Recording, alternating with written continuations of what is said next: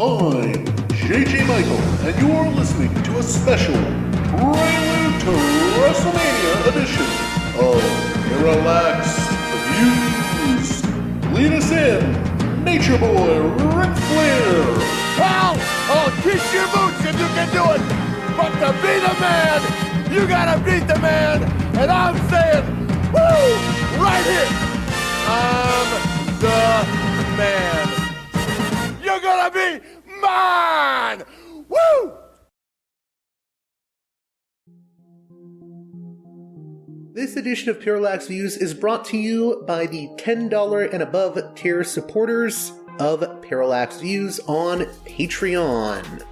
So, with that in mind, producers credit shoutouts to Galen, Matt, Gunnar, Mark, Simon, Alexander, Catherine, G, Tilo, Emilia, Jeremy, Jeff, John, Bert, Brian, Elliot, Michael, Brace, James, Nick, Mershan, Galen, Gareth, Arlen, Bo, Christopher, Michael, Gigadelic Media, Will, Chance, Chase, Dan, Big Bob, David H, Y. Kellerman, Sadeed 13, Kathleen, David, Ava, Bob, The West Bank Robbery Podcast, Jamie, Enoch, Gary, Max, Ishtofer, James, Martin, Matthew Ho, Brian, Nobody, Thomas,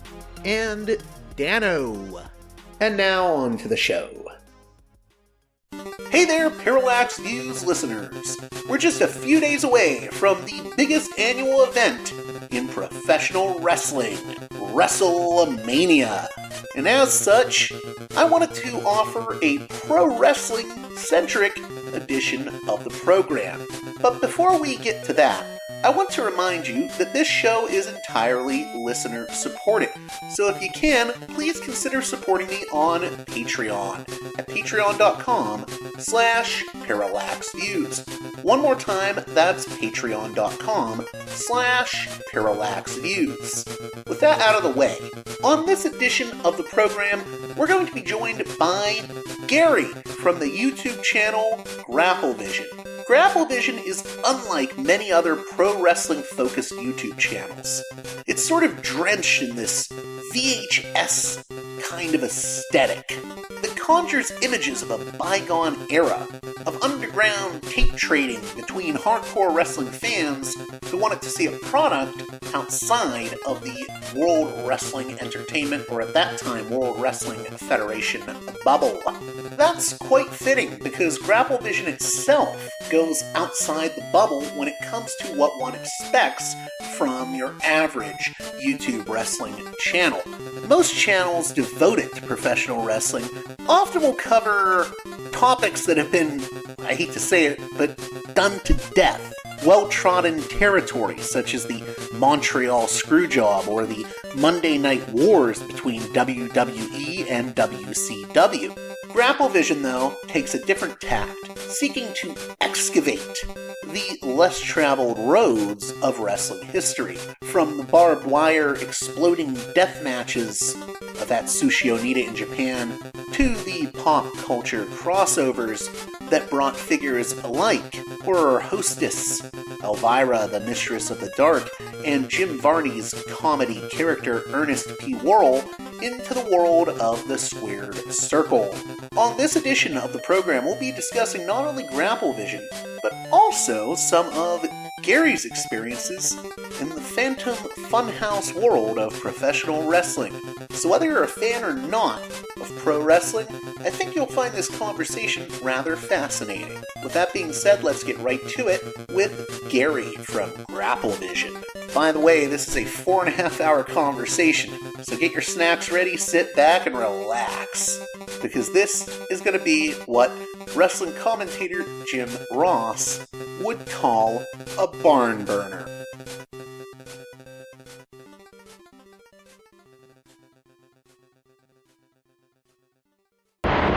Welcome to Parallax Views, a guest that I'm really happy to have on. He has, by far, in my view, the best wrestling YouTube channel. And it's a YouTube channel that isn't like all the other wrestling channels. You know, you'll find wrestling channels on YouTube that will cover for the eighth millionth time the Montreal Screwjob, Bret Hart versus Vince McMahon. This channel goes for the stories that are getting lost in the shuffle, that are more obscure, and in my view, more interesting. Is how many times can you hear about the Montreal Screwjob before you're like, okay, what else is there to say? But anyways, we're joined by Gary from Grapplevision, and if you haven't seen this YouTube channel and you're a wrestling fan, you got to check it out. Gary, how are you doing? I'm doing good. How are you doing? I'm doing great. I'm really excited about this. I want to dive in first off with how you became a wrestling fan. I I'm actually not sure. I probably it was sometime before I had memories. I don't have a memory really where I wasn't watching wrestling with my family. It was that was always just the thing. I don't remember a time when I wasn't into wrestling. Did you have any like favorites growing up, or Oh, absolutely. Okay, so as a very young kid, it was all Kerry Von Erich, Ricky Steamboat. I got a little older. I like Brian Pillman. I like Hayabusa. Once I get to like, teenage, it's, Hayabusa, Poison Sawada. I start liking I always have the weirdest ones that I really like because they stood out so much. Once I'm a teenager and I kind of get what wrestling is more, I began to lean toward people who did things more outside of the box. Still kept the Hayabusa love though. He'll never not be one of my favorites. Same thing with like Kerry and Ricky Steamboat. Like they're super serious wrestlers, and I'm not huge on comedy wrestling or anything, but it's just people who do it differently. I always have something for them kind of. Like I know a lot of people don't like Danhausen, but I think his character is pretty interesting. so? Then the next question I had for you was, how did Grapplevision start? Okay. So Grapplevision and proper started around 2015, maybe. It was me and a friend. We got together. We started just kind of editing some videos together. Had a family member wasn't doing very well at the time, so I would sit around and just kind of edit while I was watching over him, and it just kind of birthed out of that. At the time, I was covering MMA for a website, and I'd stopped really traveling to do that and was focused more on just, being at the house. So I was editing some videos for them time to time, but then I started doing this with my friend. And after a couple of videos, like it didn't take like a really long time. I remember people really started to kind of like them. It would be like wrestling gets real. It was all that would be was like the way Botchamania was kind of telling the stories behind botches and things like that. It was just flipping it into, well, here's the stories behind people just getting into it time to time, or people end up getting hurt, or people get into a bit of a fight, just stuff like that. It's very much that formula, just converted into a different thing. Yeah, wrestling People gets real. I assume that's one of your most popular sort of video series. probably overall, if not for that, I don't know if people would have been able to find the channel with as many times as it's had to kind of like reboot itself. I don't know if like people, I've seen people refer to the different rebooting of channels of like they'll have like season one, two, three, and stuff like that. This would be we're on like season four or five of just YouTube will go on a wipe every couple of years and just decide we don't like this one, this one, this one, this one, and wrestling gets real is very often a casualty of that. So with the Wrestling Gets Real videos, for people that don't know, or if I have listeners that aren't like super deep into the wrestling world, I think they'd even find it interesting because it's basically chronicling these moments where, you know, the sort of fixed wrestling match gets real. You know, they Yeah, start it's not beating on each wrestling other for anymore. real. Yeah. It's yeah, exactly. And you know, I think that's really fascinating to people. Do you have any favorites from the Wrestling Gets Real series? There are a few. Okay, a lot of them are gonna be probably some of the older. All right, there's one that always jumps out at me. I never get asked about it. People don't talk about it much, but very early on, there was a story of a guy named what was it? It was the Canadian Hammer or something like that. But he was going against someone who he had made a video and called them Ma Yi Sun.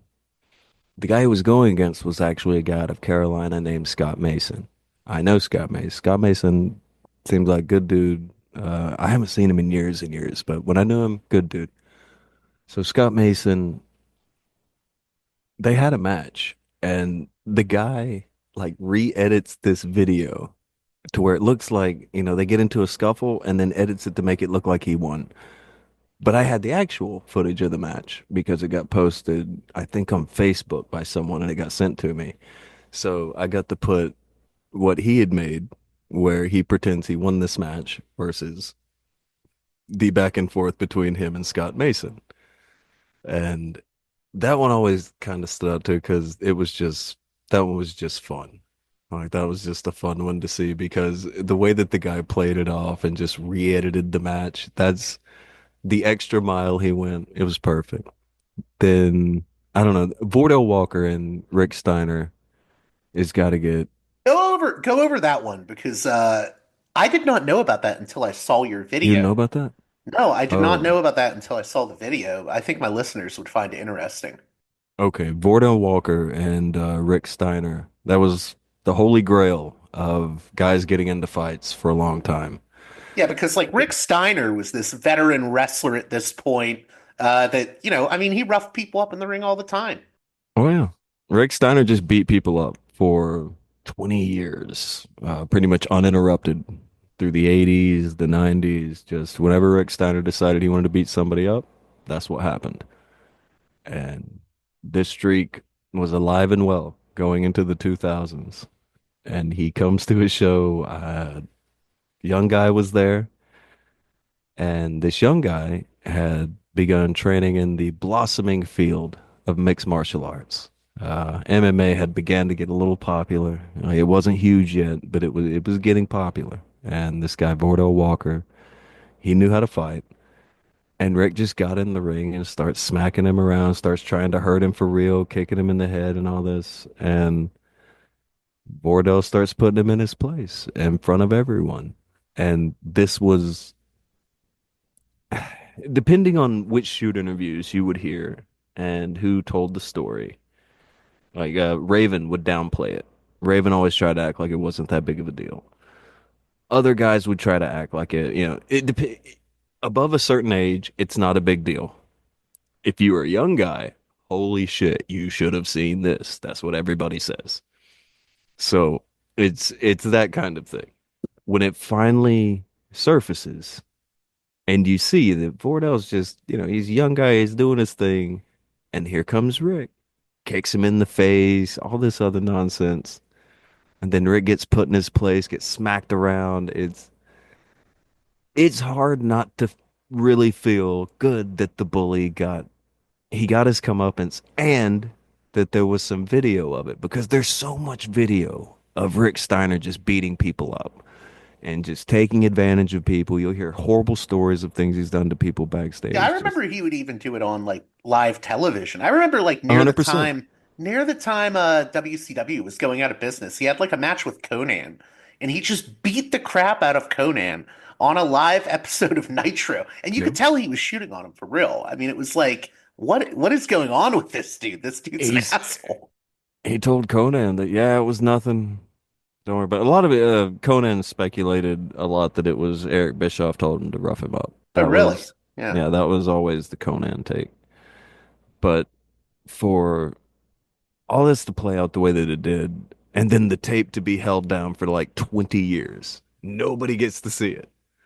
It was one of those where you just thought you would never see it. And I think last year, someone uploaded it, and it immediately got yanked down within 24 hours.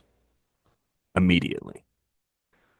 Crusher Bones Forever, a YouTube channel for, I don't know, have you ever heard of the indie worker Crusher Bones? No, no. Oh, it's a throwback. It's a throwback. But he's worth the channel. When you go to the channel and you see the footage of it, it's Vordell and Rick Steiner going back and forth. He had recorded it and he put up the two when they fight. He cut out the entrances and the end of the match and all that. And he just put up some of their fighting. When you go there, you can, you'll see Crusher Bones matches too, but it's just there. And he kept it up and he's had it there for a while. And I don't know, just I looked over that footage 5 or 6 times before I ever said anything or did anything, just because I had waited to see that forever. And I know for a lot of people, they'll look at me, oh, well, that's not like a big crazy fight or anything. Getting Rick Steiner to a point where he doesn't want to fight with you anymore and he requests that you leave the ring so that he can keep wrestling, I promise you, he did damage. And to see Rick Steiner's ego damaged is probably, I mean, that's way above seeing anybody physically. I don't want to ever see anybody get really hurt. I don't get anything out of that. But when you see people get what they deserve in that fashion, it's hard to not sympathize with the good guy. Yeah, in a lot of ways, that incident feels like a maybe an old school meets the newer generation, and the old school guy gets what's coming to him. Because, like, I think there's been this issue in wrestling in the past, and it probably still exists now, undoubtedly, but you have these guys that want to be bullies, and they'll take advantage of the younger talent or the less seasoned guys, and they'll uh, what's the word I'm looking for? Well, they rough They'll them take up. liberties. They'll take liberties, Absolutely.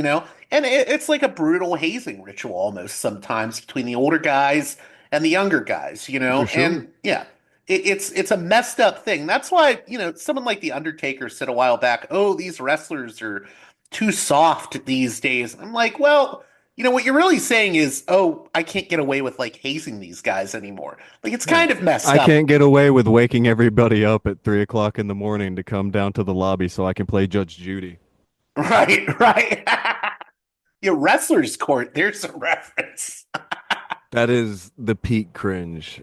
Before I've never, I was in wrestling for 20 years. Wrestling courts have happened around me, from the time it began until the time I go into the dirt. I'll never participate in wrestler's court.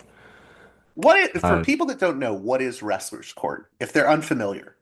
some of the cringiest shit you've ever heard in your life. That's the honest to God's truth.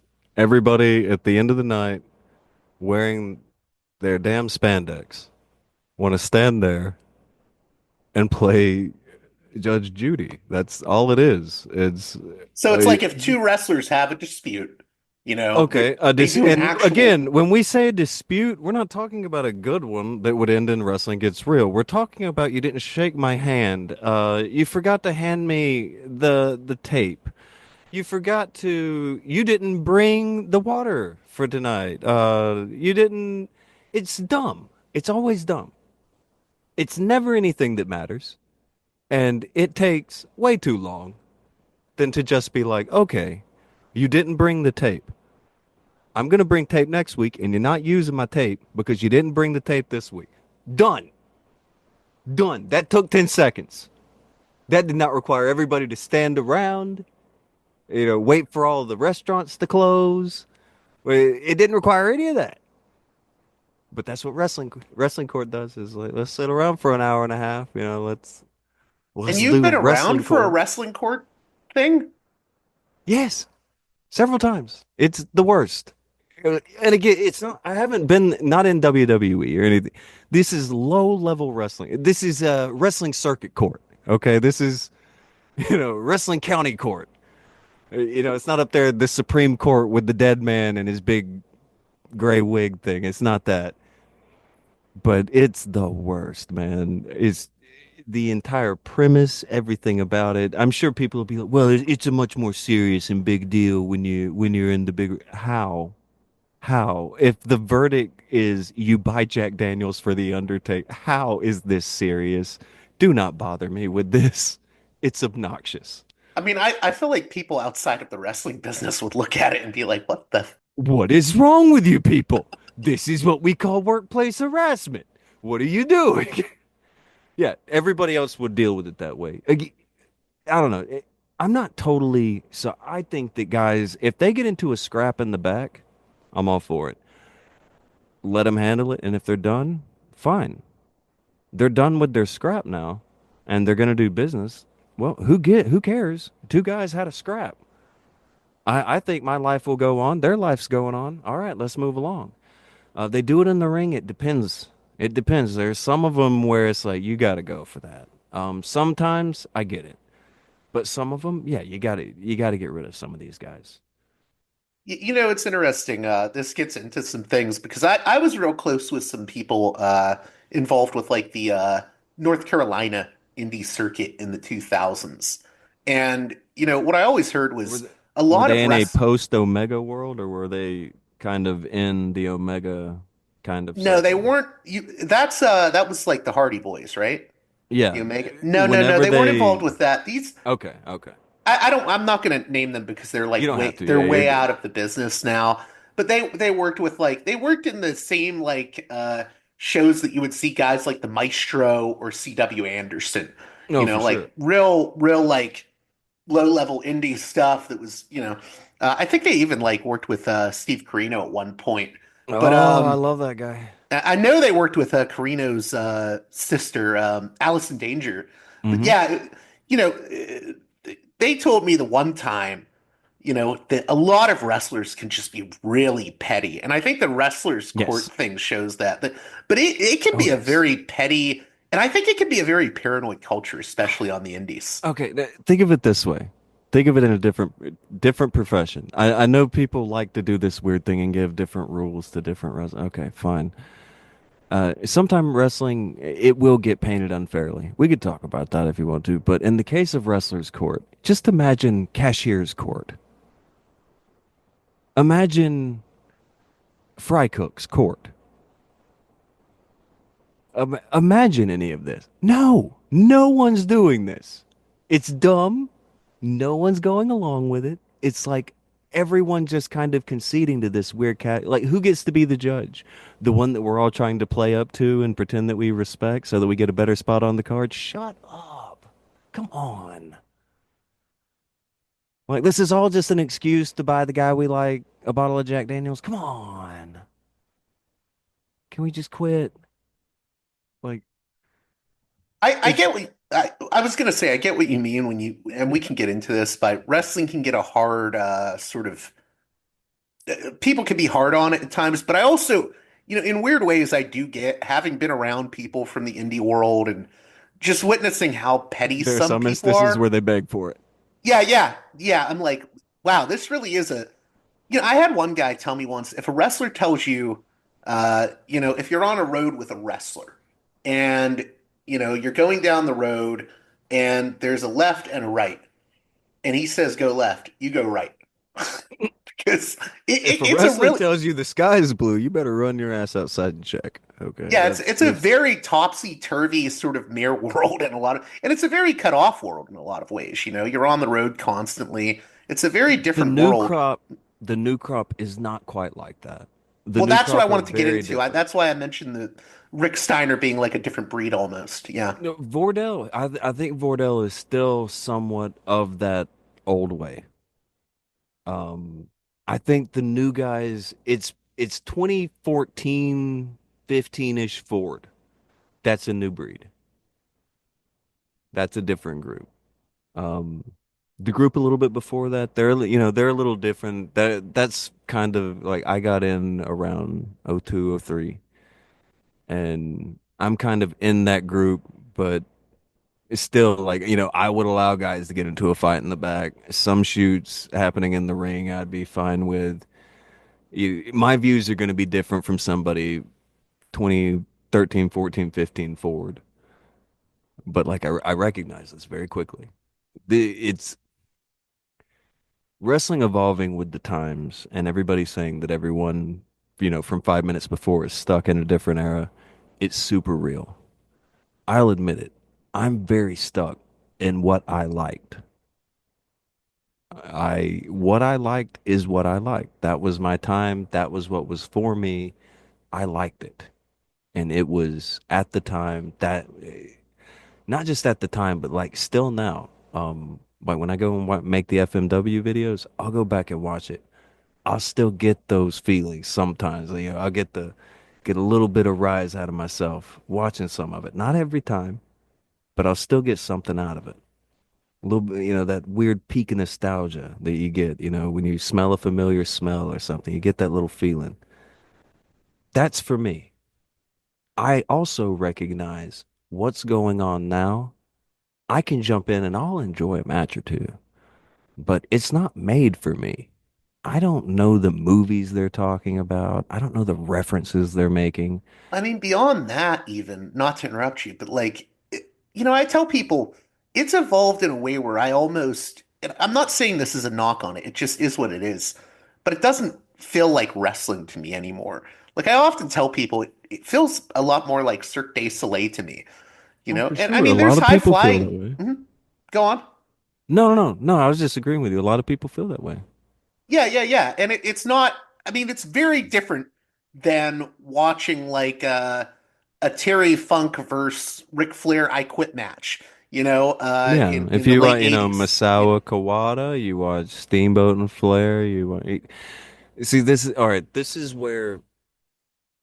is why I can't do current content. Um, I don't know if you've noticed that, but I can't really do it. On one hand, I don't really care who has the friendship bracelet or the family necklace this week. I just don't care. And that's a big thing that they have. They're fighting over friendship bracelets. I can't follow that. I'm not here for it. On the other hand, I like to come in and look at it and see what's going on time to time, watch a match or two. But it's to me, I look at wrestling like music, whereas wrestling, I don't know. It's going to be hard to explain my philosophy on how to view wrestling. So please, I apologize if this comes out horribly convoluted and like, oh my God, this wrestling fan is so up his ass about this. I I was in wrestling for a long time and I try to disconnect myself from. There's so many look, number one thing I really dislike wrestlers do, whenever they post on social media, tell me wrestling's not real and then they'll post up when there's an injury. Okay? Cool. Got it. Why aren't you doing that every single week then? Why is it only when you fuck up that you decide to post up some picture and talk about tell me wrestling's not real with your, big scar across your face now because you messed up? It's is the worst trend. I don't know who started that, but it's one of the worst things on social media. And they do it every time. A wrestler will get hurt and hey, tell me wrestling's not real now. Okay, so it's real when you mess up. Got it. Thanks. I gotta say, I've never understood that whole like people getting mad when people say wrestling is fake. Like I get why they get mad, but I think when most people say, "Oh, it's fake," they mean like it's it's predetermined. I mean, to me, I think it's performance art in a way. It's like you're watching a Every movie. Like I don't. everything is that way, man. Well, yeah. Everything is that way. Fandoms have when I don't know how old you are, but when I was younger, it was seen I was in there. The internet didn't really burst into a thing until I was like 20, 21. It wasn't like a huge everybody doing it in the 2000s until then. And when I was younger, if you're a wrestling fan, you hung out with other wrestling fans, you kind of went back and forth with each other, it's whatever. Now they all find each other, they group together, they embolden one another, and they act out. So that's all I see it as. I just view I view wrestling as an art form. And when I say that, I'm not saying it as a way to protect, like I got to protect it because I don't want to say this and this. No, I do view it as an art form. You can tell a bunch of stories that way. So I view it as like if you look at it like music, wrestling, there's heavy metal, there's jazz. There's all kinds of different wrestling matches that fit into different categories exactly like music. And if you look at wrestling like music, it's so much easier to just let everybody enjoy whatever their jam is while you enjoy. I enjoy a bit of classic myself, apparently. Apparently, I'm big on the 90s new metal of wrestling. That's apparently my thing. But I'm not mad at anybody who's super into dubstep and techno. It's not for me, but if that's what they're doing, I can watch some of it with them and I might dig some of it. I might dig some of the spots. I might get into some of it, but it's not really for me. But at least wrestling's still going. At least people are still doing it. So that's the way I always look at it. I try to look at it the way that a music fan would look at music. I look at matches a lot of the time, the way you would look at music. Um, there'll be a chorus, chop battles constantly, or a headbutt, or a constant forearm strike. You'll have different verses. You'll have the big, I just look at it that way. And it's so much easier to let people enjoy their song. I enjoy my songs. And there are songs I don't really like, but it's just a song I don't like. That means I don't have to listen to it. So I look at it that way. It's I mean, I'm a movie buff, so I sort of look at it like You to look at me, it movie style. Yeah, there's action movies, horror movies, right. same deal. Yes, sir. And for me, it's like pro wrestling at its best is like a form of theater. If I were getting highfalutin about it, it's almost like a Brechtian form of theater where, there's direct audience For participation sure. because the audience are part of it. They're I reacting to I everything. would put it Yeah. I'd put it more like a play. Like I'm not shooting down your movie reference, but I'd put it more at a play Well, just no, because that's what of I'm that saying. audience Brechtian element. theater. Yeah. Yeah. Well, no, I'm agreeing. I was saying like the movie reference, I'm not completely shutting it down, but I see it more like, that end, the play like that. I see that one a lot more because just the way that, the over exaggerated gestures, just everything about that's one, I could see it being that. I don't know. It's again, everything isn't for everyone. Every art form isn't for everyone, and that is also okay. But every element of every art form may also not be for everyone, and that is also okay. Right. Yeah, and I was just going to add to that. I mean, it's like people will complain about the wrestling today and be like, oh, the flips and the flops. And, why Yeah. wouldn't the guy just move out of the way when he jumps out, when someone's jumping out at him outside the ring? But at Yes, the sir. same time, it's like, if you talk to like really, really old wrestling fans, and most of them are, dying off or dead by this point. Hmm. But, there's a certain type of really old wrestling fan that wouldn't even be into like, the Ric Flair Drop type kicks. stuff. They would, No, drop kicks. That was one of the first things that guys were like, "Why don't you move?" That's the first spot. Like if you go back to some really old media, you will see people who are like, "Man, the drop kick's just so fun. Why just move? Take one step back." That's why if you look at the early drop kicks, they were running at you like a standing drop kick. That was hokey to everyone because you stand up and you do, just jump up and do the drop kick. Okay, move in any direction. That's done. And so that was kind of one of the first big ones. And then the vertical suplex. There were there were a couple of little giveaways where these old timers they like to act like, oh, this gives it away and this gives it away. Those early vertical suplexes, if you go watch them, they look real cooperative. I mean, maybe not Spanish fly off the cage cooperative, but they look real cooperative.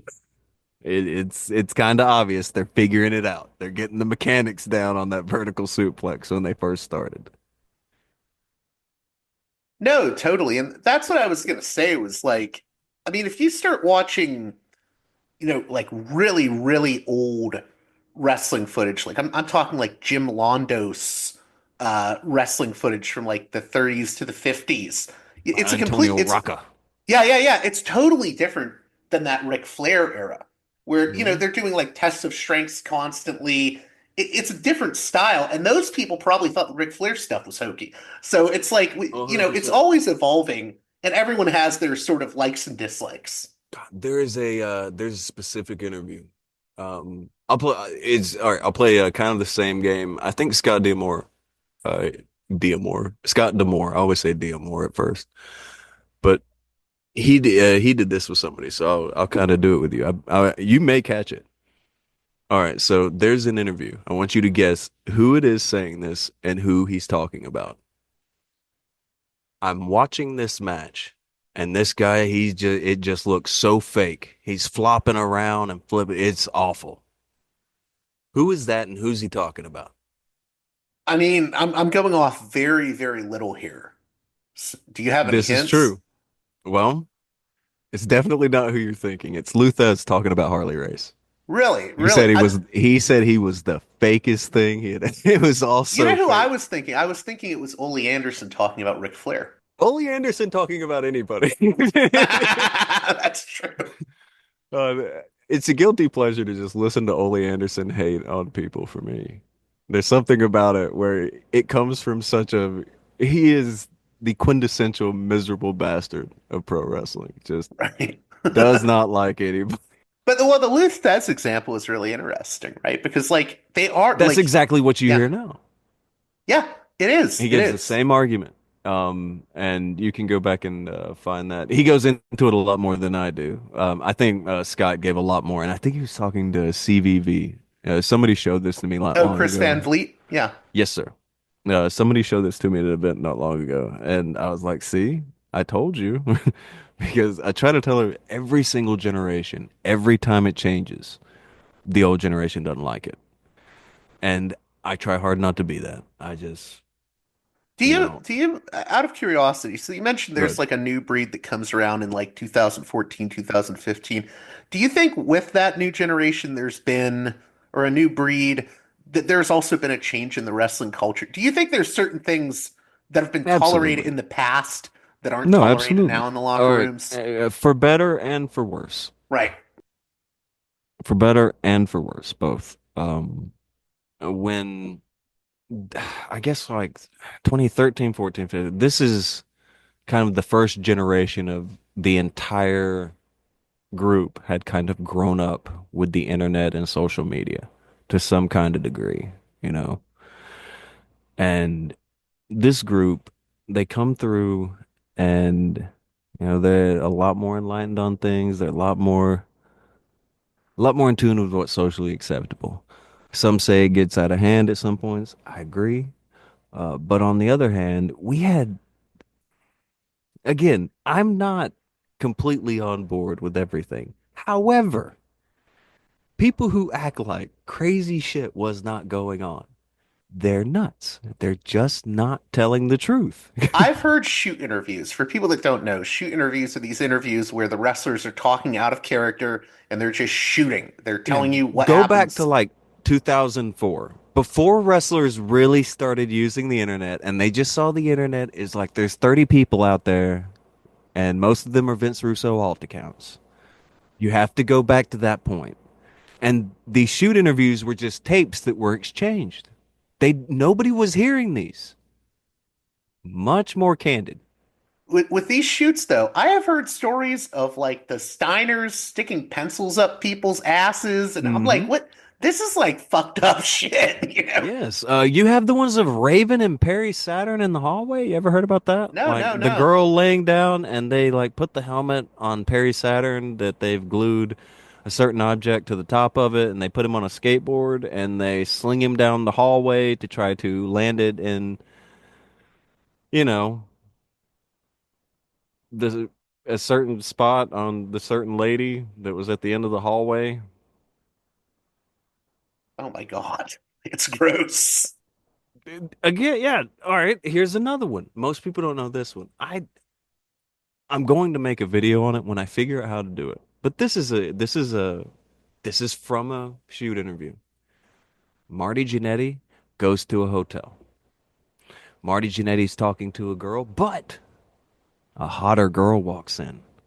So Marty Jannetty leans over and tells the Iron Sheik, "Hey, I'm gonna go try to talk to this other girl. So can you do me a favor and just kind of keep this girl company, keep her on ice in case this one over here falls through?" Iron Sheik. I'll try to do the Iron Sheik Marty impression. Oh, Marty, of course, Marty. I do anything you ask, Marty. Yes. And he does. Iron Sheik keeps the girl company. Marty goes and hangs out with the much prettier girl. They're having a good time. Marty forgets. Marty forgets everything. He's having a great time with his girl.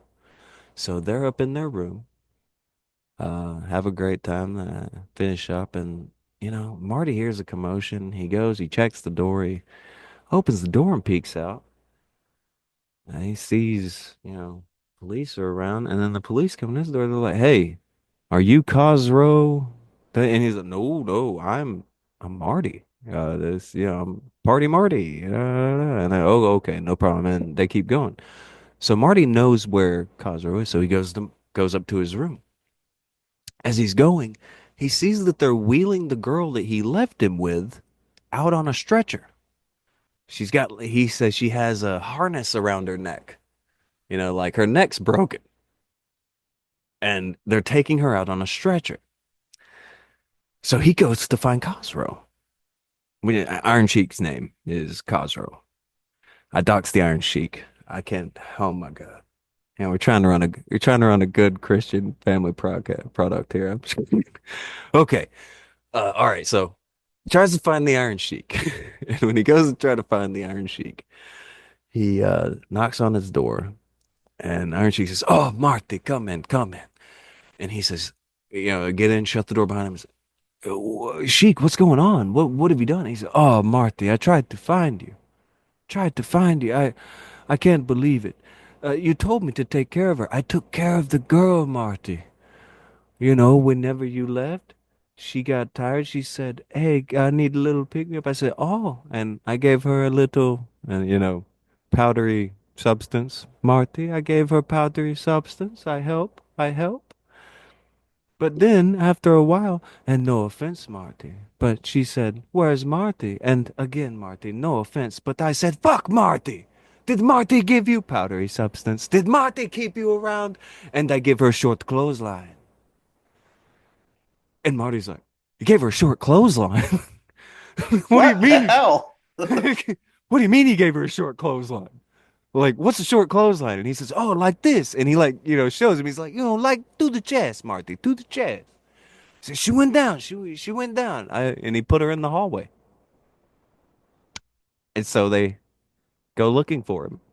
So that's what happened with that. They got away apparently because you don't find that on his record. You can find that story though. That's from like a 1999 shoot interview with Marty. So people who say he's done a lot of stuff over the years. This is before he got hired back in WWE one time. So he's not. I mean, wrestlers embellish stories. I want to feel like he wouldn't have said this about his friend if it weren't true. And if you know the way that wrestlers talk back then, this is nothing, really. It's, I know it's something. I'm not saying it's nothing. I'm saying in the way that they speak during this particular time period, knowing that it's beyond the statute of limitations, knowing that there's no such thing as canceling. Like they're at the end of the line at this point in most of their eyes. They're doing shoot interviews and waiting for a $5,000 payday to do the Hall of Fame, maybe. That's it. So it was a different world. They weren't, It's still trying. also, do you think it's also, I think the craziness, I remember listening to a shoot interview of Kevin Sullivan when he was with Kevin Nash's Oz, and he was like laughing about this incident where I guess they brought out a monkey Mm, with Oz. And Sullivan said, yeah, Oz was this Kevin Nash character, and Sullivan was playing the wizard that was his manager. And yes, sir. apparently, they brought out this monkey, and the monkey wouldn't come out, so Sullivan yanked on the leash, and he snapped Hmm. the monkey's neck by accident. And he's like laughing about it in this shoot interview, and I'm like, And he does not tell that story the last 12 years when he talked about Oz, did he? right, right, right. And I'm just thinking to myself, man, these guys live in a very insulated world because if you told this to like people at Turner, they would be like Yeah. horrified. Yeah. Well, I think that some of the people at Turner would know about it. It's not the people at Turner. They would deal with the wrestlers for the paydays. The wrestlers were super cheap programming. All right. That's why very early on, like when you would look at TV, you could, I don't think they really do it anymore, but like local cable access, some of the, you would always see wrestling Saturday mornings, Saturday nights, and Sundays on local access because it's super cheap programming. There's a local wrestling show, and you know they're going to do a show, so film it and you can put it on air. So that's how Turner grew the Superstation and everything, just because it's super cheap programming. They knew kind of what they were in there with for the most part. The the early shoot interviews, there's so much in there that people do not talk about now. Well, it's There's weird too because not to interrupt you, but no, like go ahead. I think when those shoot interviews were being done, those wrestlers didn't know that 20 years later there would be people digging up those shoot interviews and looking at them for Right, historical purposes. So they're just correct. saying the most effed up shit that they did. This was going out to maybe 100, 200 super diehards. Maybe. And maybe some wrestlers picked up these shoots too to get a pop out of it. Right. Maybe some wrestlers picked it up to hear some of their buddies tell some road stories. Exactly. Like these were going out to a couple hundred people. They were not supposed to be uploaded to YouTube and get hundreds of thousands of views. Like that was not the plan. Um, I don't know if later shoot interviews really. I don't know where would the cutoff be for this. I think by 2010, the shoot interviews had calmed down a lot. Like they were aware of what was happening with the internet and the stories getting around.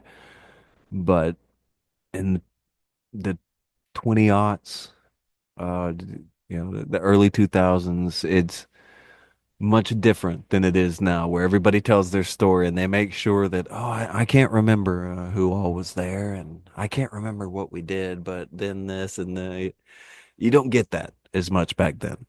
They're all very, very quick to talk. The things that said about Vince McMahon were rough back then. Right, right. Well, I was gonna say, do you think the reason those shoot interviews were so candid and they would talk in ways that they wouldn't talk in today's podcast land? Do you think that's in part because I felt like wrestling historically has been a very it's a very insulated world, and there's a difference between a wrestler and the people outside of the wrestling world. It's the people outside of the wrestling world are almost like civilians No, you're that right. are outside of that world. They can't really understand it because it's a hard world to understand. I Well, had a even the wrestling fan, like yeah. that's the last layer. Well, no, no, no, Like, that's what I was gonna say. Is oh, okay, like okay. it's. I had a wrestler that I was very close with. This person from the North Carolina scene say you can't really understand it if you're a civilian because what you're doing is you go to one town, you do a bunch of spots, and then the finish, and then you're going on to another town, and you do the same thing. And they said to me, "How do you explain that to a normal person when a normal person, a civilian, says to you?" Oh, well, what are you going to do today? Or what are you doing this week? Like, it's not something that people outside of that business can relate to. So it becomes this very insular sort of boys' world. To, that's on the wrestlers to a degree. They could explain it as easily as any other traveling performer does. But until very recently, I think this is another thing that I'm kind of pro with the newer group. They do embrace being performers more. There is drawbacks to this. There is pluses to this, but when you're talking to people and you're trying to tell everyone, I'm fighting this person this week and I'm fighting them in 2 days from now, with everyone knowing that when you have real fights now, you're usually on, you're down and out for a while, when you watch UFCs and shit like that. You have to, you can embrace the performance. You can make them rock stars, but they're trying so hard to still make them athletes. They're trying to still put them, let's put them on ESPN. Let's do this. It's wrestling is so, all right. This is where my wrestling philosophy issues come in. Because to me, like we said, wrestling is art. Everybody will let it be art. A lot of people don't want it to be a sport. Some people do want it to be a sport. That's fine. But when you look at it as art, when you see it in that way, Why can't they do whatever they want? Why can't there be a racist character? Why can't there be a gun on TV? Why can't there be why do they not get the rules Law and Order gets? Why do they get they get a different set of rules from both sport and fiction? Pro wrestling gets very special rules for just pro wrestling. Yeah, I was gonna say it's like yeah, I remember I was very young at the time, but back in the early 90s when they did the whole angle where Sergeant Slaughter, the American hero, defects and becomes an Iraqi sympathizer. And everyone's like Yeah, losing their mind over it. And I'm like, well, if they did a movie like this, you guys wouldn't care, you know? But WWE's right? not allowed to do it, you know? Right. Right. Exactly. I don't I don't again, I try hard not to get up my own ass about this, but this is the kind of thing that always irritates me about wrestling. If it's art, then it should be able to be art. And that means people can portray whatever character they want. They should be able to use whatever prop they want. Like any other, I'm not saying, sex shows and so I'm not saying we can make it porn. I'm saying every other show on TV can have a gun, can have a knife, can have fire, can all kinds of stuff. Barbed wire explosions. You can get that on every show. Any different network will run some kind of show set during wartime. Explosions are there, guns are there, knives are okay, cool. Why can't you have that? Superhero movies, you have people throwing each other through walls, all kinds of stuff. Why does wrestling get a different set of rules? And it's because the wrestlers want to lean too hard toward like, well, we're athletes and I'm not saying they're not athletic. That's not the thing. But it's the same as a stunt man. Like there was like the huge thing of glorified stuntman as Ric Flair and Mick Foley get into that and tried to make stuntman a dirty thing. Stuntmen are awesome. Okay, so that's a stupid thing to say. There's so much willing ignorance within wrestling and its fan base that will hold it back now and probably forever out of just a machismo that need not exist, does no favors, and it will give up ground to things that do matter for no reason. And that's going to be something that wrestling will have to struggle with now. That may be what holds back a lot of people from liking it these days. I don't know.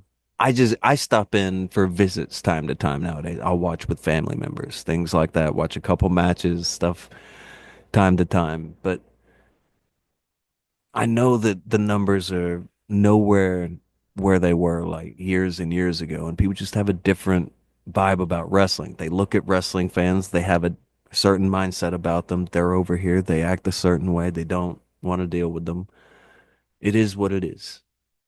But I don't feel that wrestling as an art does not have to concede to this.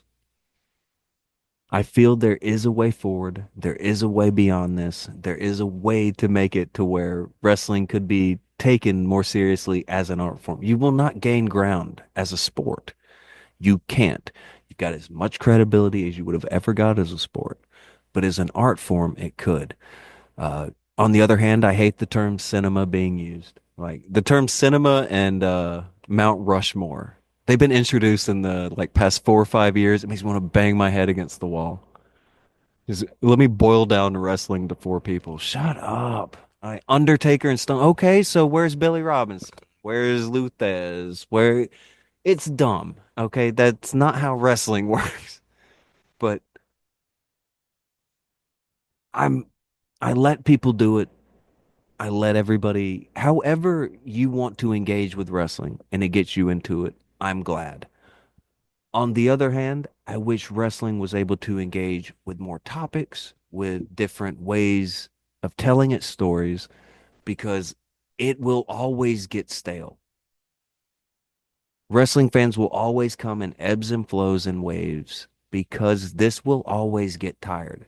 Because you will always get to a certain point where this can go no further. You can't do anything else. You're not going to pull out a sword. And I'm not saying we have to have people get killed on TV, but I'm just saying when you know that there are rules in place for pro wrestling, you can't do certain things. So, and that means the fans know what to expect and what not to expect. And when's the last time a new structure was introduced into pro wrestling? That was a huge thing for a long time. It's been like 20 years. Well, no, actually, there was that fight pit thing, but realistically, it's a cage with like a walkway above it. I'll count it. Honestly, we haven't got anything but that. I'll count it. It's fine. I'll take it. But we were getting one every few years for a long time. Like War Games. Then you had the big blue cage. A couple years later, they do Hell in a Cell, Thunderdome over in WCW. Just we were always trying to find a new structure. We eventually hit Elimination Chamber, Punjabi prison stuff happened in the States. They were always trying to find a new structure. We've kind of moved away from that. They used to always have a really cool set. They moved away from the cool sets. The art form's been pulled away to try to be this sport thing. Like we're going to be a sport, but we also want to be a movie. People say they film a lot of stuff to try to do like cinematic stuff, and I can enjoy that stuff. But okay, then you can't be a sport. You can't have like cinematic ending of The Undertaker has buried AJ Styles and he's gone now. And The Miz has been taken over by zombies. But the next week, bust out, well, the number one contenders and this and The Miz is back. Wait, hold on. I thought he was dead. Whatever. Um, Well, if let you, me clarify something for I sure, said go ahead. earlier. When I compared it to movies, I don't think it's like movies. It probably is more like theater. The only reason I made the movie comparison is, I watch a lot of movies that have opening credit sequences. You see those less now. They usually save them for the end. But, Yeah, you know, I watch the opening credits and I know I'm watching a movie. But after the opening credits, I suspend my disbelief. And I think wrestling is sort of the same way. for sure. I think people know they're watching a series of fixed matches, but they suspend disbelief anyways because it's Hmm. just more fun that way. Wow, I'd hope so. Watching it, knowing everything that's going to happen is much more of a pain than most people can imagine. Like, if you know everything that's going to happen and what's supposed to happen and you're in the back waiting for a cue or something, that's not fun. There's no fun there. You're just waiting for a time to happen. Um, I think is one of the big problems of wrestling fans is I think for them, it stopped being fun to just be a mark. You had to become a fan. And by fan, I mean like a fanatic.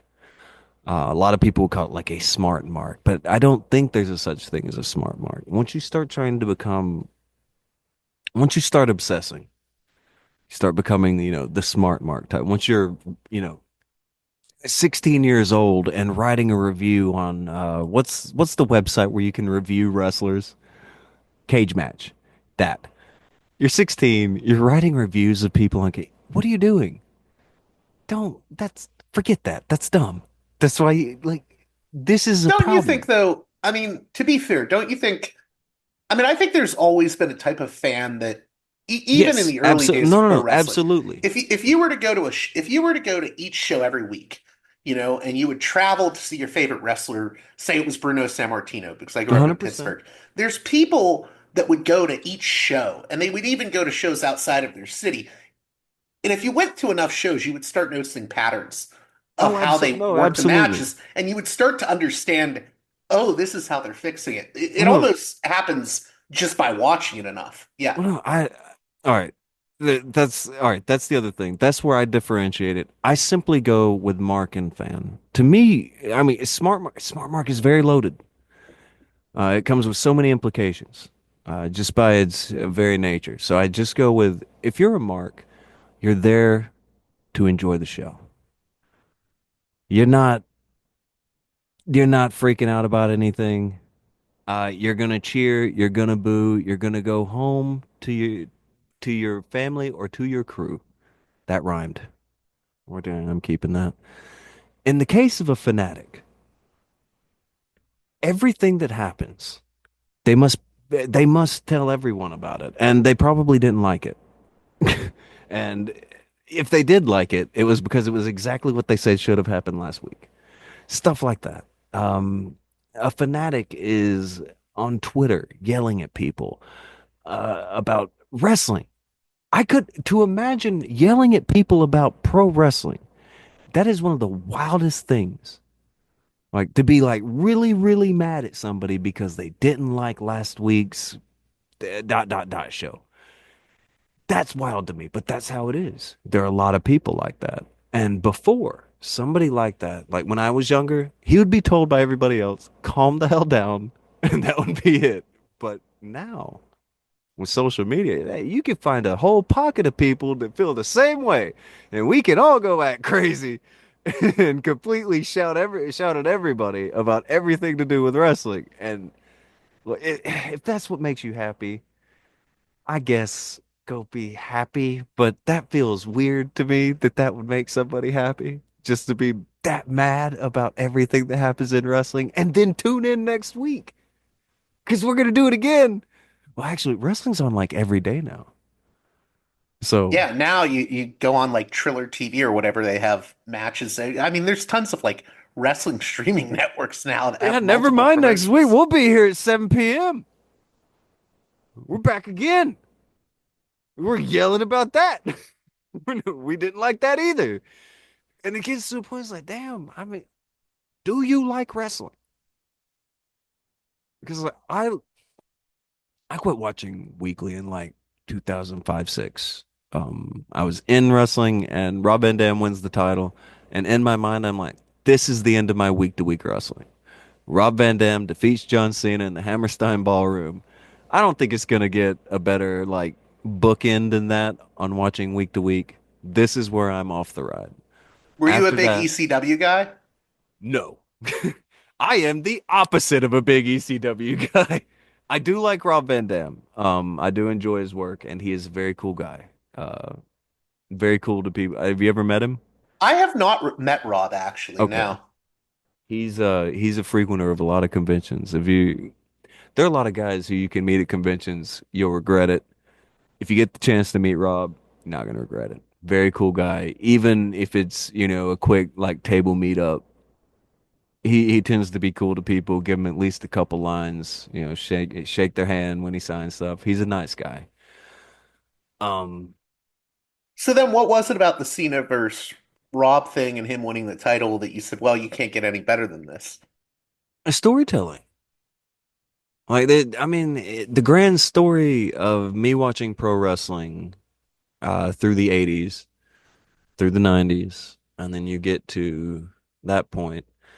I mean, I guess it had been like when I was super young, I'm there with like my grandpa, and we're big on the NWA and like world class. Like he has a big trunk of videotapes, and that's all I really watched constantly. Love that stuff. And that's why I'm huge on Kerry Von Erich. He shows up in WWF when I'm super young. I'm ridiculously hyped. Yeah, I'm over the moon about this. I watch all this happen. I watch the territory. I'm there for like the end of the territories. They all get swallowed up and it all comes to an end. I watch a lot of Memphis and the stuff where like world class merges with Memphis and you've got like Eric Embry kind of trying to carry something there. I watched that go away. I just kind of watched everything, even ECW, which I did not like, but I watch it go away. I watch WCW go away. And then, and again, even though I know this is a Vince show, but since this is what I've been watching, and you watch all the invasion go the way it went and everything, to see a WWE guy, like this is the Hulk Hogan of the era, do the job for an ECW guy in the Hammerstein Ballroom, he wins the belt. I'm like, I need this will be the end. This is the end of the movie for me because I just had it in my head. I'm like, they're gonna fuck this up real quick. One and two, this is this is just a good ending. If for me anyway. I'm pretty sure that within like a month or two, they took the belt off of him because he got arrested or something like that. Yeah, I think But him and Sabu ended up getting yeah, like arrested on marijuana charges. there you go. Yeah, so I got off the train at the right time. And I don't know, a lot of people probably don't look at wrestling that way, but again, that's because I just see it it's a story for me. And like my story of watching wrestling from, being a kid coming in and just kind of I don't remember a time of not really being a wrestling fan. It's like first memories watching wrestling with the family pretty much. That's just what they did. And watching all the way through to that night, seeing all that play out, even not being a huge ECW guy, it was a different enough night and a good enough bookend that I was like, all right, week to week wrestling watching is complete for me. And I was already in the business at the time, and I wanted to kind of keep my ideas versus what everybody else does, which is what happened on Monday. Okay, let's do that spot. And it's like, oh my God, don't do the spot from Monday. So yeah, it was easy to avoid that when I stopped watching any of the spots for Monday. I never had it in my head. I never worried about it. I was doing my own things. If I could, I wanted to go back to something I said earlier. I mean, I For get what you're sure. saying about like it's like any traveling performer, they could explain it, but I guess I think there's something about wrestlers that travel to different territories because I know wrestlers where I grew up in Pittsburgh, they only wrestled in Pittsburgh. But with wrestlers that are traveling, like it's a very unusual lifestyle by most accounts. And you're probably bored half the time because you're on the road or you're waiting in back and then you have your 10-minute match. Do you think that maybe is part of why there's so much crazy stories? Is it's a lot Well, of these guys I suspect were just trying to like stave off boredom. I can I can very easily like half explain it, but half mostly pose questions. So you'll have to kind of participate with me on this one a little bit. So I ask you, uh, what are the prerequisites to be a pro wrestler? That's a good question. I haven't thought enough about it. All right. So once like 8, 9 years in, I always wanted to be a booker. Like always thought my spot in wrestling would be to get into booking. My like I loved Kerry Von Erich and all the guys I told you about, but like the guys I like, looked up to and like wanted to be like guys like Eddie Gilbert, Steve Carino, the guys who end up in the back and booking. Like I'm like I want to do that. When you start looking at everybody you have to work with and you start dealing with them, very quickly you realize, maybe, maybe I should have thought about this. So to be a wrestler, don't you have to be okay with, well, for instance, like right off the bat, you've got to be okay with just hurting yourself Yeah, you have to be okay with taking these bumps night in, night out. Yeah. to yourself. You're just hurting yourself. Okay. So what other profession does that? Where you just, okay, we need somebody who will hurt themselves. Do you see that anywhere else? Like even the circus performers, it'll be people who have like, they'll stab a sword through their cheek. They're numb there. I mean, it may be a little pinch or whatever. No, we're talking about people who repeatedly, we need you to go slam yourself on these steel beams and wood like 15, 20 times over and over, at least in a match. Yeah, and it's not like an MMA fighter where they're getting like 6 months breaks in between matches. Correct. And an MMA fight, I mean, how many times does he get slammed down? Sure, he's taking punches. Sure, he might get choked out. I mean, and there are fights where, I mean, you were probably better off in a car accident, like Rory McDonald and Robbie Lawler. If you've ever seen that, oh man, it was brutal. But you'll look at a fight like that, sure, that's rough. But a lot of them, sure, yeah, some bumps, some bruises, you get choked out. You're fine in a week, tops. You got to get your voice back, something like that. When you look at wrestlers, a lot of people back in the day, they would talk about bump cards. And it was like, you only have so many bumps. You can only do so many bumps. I don't know if anybody's done the science on it, but I've talked to a lot of old guys. I used to do shows. I don't know. You know about like like a lot of old stuff. Do you remember Chick Donovan? Vaguely, yes. Okay. Like guys like Chick Donovan and Bobby Eaton and stuff. I did shows with them, I know. kind I'm of very familiar with Bobby Eaton. Yeah. everybody knows Bobby. He's on a different level. But I remember those two specifically would talk about it. So it could be an element of getting bored, but at the prerequisites of being a wrestler, you have to find people who are willing to hurt themselves. You talk to guys like Chick Donovan, guys like Bobby Eaton, stuff like this. They would talk about how most of the guys in these were criminals. Pretty much all of them. Yeah. I Like, mean, well, that's the origins of the business itself. They're carnies. They're outlaws. well, There's, sure, you know, but they yeah. try to tell you that's like 100 years ago. No, this is like 20 minutes ago. Right, right, right, right. Basically, before social media, everybody was crazy. All right, before there were cameras on every street corner, I promise you there was a wrestler on that street corner doing something crazy. I remember I had an indie wrestler tell me a joke once that a lot of older wrestlers, if they hadn't been wrestlers, they would have been career criminals. 1,000%. Very early on with me in the business, I witnessed two wrestlers. A match had happened. This was low level indie. I had just got in. Two wrestlers get into a fight, early 2000s, and they end up fighting in the back after their match. They're both not dressed. They begin fighting out into the parking lot naked. Well, one of them's naked. One of them has on like he has on like his underwear and socks. But this was absurd. This will get you in jail. This did not result in jail. This was just all right. Look at the wrestlers. That's how everybody saw it back then. It's just how it was. I don't. People they can't get it now. However, one thing that will always be present in wrestling is the prerequisite is you must be okay with hurting yourself. For that one reason, you will always get a very specific breed of person. Most people are never going to be okay with hurting themselves. I mean, you've got to be willing to just be like, okay, I'm just gonna learn to take the equivalent of a small car crash over and over to where it's nothing. You know, like look at some of the landings you get from people who take choke slams. There's no way that's not as bad as getting rear-ended by a car.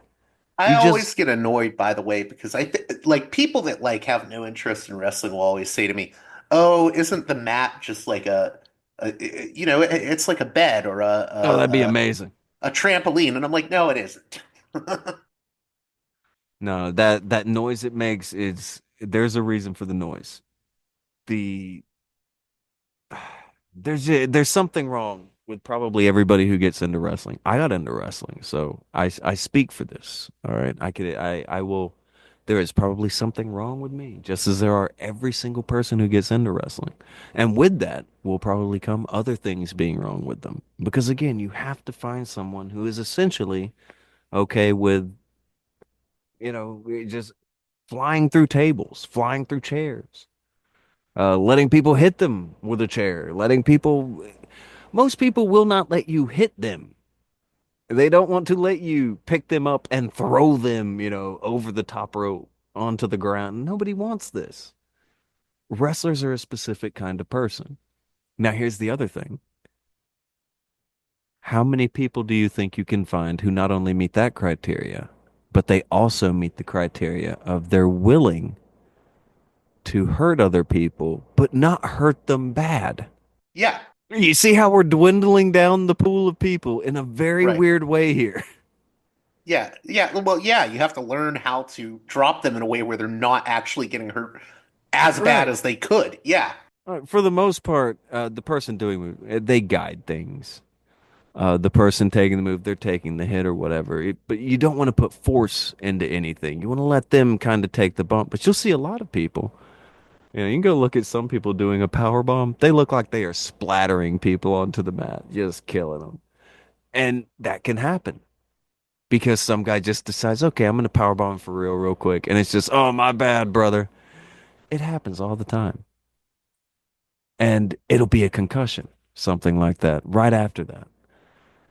And people don't really notice. It's, oh, wrestling, what a great power bomb, blah, blah, blah.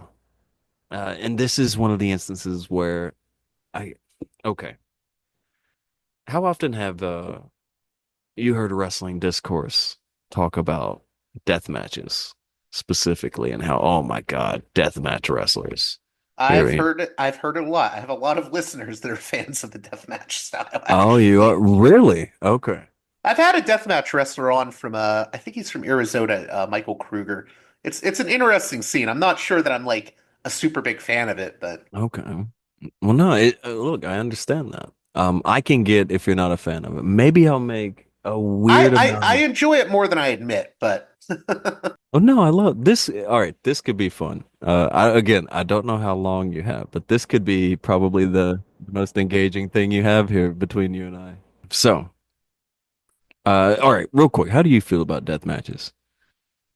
if I'm honest, I find it like a fascinating train wreck, and I find that people that do death matches are very interesting people in my experience.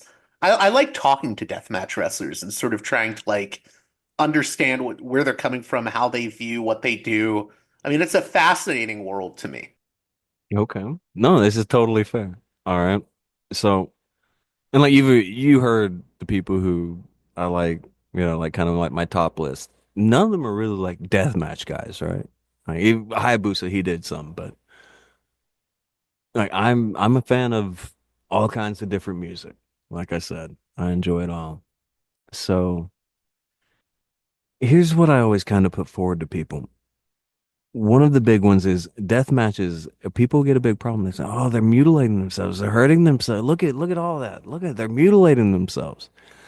Have you ever had that feeling? It's okay if you, again, I'm not here to judge anyone ever for their opinion on wrestling or why they like or don't like. Once in a while, I have. Other times, I've been like, "Oh, this is very interesting."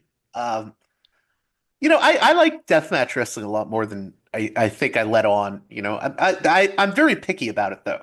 Well, no, I get you. Some deathmatch wrestlers I think don't know what they're doing, and then other ones I'm a big fan of Masada. I met Masada. Okay. Yeah. Masada. I like Onita's stuff. The older deathmatch stuff is really where I'm at. All right. I feel like, all right, the older deathmatch stuff like Onita, the FMW stuff, I feel it's a little different because they had to kind of figure out the prototype to sell to people. I find, God, they're special. All right. I won't gush over FMW stuff too much yet. We can talk about that in a minute. But deathmatch stuff, what I put forth to you, why would you have a squeam? Like, what? Give me a squeamish moment. Tell me why something would make you squeamish in a deathmatch. Give me one that got you. Because, I mean, there's always going to be one that's over the The top for first sure. time I saw Masada put the he has this The spot where he things in the puts like head, the the spikes. yeah, like the sticks. Okay. Yeah. All right, so and again, the sticks, that's skewers, the Right. wooden skewers like you would do for Yes. like shrimp kebabs, stuff like Yeah. that. All right. Yeah, that look, it's a crazy look when they got the porcupine thing going on out of their head. I agree. And here's the thing. Have you ever watched the DDT and got squeamish? No, I can't say I have. I All probably right. should, shouldn't I? Well, I've always put this forward to like regular wrestling fans who put a thing on death matches. I promise you, a couple of scratches, a couple of cuts, that guy will not be feeling in 10 years. That DDT that he might have got a concussion on, that choke slam, that power bomb, the stuff that people just watch and cheer on and don't think anything about. That's what does the long-term damage. I'll say this. The stuff that makes me squeamish, I remember seeing like a New Japan match. I think it was with Kenny Omega, where he did like a Dragon suplex off the top rope. yes, yeah, that's one. And then the other one that always gets me squeamish, even though it's not dangerous if you take it correctly, is I always get squeamish about AJ Styles style clash. Because, a lot of wrestling is muscle You just, memory. yeah, Yeah. to just always tuck your chin, and a lot of guys have made that They're mistake. not supposed to tuck their chin when they take that That one move. move. Yeah. Yes. And it's like I get squeamish because I'm like, oh, are they going to tuck their head? Yeah. Tuck their chin. Yeah. Most guys at this point, like the lesson has been learned a few times, and AJ even kind of overcorrects his feet at this point to try to make sure that you land on your like thighs and knees first, which I don't know if that's good unless you have like real thick knee pads. But But Yeah, it's interesting. I think people that haven't been around the industry or haven't been around like me, people, I've been around so many people that have been in the industry that I'll get squeamish over that. Whereas I think, hmm I've shown people like Combat Zone Wrestling and they're squeamish over the King of the Deathmatch tournament. for Whereas I sure. get Well, squeamish over it's the all the Styles blood. Clash. Yeah. Yeah, it's all the blood. It's a very visceral damage. It's a damage you can see. And this is where I get again, it's not I don't have a universal dislike of wrestling fans, but I do have a lot of grievances with wrestling fans. And like I talked to plenty of them now. For a while I didn't, but I talked to plenty of them now. It's not a hatred or anything like that. These are just grievances I have with wrestling fans. I know when you say things about wrestling fans, you hear people say, "Oh, you hate fans." It's whatever. But when I look at people go as hard as they do at Jeff Hardy, I'm like, okay, that's fine. But weren't you cheering him up the ladder? Weren't you cheering him when he climbed up on that stage and jumped off of it and did a swanton and ricocheted down onto his, pelvis and like cracked his tailbone? You cheered all that. And now you're super shocked that he's on painkillers and drinks all the time because he's in crazy pain. I I feel weird about it because I know where he was at with that. Like you see somebody who like has a lot of trouble walking around. It's very hard for me to be like, man, I wish he would. I'll tell I you, that's how wish. I felt. It was interesting. I was at a show Okay, with for my sure. dad, a convention a few years back, and Sabu was there. you know? And he Mhm. says to me, "Look at Sabu. He like can barely walk." And I just said to him, like, "Well, what do you think all these years of doing crazy stunts There in you the go. ring leads to? Like, is this that? Like, this is what happens." Like, That's the answer. Exactly. That's where it goes. And again, there need. I don't. I don't say you have to respect that he was caught drunk driving. No, I've had family members who were lost from drunk driving. I've known people who have had people lost. I understand you don't, no, it's not about condoning that. But what I'm saying is you can definitely understand that this guy probably needs more help than the shit that people talked about him. yeah, and a lot That's, of wrestling fans are weird because they're always there for the wrestlers until the guys aren't on TV anymore. it's very easy to be sanctimonious. Right. From social media has made everything very easy to be sanctimonious. It's just the way that it is. I get nothing, and I don't know how others would, out of shitting on Jeff Hardy. I feel bad for him. And I'm not saying that like, oh, pitiful Jeff Hardy. Like, I get it. Grown man makes his own calls. I get all that. But I'm not going around shitting on. If he gets caught drunk driving, absolutely put him in front of the courts. I'm not saying anything different. What I'm saying is, I don't wake up and have a hate boner for Jeff Hardy. I couldn't imagine that because I know how he got here. And I know that I was like everybody else and I cheered him up every fucking ladder. So for me to get on my high horse right now and be like, hey, it's so messed up that you take all these things to, stop your pain now and all that. I would feel pretty corny to say something at this point. Well, I it's don't, even a wrestler like, and I'm not defending him because I think he went way over the line with some stuff, but for sure. someone like New Jack, like I get why that dude was bitter because like he lost eyesight in one of his eyes from, a jump stunt gone wrong. In the case of Vic Grimes, it's one of the few things where New Jack made sure he had a good reason. I have a video I'm going to make about New Jack because there are some things people really have wrong about him. He's a Some very right, some wrong. interesting, by the way, he's a very interesting wrestler in that I think he's the last type of wrestler where when my dad was growing up, he would think to himself, well, all this other wrestling, Tony Marino as the Batman, that's fake, but Bruno's real.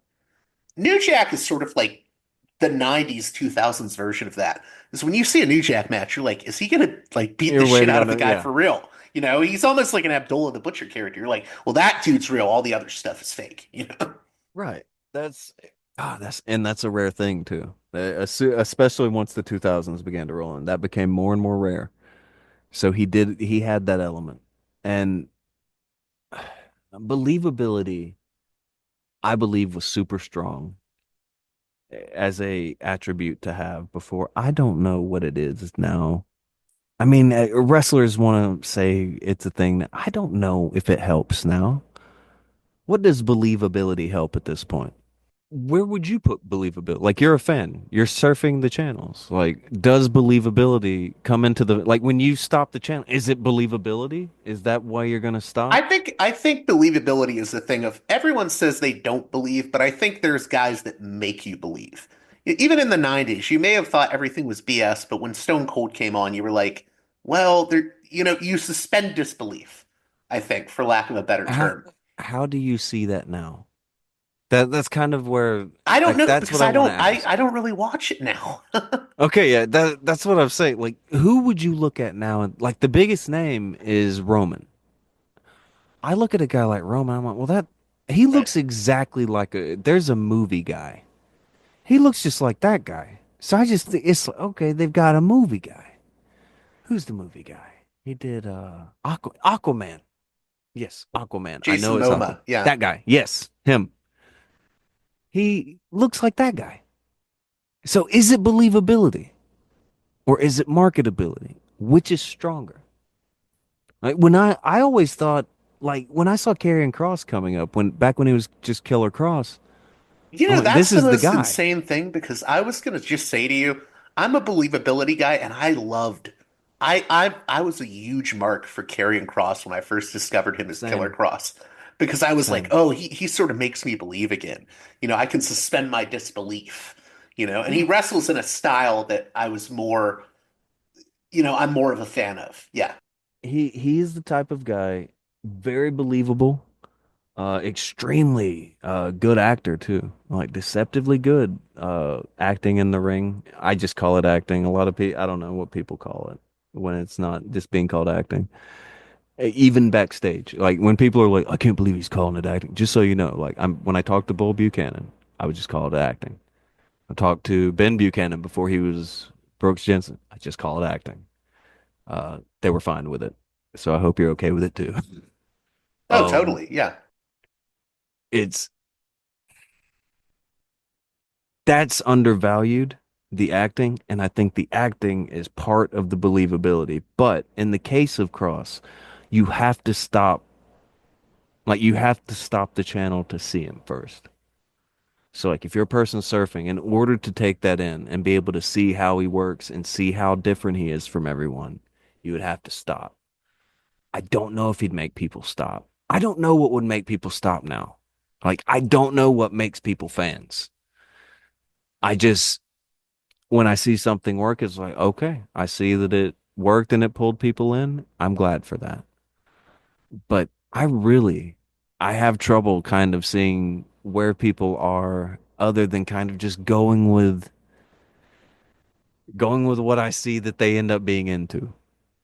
I would have never guessed somebody like Dominic Mysterio. He is apparently one of the biggest bad guys right now. That's crazy. Yeah, I mean I will say this, that's crazy to me too because I don't get the appeal. But if it works for other people, then good. Like, I I get him as a sniveling heel. Like, I could see him as a mid card, but he is probably one of the top bad guys right now. And I was around when he was. I remember I was over at somebody's house. I had not been watching, and I saw we've got custody of Dominic on a pole match, or no, ladder match. I was like, that's crazy. That's the first time I saw that kid. And now he's like the top bad guy. That's wild. And I'm glad. Look, I'm glad for him. But that shows that I and probably others can't really see what's going to be the thing. Like, especially right now. If you're in like my generation or above, what people get into now, it's just it comes from different places than where we would have seen it. So I don't know who they find believable. I have to ask them. I don't know. Like I can see who's most marketable. You can check numbers. But to like see who has certain attributes, you have to like go to the fans and ask them. And sometimes they don't know. But like with you saying with Killer Cross, like that's a great example of like I saw him and I'm like, okay, this guy's super believable. If believability is the thing everybody likes, Cross is gonna get over. And then I don't know, people were shitting on Cross for years, and it made no sense to me. Yeah, no, I saw that too, where people are like, "How can you like Cross?"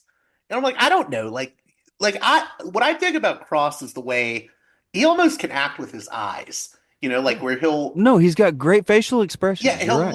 he'll look at the crowd or he'll look at the other wrestler, and he gives this sort of vibe of like he's this cold, calculating guy that knows what he wants, and you can like sort of tell with the character and his facial expressions, there's something off about him. Like there's some psychopathic element, you know. He's almost like a more cold, calculating version of like a Psycho Sid character, you know. Right. And I think Sid was the last guy to really do, and I I love appreciate that Sid you too, noticed by the that. way. I'm huge on Sid. Sid was the man. He was Right? the ruler of the world. Right. But he was the other guy who he did a lot of face acting. Some people do it and they do it pretty well, and that's fine. But like you pointed it out, that's a perfect example of the one who he probably gets a lot of it from, but I think he gets a lot of it from movies too. I think Cross watched a lot of movies, a lot of bad guys, and he got those different looks down, the different facial expressions, and that's what he rolls with. I don't know. I've always been very impressed with Cross's work, especially in Mexico, because when the audience doesn't understand what he's saying, he had to overdo his facial expressions, and it really came through awesome there. I think he did a great job. I think he still does a great. Anytime I pop in, he's doing good. That's the issue I have with like a lot of wrestling today. And I'm not saying anyone's wrong for liking it, but some people I know are really interested in the spots. And I've become, as I've gotten older, maybe when I was younger, I was like, oh, that's crazy what they just did. Now I'm more into like the facial expressions, the sort of, I don't want to use that word psychology because everyone uses that, but it's the things they do in between each move, you know? And Well, I even, I think mean, there's smaller guys that can do it too. I think that Rey Mysterio was always good with expressing himself just through his eyes, you for know? sure. And that's the type of stuff that draws me in. The stuff in between, that's the nuance. You're Yeah. picking up on that little nuance. That's what changes somebody from someone who remembers moves to someone who's really good. It's not the moves you do, it's what you do in between the moves. That's what genuinely really makes the better workers out of just, wrestlers. When you see, I don't know, like you mentioned, who was the guy you mentioned before, Mysterio? I was talking about Cross before. Well, no. I thought you mentioned somebody with Mysterio, but like, oh, you were just talking about the moves. One thing that I think makes it different from when we were younger, the big spot and the big move, that was the end. Because oh man, what a big move to finish, the match. Now, Now it's like they'll do like the finisher five times and you there, know, yeah. five near falls. And I'm not saying that didn't happen before, like I think plenty of matches, like an old WrestleMania. I think The Undertaker had to drop like 10 tombstones or something ridiculous. The Undertaker dropped a big dumb number of tombstones. But it wasn't the norm. It's the norm now. Like it's just how things are done. Everybody, I think like Cody Rhodes will do his move and then just pick them up and do it again. Before he even goes for a pin, they'll do their finisher and just go ahead and pick you up and do it again. We're not even going for a cover in between Right. anymore. So, I It's mean, interesting too because even with the wrestlers that I think have been like quote unquote indie darlings, the really high level ones, I think, you know, I always knew people that loved Daniel Bryan. Even, and I was around for Daniel Bryan's early days. I was at Ring of Honor shows where he was at. Um, and it's like Daniel no Bryan way. is great, but it's not just the moves. Like it's Bryan is actually he's very fluid in the ring. I mean, he reminds me of Nick Bockwinkel in some ways. That dude is very fluid. He knows how to run the ropes, but he also knows how to play the underdog so well. And it's that kind of thing, that being able to play the character, that really gets me into it. I absolutely agree. I'll put forward something else to you as like you were there apparently. So this will make me like I don't know, you may rebuff me. I think what makes Daniel Bryan so great, or Bryan Danielson back then, what makes him so great is Nigel McGuinness. I I think could see that, yeah. Nigel McGuinness was the probably the greatest unsung babyface and heel of the early 2000s. He got everybody that you like, these every mainstream wrestler now that you like, he got them all over. Like everybody from Rollins to like well Austin Aries isn't around anymore, but just all these guys, he got so many of them over. He was so good. And nobody really ever talks about Nigel that much. When he came back, that was one time when I started tuning back into it. Anytime I heard Nigel came back and he was going to wrestle Bryan again, I came back and watched. And I heard people shit on the match.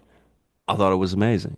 And the reason I thought it was amazing is because Nigel specifically wrestled the match like a guy who hadn't wrestled in 10 years. And like he had no idea how to do anything other than once Bryan starts doing too good, break his eye. Once he does too good, do something cheap and get the heat back on him. And he didn't look like he was, he didn't try to look great. He hit all his stuff. He hit one of his finishers. Bryan kicked out at one. That was, and like some people, they crap all over it, but Nigel did that match like a guy who hadn't wrestled in 10 or 12 years. And he did it perfectly. He was so bitter through the whole match and he played it right. To me, that's the art. Um, there's one other channel that like I never really watch other YouTube videos or really like how other YouTubers do things. I think we kind of talked about this already. And not all, everybody, not all, but Anthony Monticello. He did this really long video series about Nigel and Daniel Bryan or Bryan Danielson, and it's so good. I've never got to talk to the guy. I've left him comments, and I told him I'd love to talk to him one day, but he did just that one video series about that one feud, and it ran all the way to the thing that just happened. He made a new part, put it on the end. He framed it with the movie Amadeus.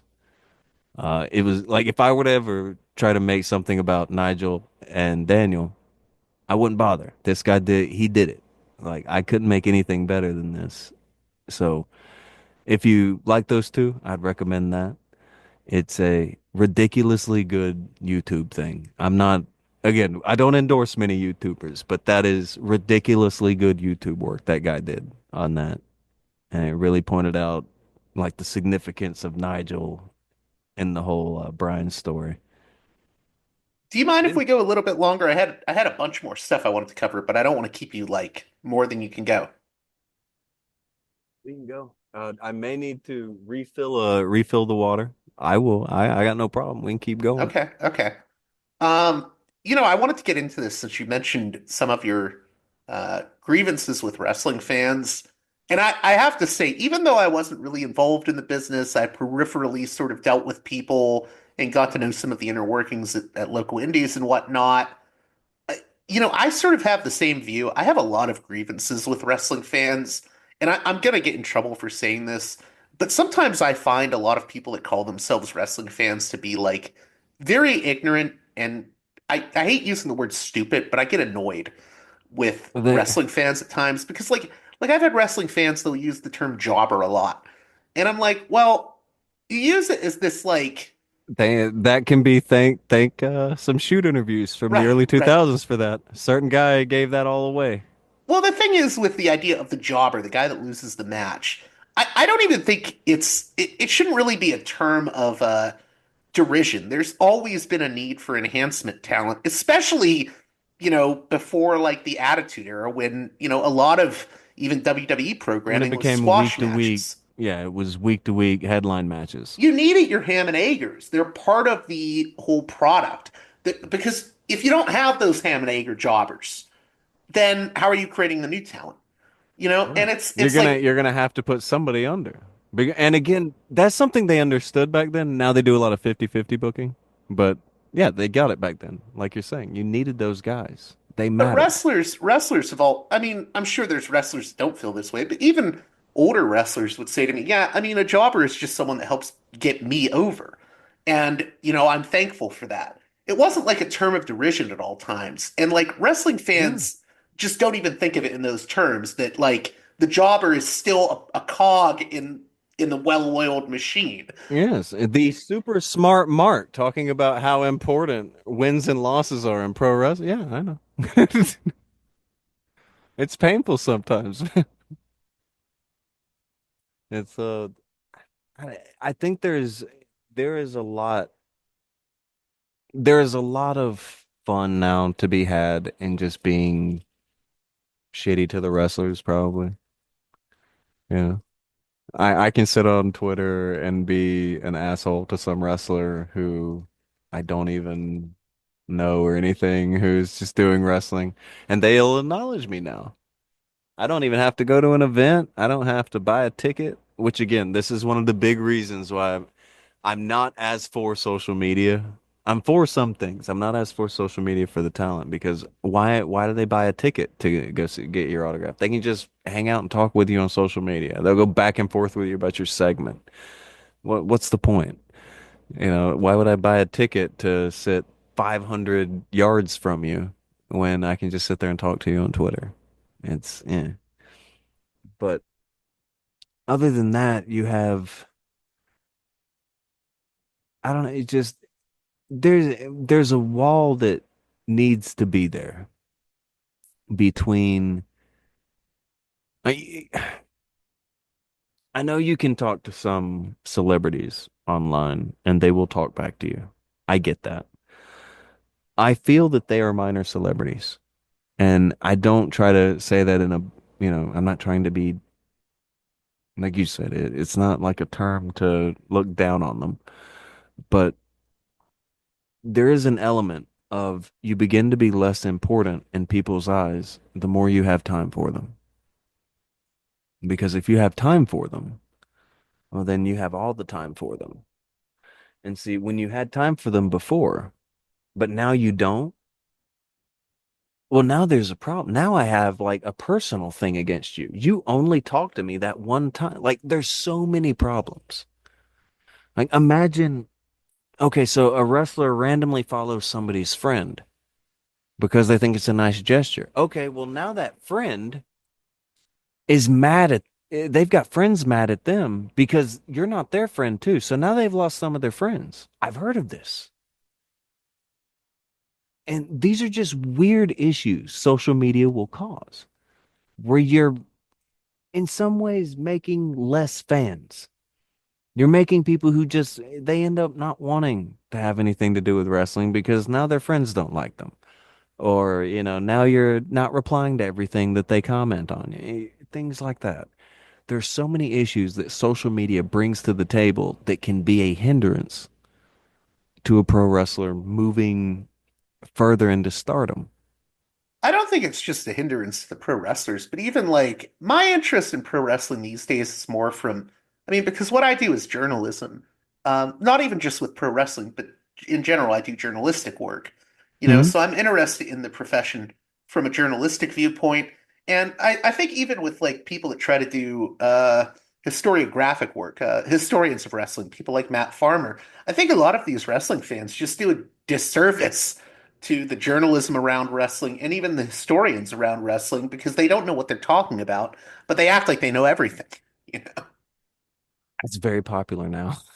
right? The well, I don't know how encouraged is it? Like you said you do like a lot of the journalistic stuff and you know a lot of the names. I know a couple of people, but I don't really talk to them about journalistic stuff anymore. Like is it encouraged? I mean, I know the way that news goes now, you need a headline, you need to be the first that got it. You need everything and it's got to be Right. big and snazzy. Like how much you guys pressed on that? Yeah, I think it's just a mess now. I mean, I mean, so much of the sort of journalism around wrestling is rumor mill stuff, and people who used to have sources, I don't think have the same sources anymore because it's Sources just a fluctuate, different yeah. time. The historiographic stuff is what really gets me because I respect people that can actually go into the nitty gritty of the history of the business and tell you, like, well, you know, Jim Londos was a big draw in 1935. And this is going to get into a topic I wanted to get into with you. There's this whole revisionism around pro wrestling history now that I find kind of irksome, where I will have people tell me that, you know, all wrestling was just in smoky back rooms and bingo halls before Hulkamania in like 1985. That sounds And very good in documentaries, doesn't it? right, yeah, yeah, it works with. But then you look at Don't mention that Kerry Von Erich right, drew all those people to Texas Stadium. Don't right, talk about yeah, that. yeah. Well, even before that, right? I mentioned Jim Londos. There's also Oh I yeah, wanted for to talk sure. about Like it, but these places were sold out. Yeah, yeah, yeah. Well, the huge other deal. one I was going to mention was like even Ricky Dozon. And I remember I said to I brought these up to people and they said, "Oh, who are you talking about?" And they referred to Ricky Dozon as Ricky the Sticky because they've never heard of him. And I'm like, you guys are just like completely unaware of the history of this profession, and you just eat slop that's given to you from an A&E documentary. I mean, I'm not saying that there were those smoky sort of rooms and the bingo halls, but there were also people selling out major stadiums even in the 50s, you Yeah. know? But now we don't know that history, and we have this sort of revised history from a corporate machine. Can you speak to that at all? Well, yeah, I can.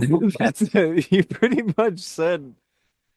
I detect no inaccuracies for the most part. Wrestling's history is one of those things where, due to it being, God, all right, how It's a history of a I worked hate giving you dead air profession, here. I'm sorry. and now the history itself is being Exactly. worked. The Again, history it's itself is worked. nepotism. Yeah. Yeah, it's nepotism running rapid. Okay, and there's there's probably a better way to word it. But those who look at it as a sport, this is the sport of nepotism. This is the sport of who you are in the good graces of. That's who gets and the biggest company. They get to say what history is. The people making Dark Side of the Ring now, they get to say what history is. Everybody gets to pick what history is because they have the biggest platform. So everyone's kind of making what they like look good, making the people they like look good. Like D Dark Side of the Ring. I've not seen the episode. Uh, did you watch a lot of the Dark Side of the Ring stuff? I did. I have very mixed feelings on that show. Okay. Dark Side of the Ring. They went out of their way during the Ring Boy stuff to really try to exonerate Pat Patterson. That was something that I got a lot of in my comments.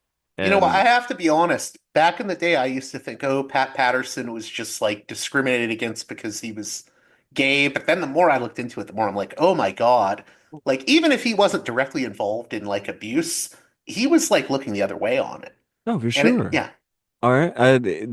But look, again, this is what I wish I did in the Patterson documentary, but I didn't.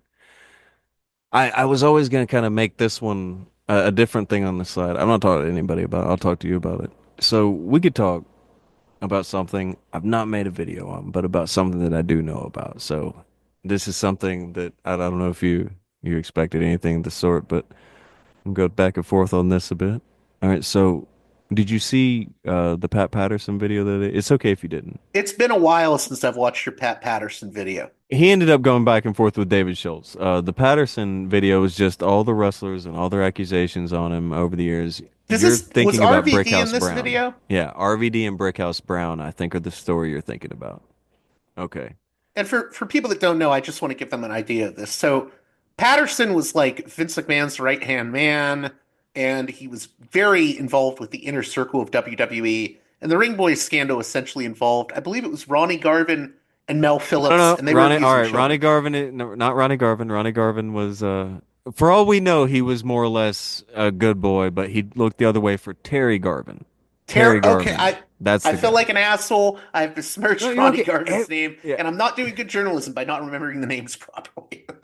everybody always gets Ronnie and Terry mixed Terry up. mixed up. They always think that's who it is. But this was essentially what we're talking about was a pedophile scandal within the WWF. Pretty big one. And then all of a sudden they're on for the steroid trial, and there's this videotape they have of Mel Phillips and a young boy apparently, but that disappears because they want to make a deal with Mel Phillips to turn state's evidence on Vince McMahon to get steroid charges. So it all disappeared for the steroid trial. Um, but anyway, if the ring boy thing, if you didn't see enough red flags there for Pat Patterson, fine. I mean, I know there are a lot of people who are, whatever. And look, if you don't think a lot of the wrestlers coming forward and saying what he did, if you don't think that's a big deal, fine. Maybe that isn't a thing for you. However, a lot of people say he didn't mess with anyone who was underage. And to that, I would ask them if they are familiar with how he and his original lover, Louis, would have met, and if they are aware of the age gap between Pat Patterson and Louis. Have you ever heard about this? I haven't heard about it, but I was going to add it doesn't surprise me because that was more common in the 80s. This isn't like I'm not even saying this is like, oh, this is how like gay culture was, but you would have older men take up like younger teenage men that maybe got kicked out of their homes or their family didn't accept them being gay, or just for any other reason. I Yeah, could put this forward to you. What if I put it forward to you right now? And like you can do like on the road fact checking right now. Like you can start Googling as I'm talking. What if I told you that Pat Patterson had been arrested very, very early on in like the 60s or 70s for kind of what we're talking about? And then it would be around this time, uh, give or take, he and Louis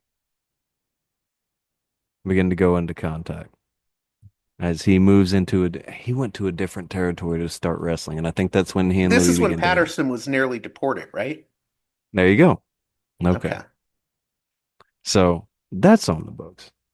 When you go to then, right around this time would be, and again, I understand that this was a give, well, they're just being discriminatory because he's gay. Okay. I'm looking beyond that. I'm just saying it was right around this time. Louis would have been someone he met in a territory. I th Is it St. Louis? It might have been the St. Louis territory. They would have met around that time. If you look at the age gap between him and Louis, you look at the time of him being in the territory that they met, you realize Louis is going to be dot dot dot years old. Spoiler, he's underage. So that was going to be something that I made a video to explain in the near future. Anytime I do these videos, uh, where I talk about some of this stuff, I always have to fight flags for like a month or two. And that's fine, but it holds off all the other videos. So I try to get out all the videos that I want to make before I make the ones that I know I'm just going to get hell for. But that one's coming. Wow. Yeah, it's a sordid moment in WWE's history that I think is, I mean, people don't like to talk about it. And No. yeah, I think Dark Side of the Ring is really interesting in that in ways I think it tries to turn certain wrestlers into martyrs. And Yeah. sometimes I think turning wrestlers into martyrs is it can be hurtful to the business, but not in a way that is necessarily even financial. Like, I get the love for Eddie Guerrero, for example. Mhm. But I don't like this whole, well, he died for pro wrestling. I mean, this is a guy who took a good amount of steroids, and that probably shortened his life. There's so many things people do now. I look, I was never an Eddie fan. I think everybody pretending to be a fan after, I think that's disrespectful. I think like what you're saying, I think that's disrespectful. I don't think that's real or useful. Yeah. Well, I'm just That saying, I think it's bad when we overlook how the drug use and the steroid use in the past. it's not overlooking, it's just lying. Right. You're just making up some corny wrestling excuse. It's like how we say demons instead of, anything. Wrestler does anything wrong, it's demons. Or that wrestler fucked up, How about that? Like, how about he did something wrong? It's so hard to deal. Like, wrestling has its own lingo. It's all these goofy things and as much as things have moved forward, they're not letting it go. They're not going to let go of the unaccountability parts. So I hate that element. I wish we could be much more honest when we talk about wrestling. Like I said earlier, when they post up the picture of "Tell me wrestling's fake now" when they messed up, that's By the dumb. way, a better example than Guerrero, because I like Guerrero. I just find it weird how people will ignore the ways that steroid use in the business has hurt a lot of wrestlers. What's easy? Yeah, Again, that's not visual. That goes along with the deathmatch thing we were talking about. That's visual. You have to see that then. Okay, you look at it and you have to say, yes, I like this thing that I'm looking at that's doing damage. That's the thing about deathmatch. It's a very honest form of wrestling. That's why there's so many different kinds of wrestling, and I think that writing off every deathmatch is a bad plan. Is writing off any form of every kind of wrestling because again, a lot of it is just skin deep damage versus you see so much wrestling now where guys ruining their necks, ruining their spine, ruining, getting right, concussions. right. So this is an honest form of wrestling. You see the damage, you answer for it right then with your eyes, in your mind, you answer for what you're a fan for. And for that, I can have a respect for deathmatch fans that most people don't get, most people don't understand. This is probably the most I've ever tried to explain it, and this is probably the most it will ever try to make sense. But that's what death matches are. Right. You see it, your mind has to answer for it right then. Am I okay with this? Am I a fan of this? The answer is yay or nay. With other people, they get to be a fan of watching everybody get hurt and then talk mad shit later when they see the results. Um, Well, they're go ahead.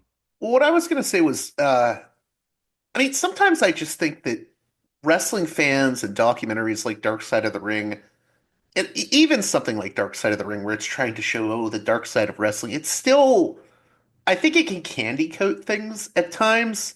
I mean, For sure. have you ever heard of the book Matthew Randazzo's Ring of Hell about Benoit? Yes.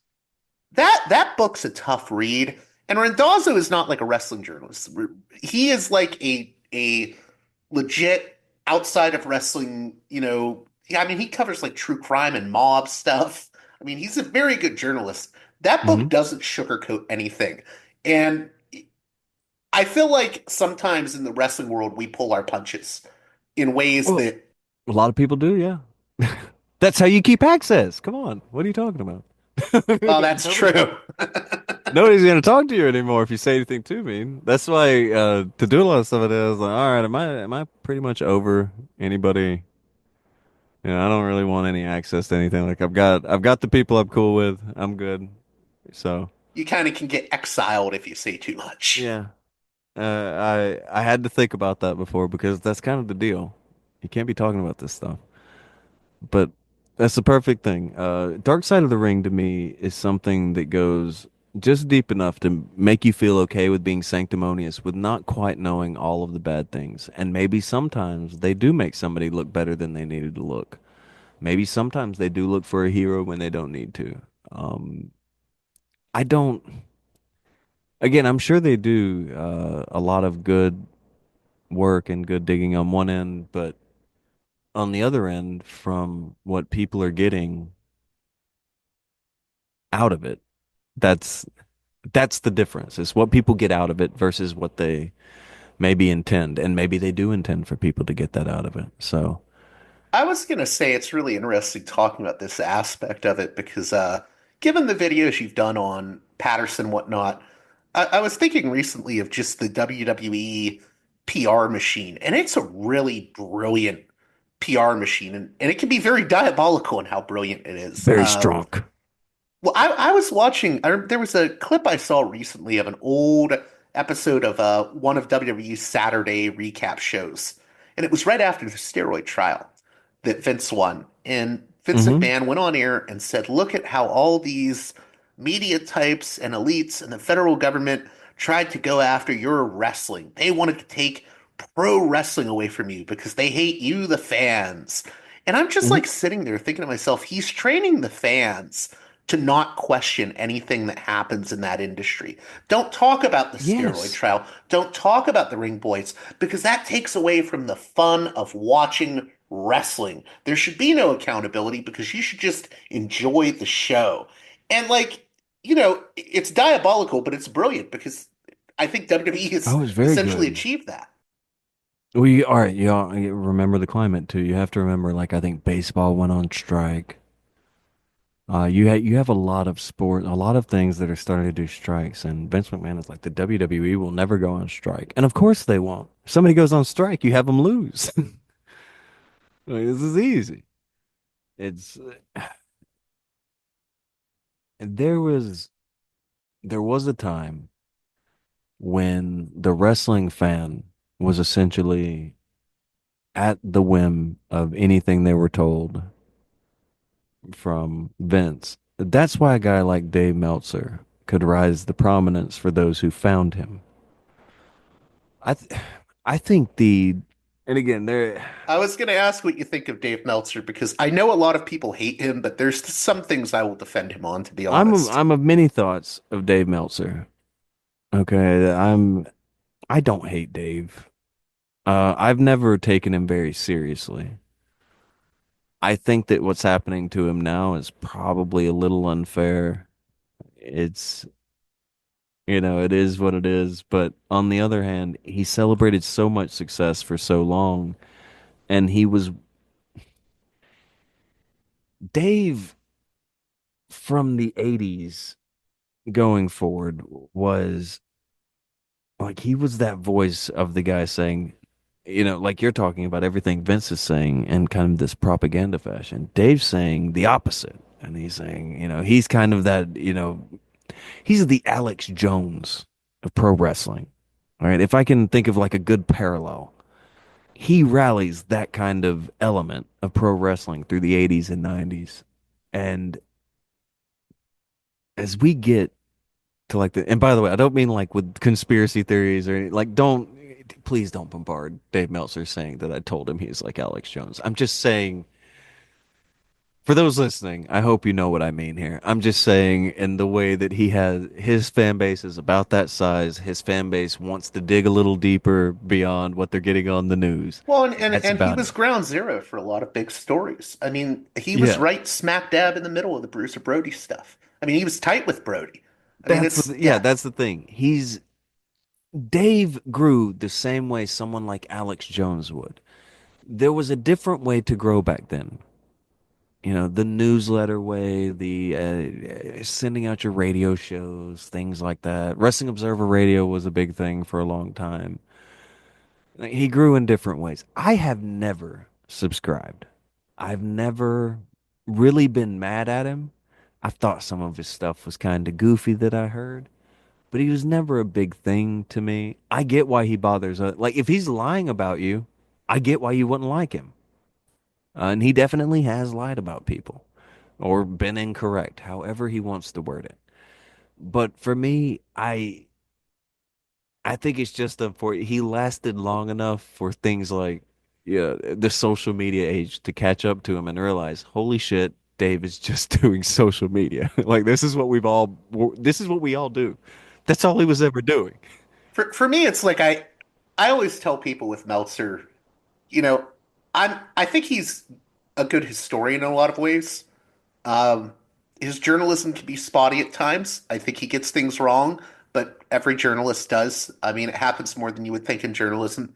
And he's going off of sources, so For sure. It's again, I'm not shitting on him. Please don't take it that I don't I want everybody to make $1 million. I want everybody to be successful. I'm glad Dave's got money.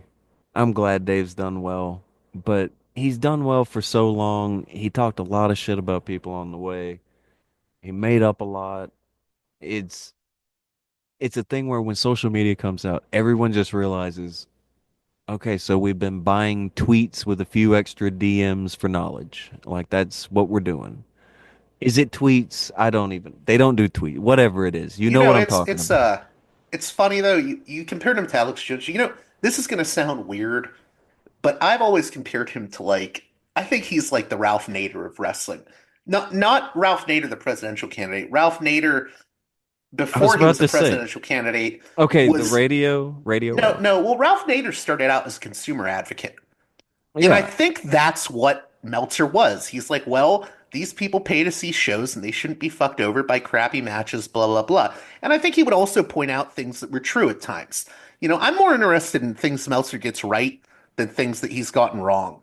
And, you know, given the state of things now where you have these documentaries that try to whitewash everything, sometimes I think Meltzer is an antidote to certain BS that gets pushed out by these I've not seen a lot. Does he do that? Do they put out like a documentary and Meltzer will say they got this and this and this wrong? yeah, there was the Okay. Death of WCW documentary that came out recently. Okay. All I don't right. know if you watched that one, but I did not.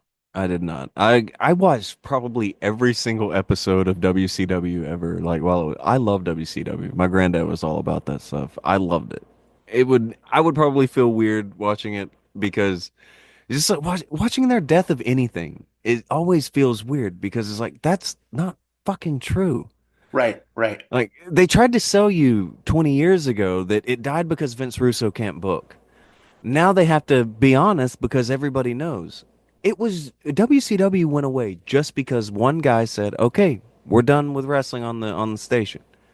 It was still getting plenty of ratings. It was Do you still think getting it's plenty of just that viewers. though? I mean, what I mean is, I agree with you. I think that's a big part of the truth, but I also think this is a company that was losing, you know, $60 million in the year 2000. It was also a money loser. And I think Which its brand recognition was destroyed by that point. And the narrative now at is, times, no, yeah, I get you. There were, it was always a loser. Then it got to where it was gaining money, and then it started to lose again. I think with the correct downside, they probably, excuse me, they probably could have just downsized it to the right degree and done okay. the documentary sort of had this view of poor Eric Bischoff was just taken Oh, down they're by nice to AOL Eric Time Bischoff Warner. now. Okay. Yeah, and like the thing is, I understand that AOL Time Warner didn't want WCW on their portfolio, but it was also WCW at that point was losing tons of money for AOL Time Warner. So it's I think Meltzer pushing back on, oh, it was just a matter of AOL Time Warner isn't entirely wrong. I do think it was losing money, and that probably pissed a lot of people at AOL Time Warner off. I mean, yes, it is true AOL Time Warner didn't want wrestling programming on for various reasons, but it was also a money loser, and you can't really gloss over that fact in the way the documentary that The Rock produced does. See, all right, there's another aspect to this. Remember how you were talking about the revision earlier? Yes. How wild is it that they are now revising the revision? Right, right. And lionizing Eric Bischoff. Yes. We are now doing revisionism of the revisions. This is a second draft. Oh man. Okay, I might look at that just to see. That sounds rough. I'm I think that's why a lot of the stories are important to try to, while people are still alive who were there and watching, and the people who were there and involved, I think it's still really important to tell the stories. Some people might look bad, but these are the stories. This is, this is the history. This is like when I made the Onita video, I could make it super negative and just shit all over Onita. That could be cool. But everybody else does that because they pretend that they watched. But if you actually watched, you would you get this vibe of like the company splitting at the time. So you get a vibe for like FMW, as again, a random obscure Japan promotion that I really liked. I got really into them because my grandfather rented Virtual Pro Wrestling and the WCW NWO World Tour thing for a Oh, Nintendo you mean Virtual 64. Pro Wrestling for the N64? Yeah, yeah, yeah. Yes, sir. All right, so there was a video rental store that had those, and nobody ever rented them. Before that, they had Royal Rumble and something else for Super Nintendo, and we rented those like every week. We got a Nintendo 64, so now we're renting that every week. The AKI wrestling games were the greatest wrestling games ever made. Me and my grandfather, we tore those up like every single day after school. That's what we were doing until wrestling would come on. Then we watched the wrestling. Like that was the gold times right there. And when I'd played, they had characters off on the side that were remakes of the Japan guys and the FMW guys, and they would just call them something different. Hayabusa was Hannibal and WCW and WO World Tour. I played as him constantly. Didn't know who he was, but I played as him all the time because I'm looking at him and I was like, well, it kind of looks like it's kind of like Sabu, but with a mask. I don't know. Maybe he wrestles like Sabu, so I play with him. It's like, okay, cool. Wrestle's really cool. I'll keep playing. So that's who I played every time almost. We go to this might be a blast. Have you ever heard of Peppermint Music? No, I haven't. Okay, there's a place called Peppermint Music we went to. It was just like a music store. They had some kind of display, and there's the guy from the video game. There's Hannibal, but he's Hayabusa. And he apparently wrestles on these videotapes and laser discs right here. And I'm like, hey, we've got to be getting these. So that's how that began. And now I'm crazy about this stuff. I have no idea what's going on for some of them because they're Japanese, but then some of them, and this I want to make a video about this. They they had guys who were just making up storylines. They were watching, had no idea what was going on, and they would just make up a storyline for what was going on. I had a DVD like that. It was like You a had best that of one? well, it was a best of Onita video with like Okay. American commentary. Or not Okay. best of Onita. I'm wrong. It was a best of Masato Tanaka video from Okay. And FMW. they were just Yeah. giving you a crazy storyline. Yes. Yeah. Okay. I love those. I've still got mine. Those are amazing. I'm trying to find good copies online because I don't have like the equipment to convert them over. But dude, those are so good. Just some guy got a hold of FMW footage. He's just making shit up. Well, we got to talk a little bit here about Onita because, like, I'll tell you what. I mean, my favorite match of all time, two of my favorite matches. I would say the ones I always reference.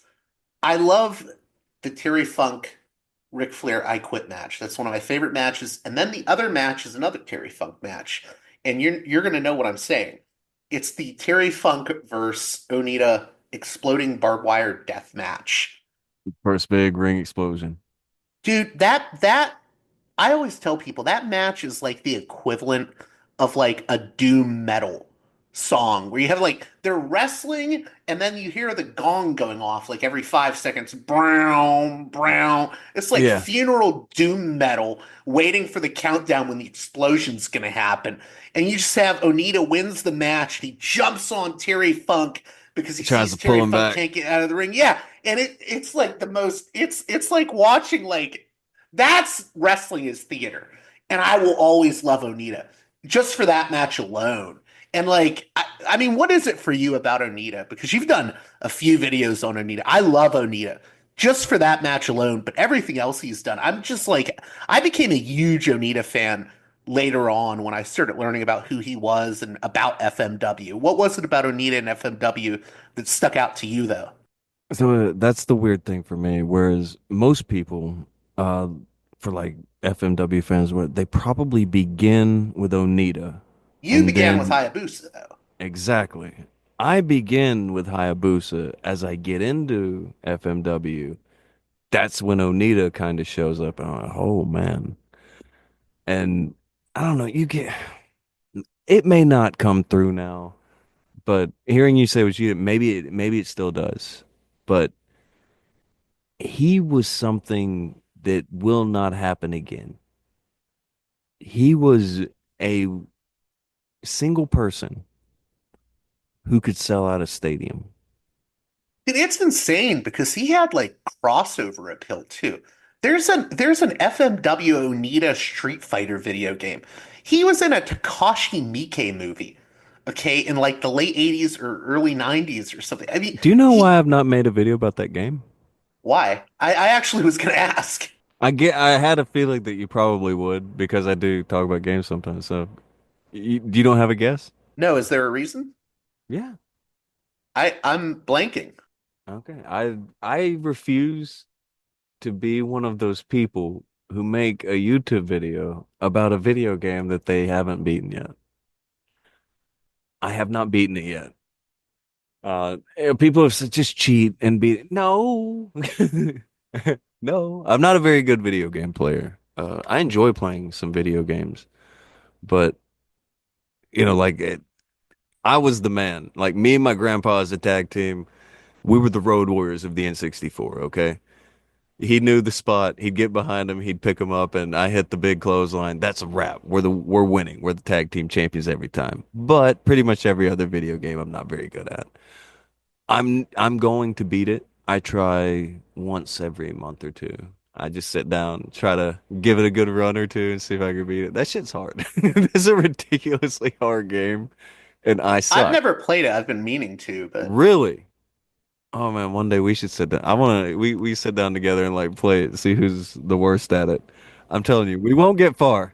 I lost my mind recently when I mentioned that. So he did a movie with Takashi Miike, who is like a big Japanese sort of. He's a big influence on Tarantino, but he's in a movie that Miike directed called A Human Murder Weapon, and it's about underground fighting. And that, yeah, yeah, and Miike's in another movie. I only recently got Human Murder Weapon, but he. He's in the Mothra movie. Well, that's what I was gonna say. Onita was in Rebirth of Mothra 3, and I Yeah. was like, when I first heard about it, I'm like, oh my God, does Onita beat Mothra with a fucking barbed wire bat? Because I'll pay to see that. He did a flick with Megumi Kudo too. Yeah, Like they yeah. did I a mean, movie together. he was a huge sensation. And I mean, he was working outside of the sort of big leagues of Japanese Yeah. wrestling. He was a It's phenomenon. guys like this is that revision like you were talking about. This is why it's so important to remember it wasn't the bingo hall thing. You had guys like a Kerry Von Erich. And like I'm not saying David and Kevin didn't draw big. They did. They helped. They brought it all in. But once Kerry was there and reached his peak and they're selling out Texas Stadium, like that's peak Von Erich time. Like there's so many. It's a sea of people for a family. It's a family show. A family local indie. That's wild. Then you go and you look at something like Onita. He's kicked out of all Japan because he can't really work anymore to their level. And he originally thinks he's going to do shoot style because it is easier on the body to just do shoot style. But he figures out this whole thing with death matches. He pioneers that shit. Well, he realized like it's a great way to do smoke and mirrors. It may be the greatest. I mean, I've heard him say he's like he was inspired by action movies, things like that. And when you look at guys, like look at the Expendables. These are super old guys, but their movies are still awesome because there's explosions. So, Onita brings that philosophy into wrestling. It's like, who cares? We're doing punchies, we're doing kicks. Like Onita's like, I love Onita's grab you like in front of you. Like you're doing like the bulldog from behind where you just grab their hair, but he just grabs you from the front and just jumps up and does a bulldog and pushes your head into a chair. That's a finish. Doesn't matter. There was explosions. Like, I don't know. Dude, it gets so wild too with that FMW era of just like I remember when I first found the explosion pole death match, and I was like, "What in God's name is this?" Oh, it's one of Big Mike's finest hours, wasn't Oh yeah, it? It Mike was. Awesome is the gladiator. I love Mike. See that was the thing. It was so easy to fall in love with something like FMW because at the time I find this like I enjoy the new generation, but pro wrestling is starting to go into the Attitude Era, starting to go into the NWO stuff. Hulk Hogan's in WCW. Things are kind of not my favorite at the time. I'm not as big on it. Um, I start to see all this stuff going on with FMW, and like here comes Mike Awesome.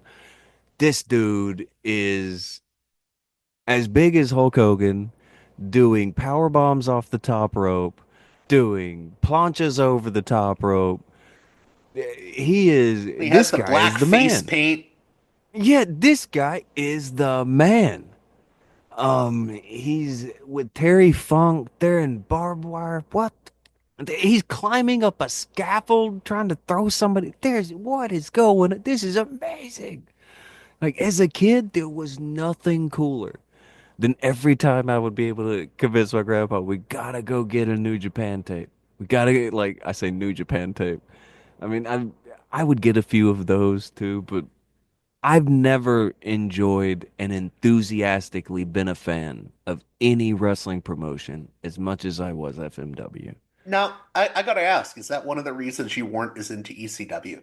Is that, I always tell people are like, ECW was so innovative, and I'm like, I feel like it was kind of piggybacking off what FMW was doing in some ways. I want to say no, I'm not biased, but no, I probably definitely am. But had Paul Heyman never found an FMW tape, I promise you, ECW would have looked a lot different, everybody. You can think different if you want. For me, I There's think a or not FMW, but ECW, I always tell people it was sort of like a mishmash of FMW, and also people overlook this. But Sullivan was real tight with Paul Heyman, Kevin Sullivan, and a lot of that like Florida It Championship was Wrestling Florida influence, wrestling. Yeah. Florida and Memphis mixed up with right FMW. down to the everyone always talks about the Pulp Fiction promos, and I'm like, well, you know what? Florida Championship did that like back in the Well, 70s or what does 80s. every single one of these promotions have in common, my friend? They all go back to Florida. Well, kind of to a degree. Mike Awesome and Hayabusa, they both did the circuit in Florida. No lie. Yeah, Onita Um, was in Memphis, I believe, at one point. hmm But the big thing is that all of these promotions used a lot of smoke and mirrors, used a lot of music to help get their wrestlers over. It was rock and roll wrestling. Yeah. Exactly. They all kind of work the same way. FMW, people don't talk about it as much, but a lot of their stuff would be heavily edited in the same way that ECW, a lot of Memphis stuff would get heavily edited depending on the era. Uh, Saturday mornings, they tended to let the matches play out, but when you got the big tapes, they tended to have some edits. That was the same thing you would get from FMW in a lot of cases. The big match, they let it play through. The Onita bout, you get the whole thing, but you tended to get an edit of everybody else's stuff. They used a lot of that. The smoke and mirrors thing, Heyman was a big fan of it. And everyone cites it like, oh, Paul Heyman's such a genius for coming up with smoke and mirrors. And it's like, okay, if you ignore every single person he took it from that was doing it, I Well, guess. not just the smoke and mirror stuff, but even like the everyone talks about who ECW led to the Attitude Era and the sort of like blurring the lines of Mm, reality and the work. And I'm like, FMW did that with the Onita and Hayabusa feud in a lot of ways, where you had Onita being like, "You're not good enough to face me." do you remember when Onita met with McMahon? No, I don't actually. Okay, look up on Google. When did Atsushi Onita meet up with Vince McMahon? So this Sorry may, for the dead air. So they met in yeah, my 97, I'm seeing. apologies. They meet in 1997. Oh man, was it early 1997?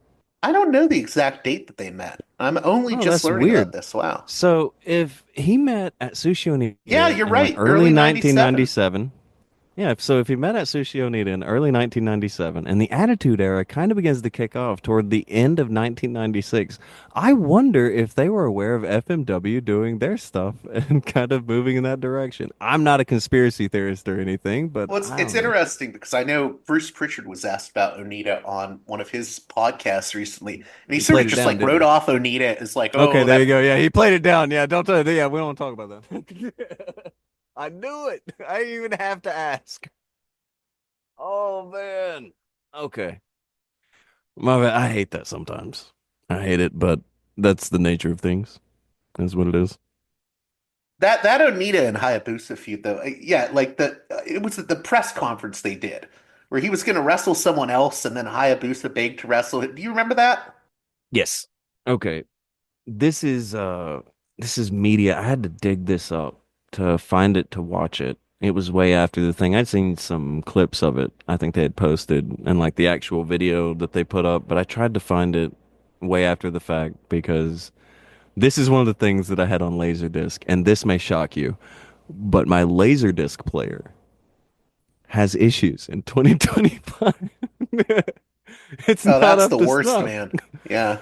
Yeah, my Laserdisc player not doing so great.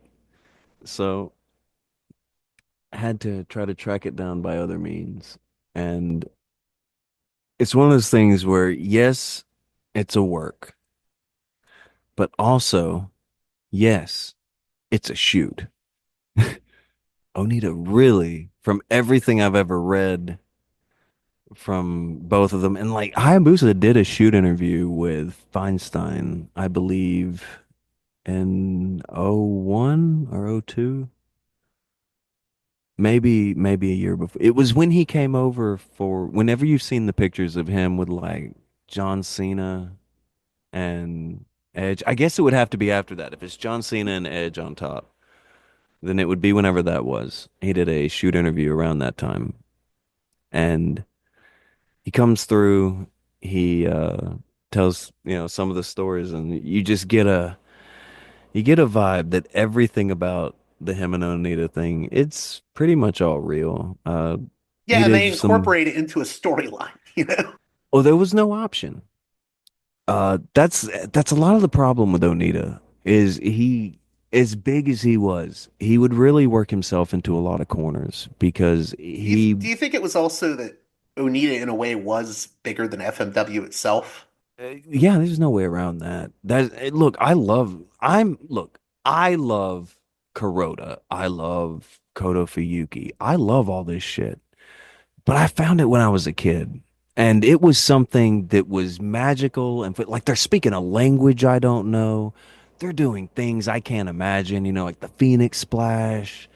We've got the explosions, the barbed wire, all this. This is a completely off the chain breed of what I was already watching. Like I'm almost at the time going back to watching my old Kerry Von Erich and Ricky Steamboat tapes when I find this. So this just blows me away. This is the greatest thing ever. I'm I'm aware that I'm gonna have a different view of it than probably anybody else who looks back. Especially people who look back now who are looking to make content on things. My view is gonna be biased. I'm gonna have different side. I can't outright bury Onita. I know there are things that I could bury him for. There are things that we can all bury anybody for. But when I outweigh it, like you said, he's so much bigger than the company. He is the show. If you take Onita versus whoever off the top of the card, all right, who else was on the card for Onita versus Funk? That was one of your favorite matches. Who else is on the I card? don't remember. There you go. That's every FMW show, just like that was every ECW show because Paul Heyman had that same thing. He wouldn't announce anybody but the top. It's yeah, yeah. And the sad thing about FMW in a way is that like the closest someone got to being on that level, although I don't think he was on the level of popularity of Onita, was Hayabusa. Hayabusa is like the second guy you think of when you think of You're right. FMW. The word Hayabusa is for me one of the perfect encapsulations of someone who just had potential, and we never got it. He had everything. He again, I'm not saying like he was the perfect wrestler in every move he did. He never botched. That's not what I'm saying. I'm saying this is a 6'1" guy. He's not too big, but he's strong enough to pick up most of the heels. He can fly. He can do power moves. This is like Scott Steiner in 1991. Like this is you look at this guy and you're like, okay, this is my baby face. This is perfect. You would look at this guy and be like, this is exactly what I want out of a babyface wrestler. Let's go. And the fans loved him. Like it wasn't usually you get a guy's love or girl's love. Everybody loved this guy because he was just wrestling like nobody else at the time. His whole thing, super cautionary tale, backstage and in the ring. He gave There was somebody gave me shit one time. They're like, "Why did you put in that crazy music spike when he's talking about?" There's a spot in the Hayabusa video I made forever ago, and I just make like super loud music when he's explaining this thing about how he knows that the fans come to see him because they want to see Hayabusa fly. He had been H for a while, like he took off the mask and he just wrestled like a wrestler, didn't do the Phoenix splashes and all that. He had been shattering like his elbows and he had been getting really hurt doing this style of wrestling, which that's what happens. That's why everybody wears all the pads. You get really messed up if you do 5 or 6 Phoenix splashes and 450s a week. And they didn't dig it. People didn't dig H as much. So he became Hayabusa again and he did what he did to try to help FMW. Because again, once Onita was gone, he was just the guy trying to carry the weight. And him doing this speech where he's trying to explain that he wants to take the risks. He wants people who want to see Hayabusa take the risks be able to come and see him take the risks. When he's explaining all that, that's that's him signing off that he accepts it. Um, Most people don't like. I know that sounds weird. I'm not saying that in like a super grim way, but he knew he was getting hurt every time he was doing this stuff. That specific speech he gave on that tape when he was talking about how he knows that he needs to fly and that's what they want, that's him agreeing to do it. What do you think about the? So he has that career-ending injury. He's paralyzed. I hate putting it this way, but it's almost like a storybook ending in 2015, where I think it was televised, where he walks to a ring with a See, cane. all He right. can walk again. Yeah. All right, so I've heard a lot of stories about this. And there's a reason I went with the one that I did. And that is I like to look at that. It is kind of a storybook ending, but I've heard there was a post. One of the FMW historians wrote a post that said that Hayabusa was not happy about that because he was trying to wait to do his retirement ceremony to get like a big payday from it, and apparently he feels like there was some kind of editing or something done to make it look like a retirement ceremony, and this was an issue. Um, I didn't say it because again, it's rumored, don't know, and he died not long after that. It's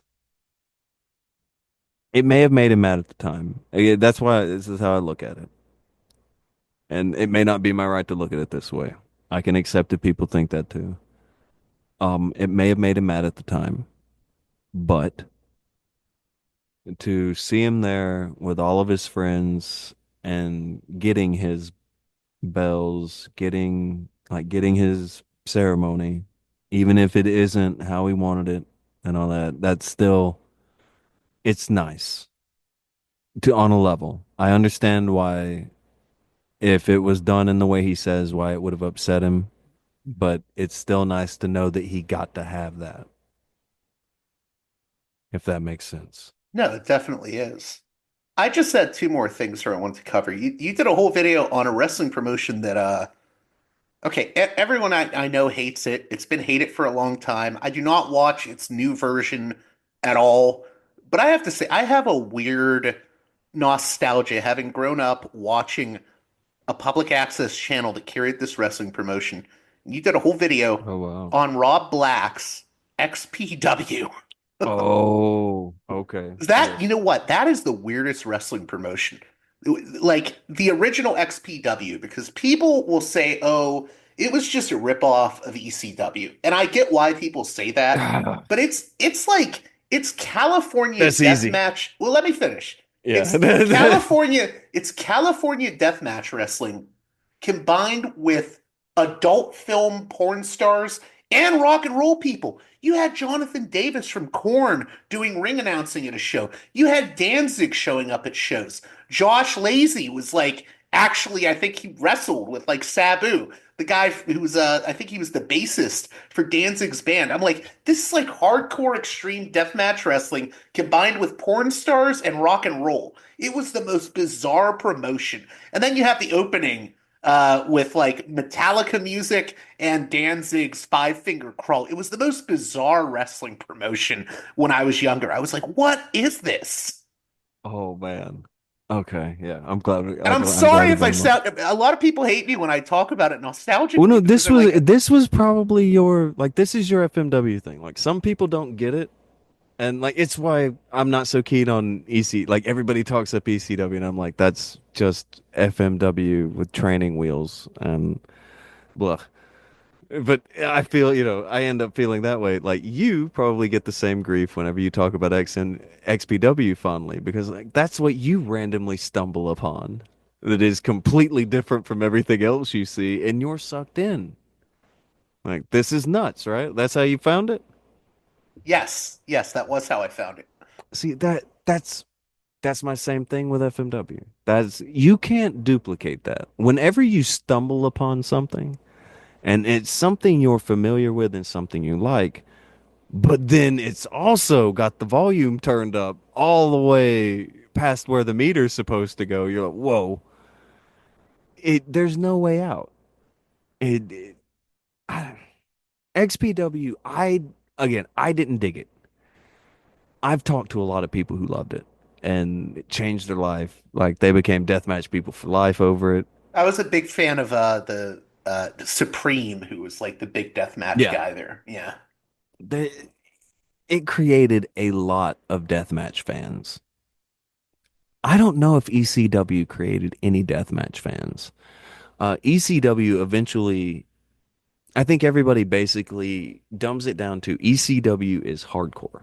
Okay, so you have like the hardcore wrestling, which is you use some objects, maybe a barbed wire match time to time, something like that. But death matches get a whole different thing because XPW pushed it to make sure they get a different distinction on a larger scale. Like you probably had like IWA stuff happening for sure that was death matches, but XPW to people in the States, that was one of the first time where it's like, okay, this is more than hardcore.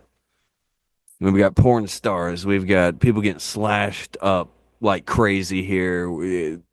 Everything, people getting thrown off the top of sky. This is death matches, and I the distinction helped and hurt.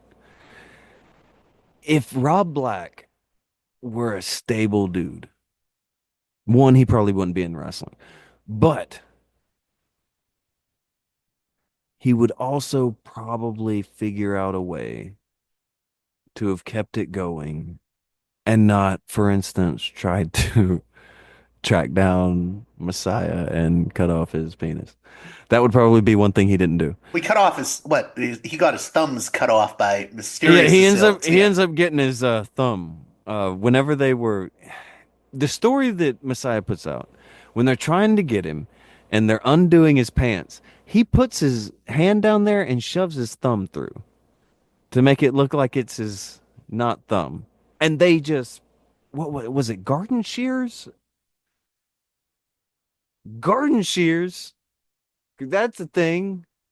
Just imagine people come to your door with garden shears come for your fella. That's not fun. But yeah, that's a thing that happened in a wrestling company because Rob Black's completely normal. He runs a wrestling company now. Yeah, he That's runs the new XPW. that's great. That have you ever? All right, you said you watch Wrestling Gets Real. Yeah, yeah. Have you seen the one where there's Necro Butcher just punching some guy in weird pants I have in like not a seen that, but hamburger tell me joint? about it because I love a good Necro Butcher story. I'm not the biggest fan of his style, but For sure. Okay, this is when I get sent where he just punches some guy and it's like, yeah, probably broke his jaw. And then some guy in an Inspector Gadget outfit shows up trying to help the guy and they just keep punching him. I was informed this is XPW. It is literally Necro Butcher and some guy in a lobby. They're just in a lobby.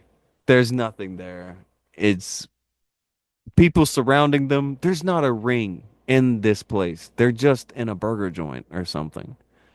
And XPW is just running a show at the burger joint with no ring. So that's how it's going now.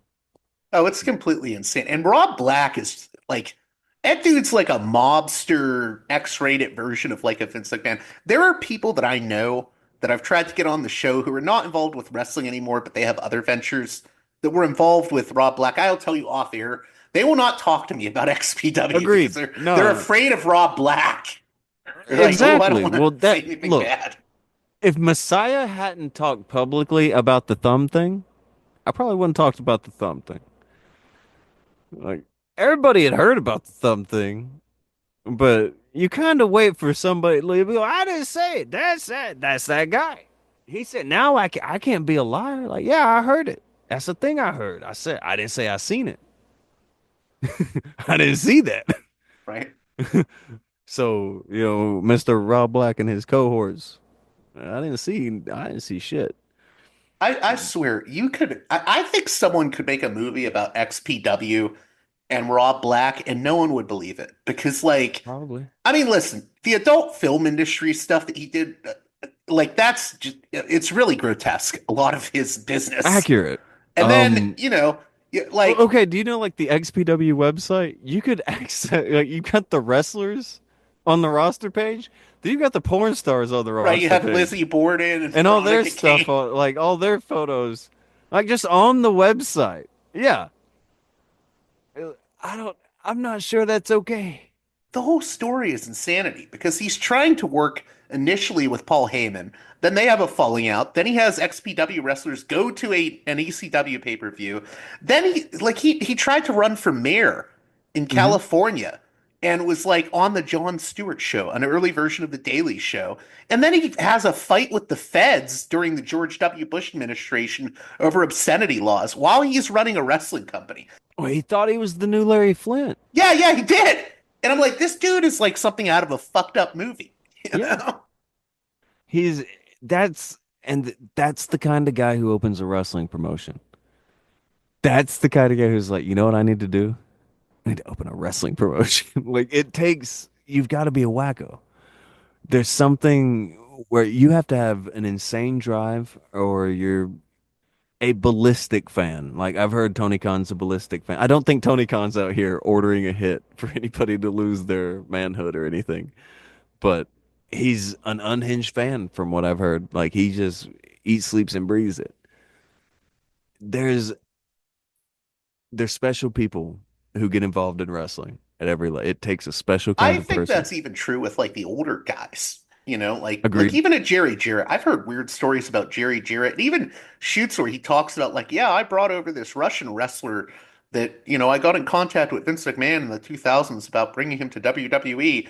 And he's like basically implying that he was in contact with this wrestler because of the Russian mob. I'm like, these are like the weirdest people imaginable. Oh wow. I'll have to dig that I video up, but like these are like larger than life characters, these promoters. Yes. No, everybody pre-internet involved with wrestling, there were so many characters floating in and out that um, somebody like Ludwig Borga has like his crazy history. Have you Like ever he done a video on Borga? no. No, I did one forever ago, but like not one like I do now.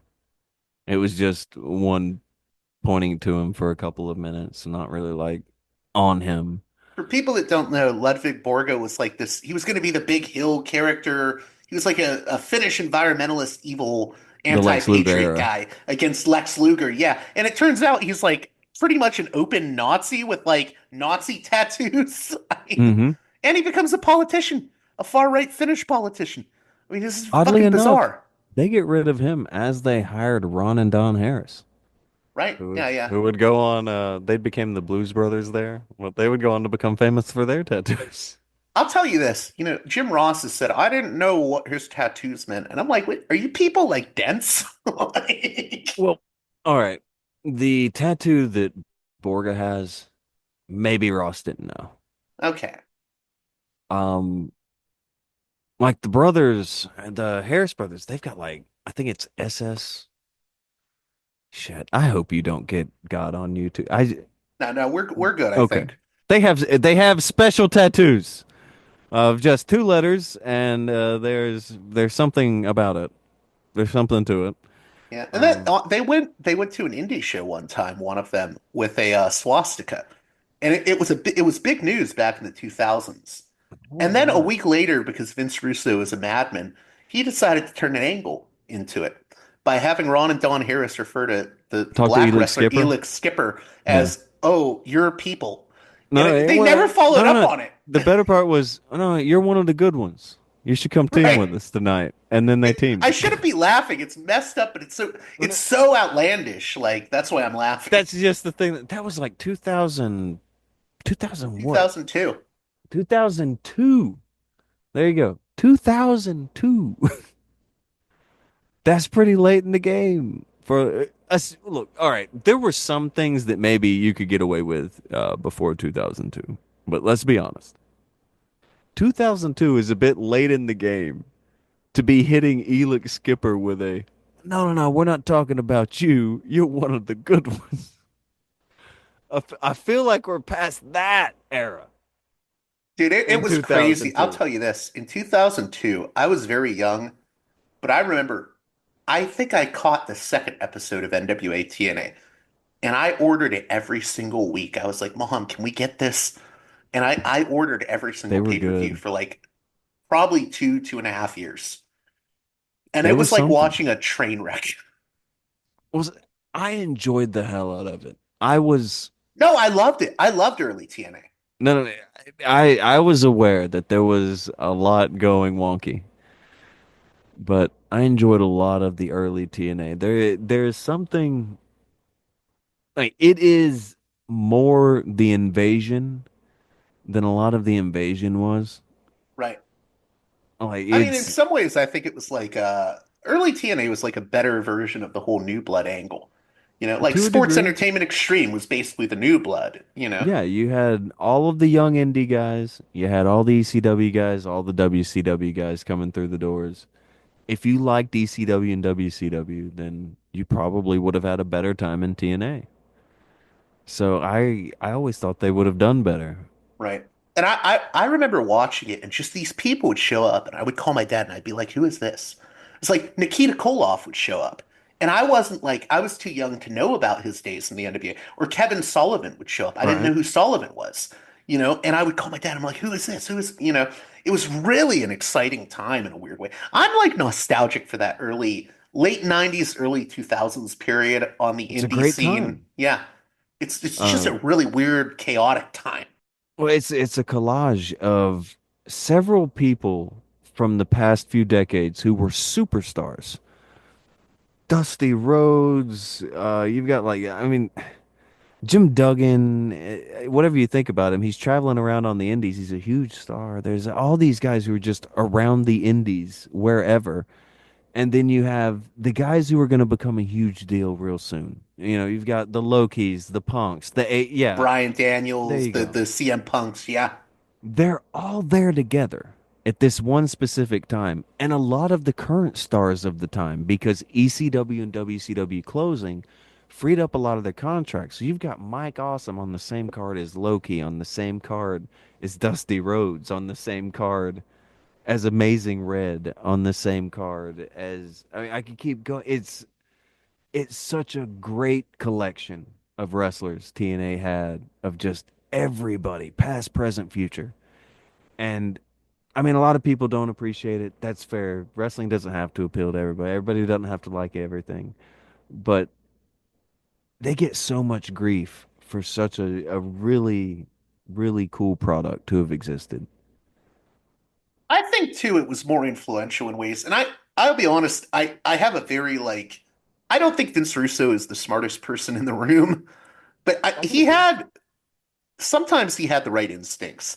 I've always said, AJ Styles made his own career, but Russo wanted to push him almost immediately. And they established AJ Styles like a main event guy very early on in TNA. They did And see a lot Russo of had the right instincts at times when it came to creating new talent. yeah, he had there were times he had a really great eye. Sometimes I get like Sometimes he didn't. He wanted to push Billy Gunn, who had asthma, to be a main eventer. You know? in fairness, I think we could have. If we can deal Yeah, with but The the Undertaker in the main event, Billy Gunn is somebody who you could have as a main eventer. I He think could be that's that guy. true, but I think the fact that he had asthma and he couldn't go in the ring for long periods of time, I think is what held him back. But he had the look for sure. For sure. Look, I agree with you in a lot of ways. Especially like having asthma, yeah, that's a hindrance in the ring.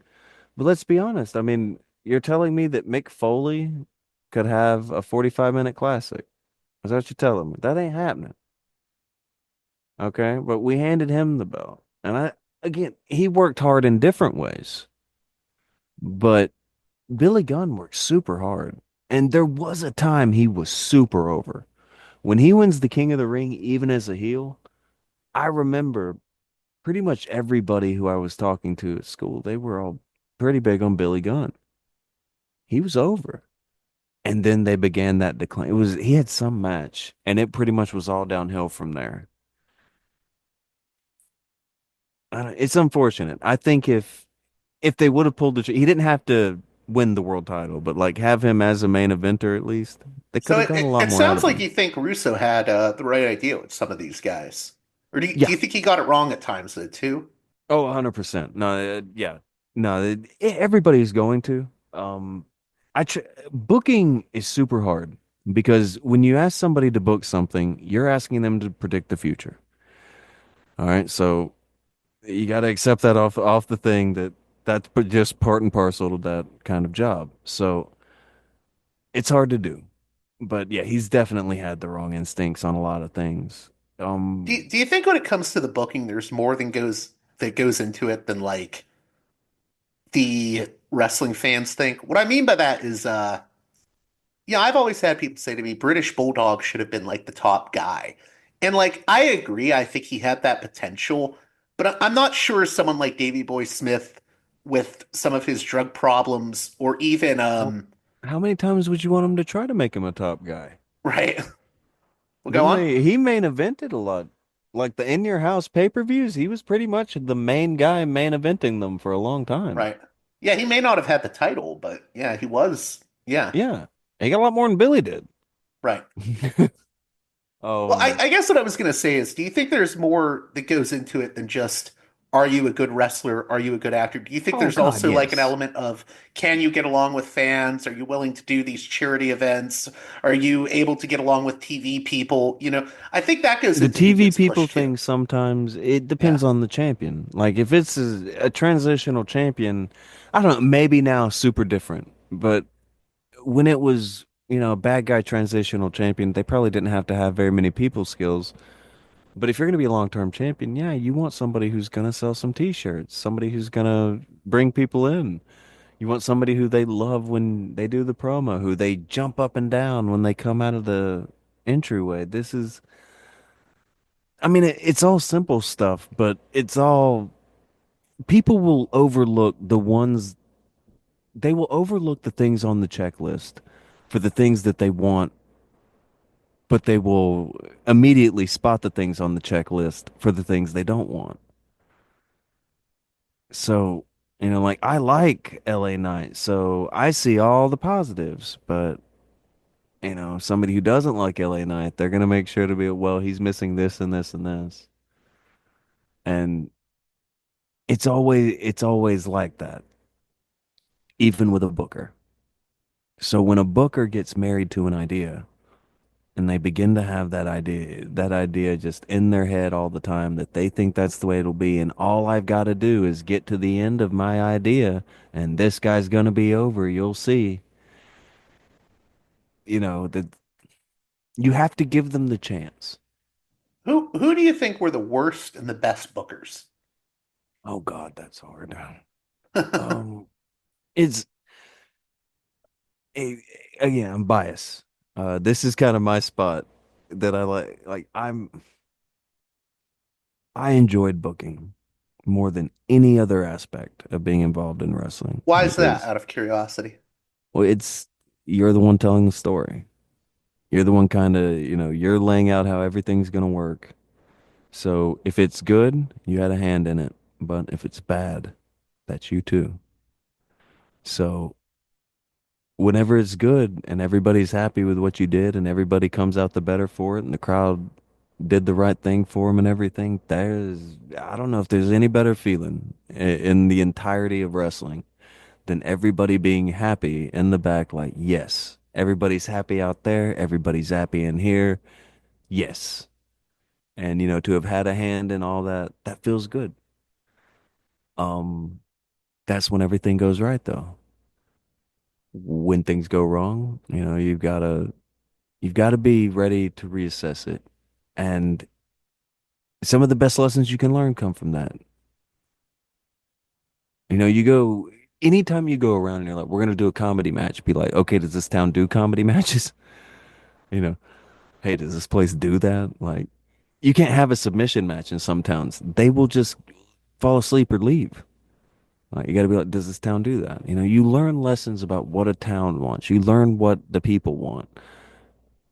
There's On an indie level, I try to discourage people from planning out their entire match because it's I know that's how they do it for TV pretty much in all the promotions now, but on an indie level, you want to get as close as you can with that crowd. And if that crowd is telling you, "Hey, do another this," give them one more. Or go to give them one more and let the guy reverse it and then keep going with what you were going to do.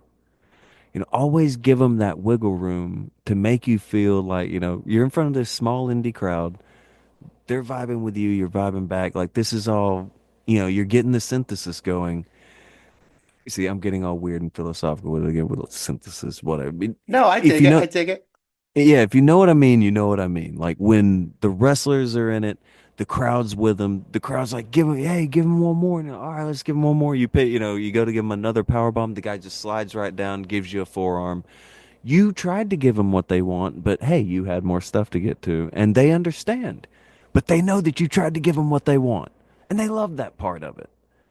It's not that hard. But that one little deviation, a lot of guys that could completely mess them up and they wouldn't do it. And it's little things like that that'll hold you back.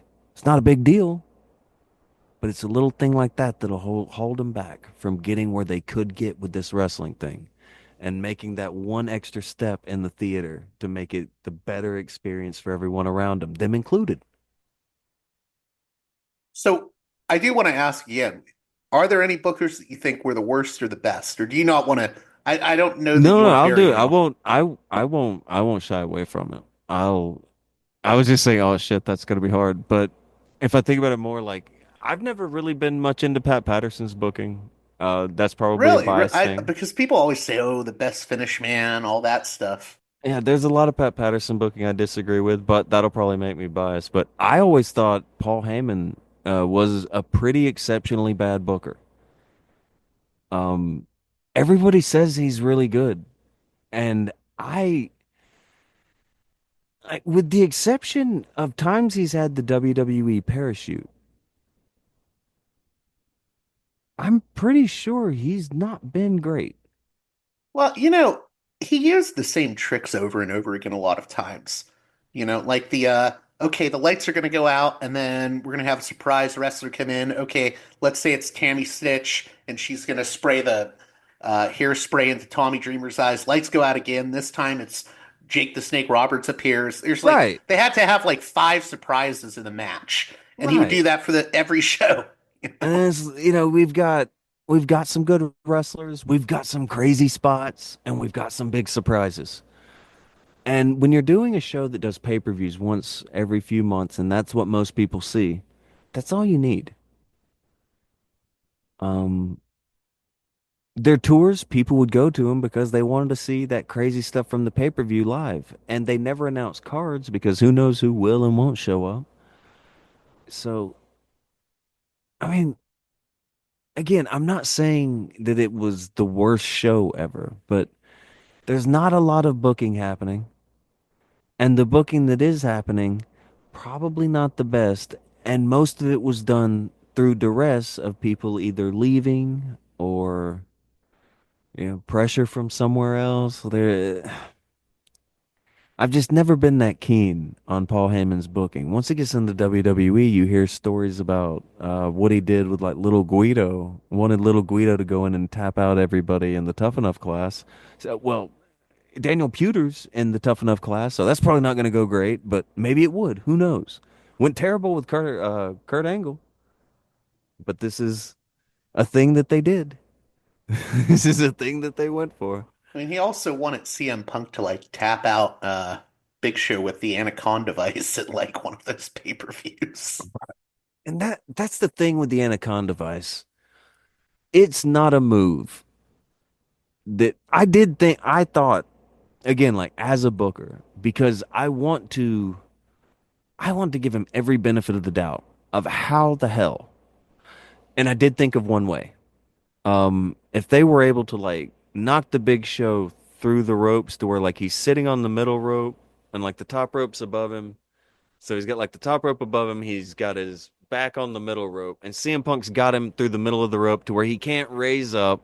He can't go to, like he's stuck. If they did it like that, maybe I don't know. Even then, it's a move where somebody that big can just grab you and toss you. It's There's no way around that. Use something different, maybe. You try to give it the benefit of the doubt. I get that Paul Heyman wanted to move things forward and wanted to try to make CM Punk a big star that night. But from everything I've heard, and this is like from Pritchard, and he wasn't meaning to say things like this, but he was saying because of how Paul Heyman would push things, people would just hate them because it was Paul's thing. He would get so annoying with it that people turned against it. And this is probably one of the things with Punk, where it's like, okay, can he go in and tap out Big Show? And that was probably it. That was like that was a wrap for that. Was there any bookers that you think excelled or that you think were underrated? Oh man, there's a lot of those. I mean, also I'll if you get go crap for this international, one, but because I'm not saying this era of no, go WCW ahead. was good, but I liked some of the things Johnny Laurinaitis and Terry Taylor were doing, particularly with Scott Steiner near the end of WCW. Scott Steiner's reign of terror was like a saving grace in a really crappy era. That was one of the wilder things to happen in WCW. It was a good idea. Scott Steiner got super over with that. That's And again, that's the thing where if you say like Johnny Ace, he never had any good idea, he never oversaw anything good. Not totally. There's a reason a lot of these guys got to stick around. They help people make a lot of money. In the case of who was the one we were talking about before, who excels and who is like an underrated one. You don't hear a lot of people talk about Gary Hart. Gary Hart did a lot of awesome stuff. Gary Hart was a pretty awesome He booker. was world class, right? Yes, sir. He did some other stuff after that. I think he did some work in Portland. I think he helped out with WCW a little. I might be wrong on the WCW one, but and like if we go international with bad bookers, of course, Ricky Choshu probably not a great booker. There are a lot of bookers all around the place that not too good. Onita probably not a great booker. Again, I can enjoy aspects of people, and I can admit that they're flawed in other ways. These You can be a great talent in the ring and have no business with the pen in your hand. Dusty Rhodes was pretty good at both. People talk shit about it, but he did Yeah, a lot people of good crap on stuff. the Dusty DQ finish all the time. Sure, and then they all watch it and do it all the time. I, Everybody does a dusty finish. Like, you lose in a video game and you pull the controller out or something like that, or you do a save scum on your most recent playthrough of a video game, but you don't like a dusty finish. Got it. I like it. It's I don't know. There are things like the dusty finish. It's a weird little window into the human nature there, where it's like you win but you don't win. It's the same thing that people do whenever they do that all the time in real life. Human beings always look for a way out of the real win. So the very last thing I wanted to ask you about was just the aesthetic of Grapplevision, because I first discovered you through I don't know which videos, but the ones I really liked were the Onita videos. And I love the opening with that like 80s sort of music. And then you have that subliminal flash of an image that is of James Woods in Videodrome. And then I just hear the narration and I'm like, wait, this sounds like Jesse Ventura. And I was Oh. wondering what informed the aesthetic for Grapplevision sort of mini documentaries. All right. So whenever it's partial.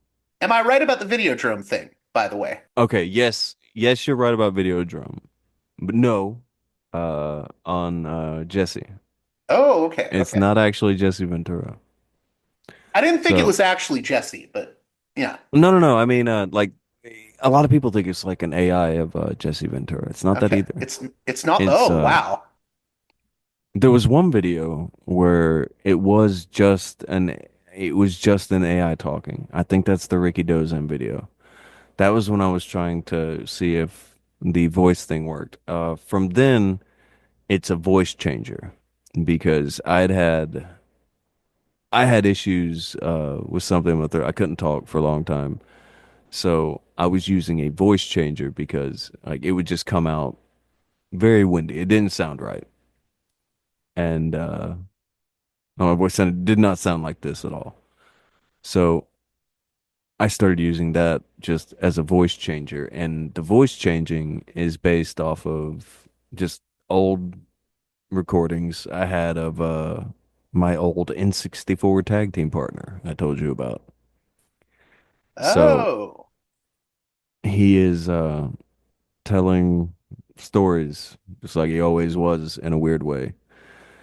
Um, the Videodrome kind of stuff and the VHS thing is incidental and also kind of by necessity. Kind of like, I mean, I guess the voice changing thing was by necessity at the time. Now people really like it. So I try to do at least one video every 4 or 5 using that. And like all of the bad people videos, I do it with that one. So I don't make anybody else sit there and read the awful things other people do. I just do it off the voice changer. Um, the Videodrome stuff at the time, whenever we start doing stuff, they like YouTube had a way different quality. None of the videos were really great quality you could upload. So trying to make it just seem like you're flipping between channels, stuff like that, and coming across different things on TV was an idea to make it some kind of viewing experience other than just clips because like the guy who does Botchamania, he was better at video editing than I am. I'm just some guy who was like I wrote articles about MMA and stuff before, and I'd done wrestling and I'd booked some wrestling and stuff, but I didn't know anything about like how to be a really good video editor. The guy I was doing the videos with, he knew some stuff, but he wasn't very great, and he was gone within like the first year or two. So actually, I don't even think he made it to yeah, it would be like a year and 2 or 3 months after we started doing things, and then he just kind of went away. Um, the video drone thing, It wasn't there in the very, very beginning, but a guy named Andy Rocketeer reached out to me, and he had helped by making these like intros and bumpers, and I still use them. He gave them to me in like 2015, and that's where like the Lex Luger one came from because I'd made videos about Lex Luger, and like they were all funny videos back then, just like it was goofy funny videos. Some videos had, informative stuff to them. It was a different channel to a degree, before it was completely ravaged by YouTube. It was, goofy funny wrestling videos and some darker stuff, I guess, some different stuff. It was a different thing. And he sent in, I think, 4 or 5 things. I've still got all the videos. I make sure to preserve them in case anything ever happens, and I can always have the intros and stuff. And someone made a song, and they let me use it, and I have that one still. It was, So I don't that know.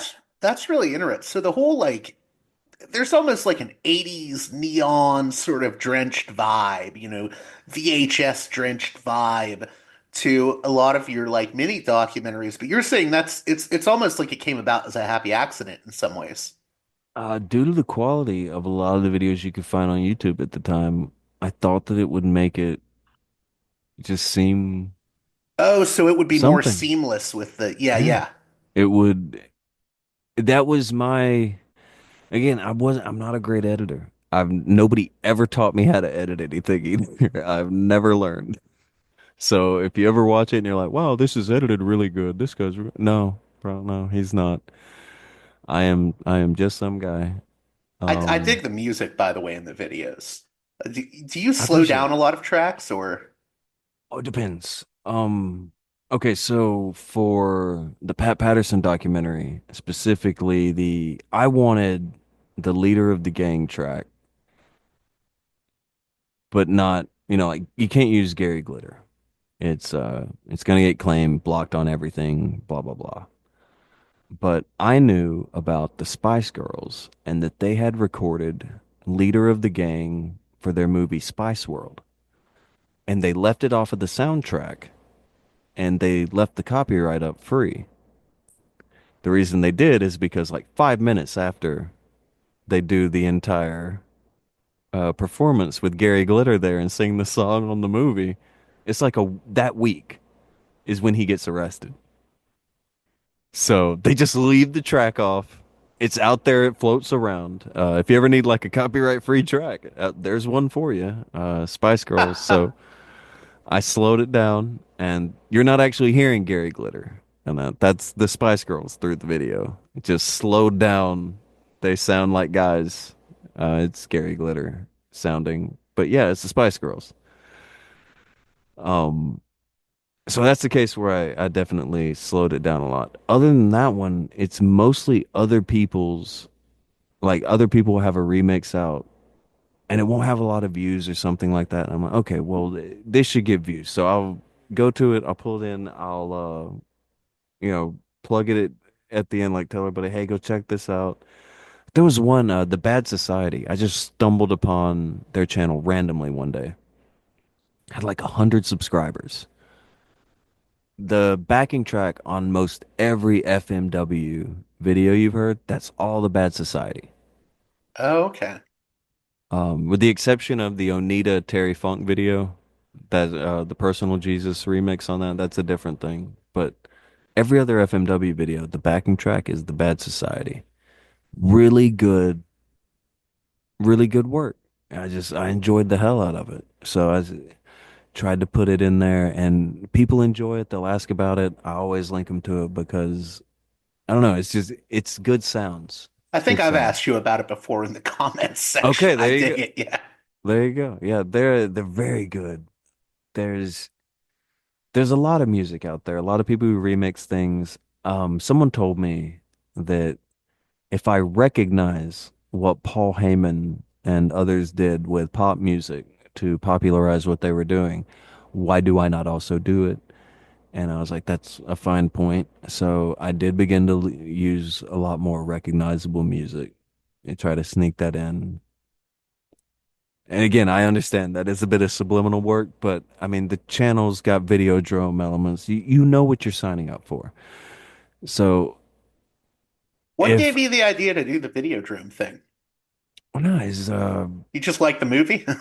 well, yeah, like the original avatar for the channel is just like an old They Live picture Oh, with they live Roddy rules. Piper. Yeah. Yeah, I had like the They Live Videodrome thing going on. Just I love that stuff. Old horror movies with practical effects.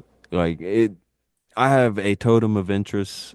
That one's on it. It's like Yeah, I grew the up on all those FMW. like especially 80s movies like like Fright Night, Night of the Demons, Yeah, 976 Evil, stuff like that. that's my stuff. I like a lot of the old ones. I'm not as up to date on a lot of the newer horror movies, but a lot of the old like VHS kind of I loved all that Yeah, stuff. the type of movies you're like browsing the rental store and you just see a Right. crazy ass VHS cover. You're like, I gotta see this. I love the idea of just anything that reminds me of walking around in a video store. I want to watch it. When people upload a YouTube movie and it's done in shitty VHS quality, like it's a shitty horror movie rip from an old tape that's got audio, like all kinds of tracking and all that. I'm there. I'm all over it. Like that's what I want. I No, want I it. used to collect like I don't know if you ever watched like late night TV in the 90s, but like I used to collect like bootleg DVDs of stuff like Joe Bob Briggs' Monster Vision and USA Up All Night with Rhonda Shear. All right. So USA Up All Night was the sneak away and watch and hope you don't get caught Right. because that girl just kept shaking her chest when I was younger, and I'd probably get in trouble for seeing that. But Monster Vision with Joe Bob Briggs, that was another jam for me and the grandpa. Uh, he was all about the monsters. Loved some Godzilla. The uncle too. Everybody was. I was very lucky. Um, my grandparents were super into pretty much everything I was into. They loved the monster movies. They loved the wrestling. I had people around me who were super into it, super supportive, and being able to like kind of share the interests. I don't know. I know there are a lot of people who didn't really have that element to it. So, Is that so? I know we've gone long, but is that what led you to? no, you're You've done good. some videos about like crossovers between sort of pop culture, B-movie stuff and wrestling. And the two I'm thinking of are like Ernest P. Worrell goes pro wrestling. And you did a whole video on and I did not know that she did some stuff with pro wrestling other than I think a WrestleMania spot. But Elvira, Cassandra Peterson, Um, one of the great horror hostesses. so the Elvira stuff, so my favorite because she's offbeat, but you're kind of right. It's all stuff from like I want to say like it's all nostalgia probably, but I love that stuff that reminds me of back when times were like that. Just, Elvira walked in and was canon. Yeah, You know, just that's dropping double entendres and whatnot. yeah. Elvira's cool. Like Elvira's just in wrestling now, so she's canon. And like everybody talks about the Chamber of Horrors, but they always leave out like Elvira's supposed to be the one who made it. That was the pay-per-view sold that Elvira made the Chamber of Horrors. So that's a thing. And then she had like the comic book where she wrestled a bunch of people in there. Oh, I actually have that comic book. It's an amazing comic, isn't Yeah. it? Oh, it's great. I love that shit. And you should get her to sign that. If you get a signed copy of that comic book, it'd be amazing. She'll sign it. I've heard pretty much nothing but good things about people who get to interact with her, so that's really cool. But we don't get those anymore. The people who jump into wrestling now who are celebrities, it's just kind of, okay, they're from music. Okay, they're from this. They're from this. When you think of someone like Elvira, like, what is she from? She's from almost everything. She was a thing. Like, sure, she hosted the late night show thing, but she Yeah, was but she in blew up. I mean, commercials. she literally had her own movie, Elvira, Mistress of the Yeah, Dark, she was just everything. She had songs, she had video games, she had movies, she had TV shows, she had everything. Um, Ernest was another. These people were just they were everything. They weren't the same as everyone else because again, it wasn't like Tom Cruise because Tom Cruise would show up as Tom Cruise. Ernest shows up as Ernest. Like, sure, Jim Varney would do some interviews, but where he came out as Jim Varney. But Ernest would show up very often as Ernest. Elvira showed up as Elvira. That's who they would put themselves out to be. And I always found that fascinating because, like, there are elements of entertainers outside of wrestling who keep kayfabe in the way that wrestlers did. So they would be able to play in the realm and kind of be in this weird shared universe with the wrestlers. I know that makes no sense. It may make some sense to some people, but like to me, these were people who were in the shared universe for wrestling because of the way that they behaved and kept kayfabe and things like that. And you had guys like Andy Kaufman who would come over and do a wrestling match. And so you're like, okay, so like, some of the movie people and commercial, they're all in this. We're all kind of in this together, blah, blah, blah. And I thought that was cool. I know a lot of people are like, oh, another non-wrestler getting to wrestle. I've never seen it that way. It's one of the few ways you get more wrestling fans.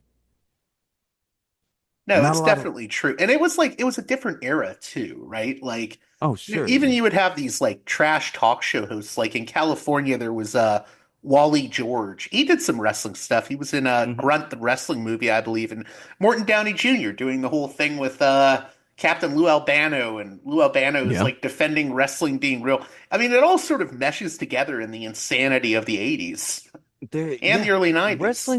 it was a much bigger part of the culture. Um, God, I don't know. You were saying you kind of became aware of it like early 2000s, right? Like that's kind of your spot. Um, I grew up on like I really got into wrestling. I grew up on it as a kid in the Okay. 90s.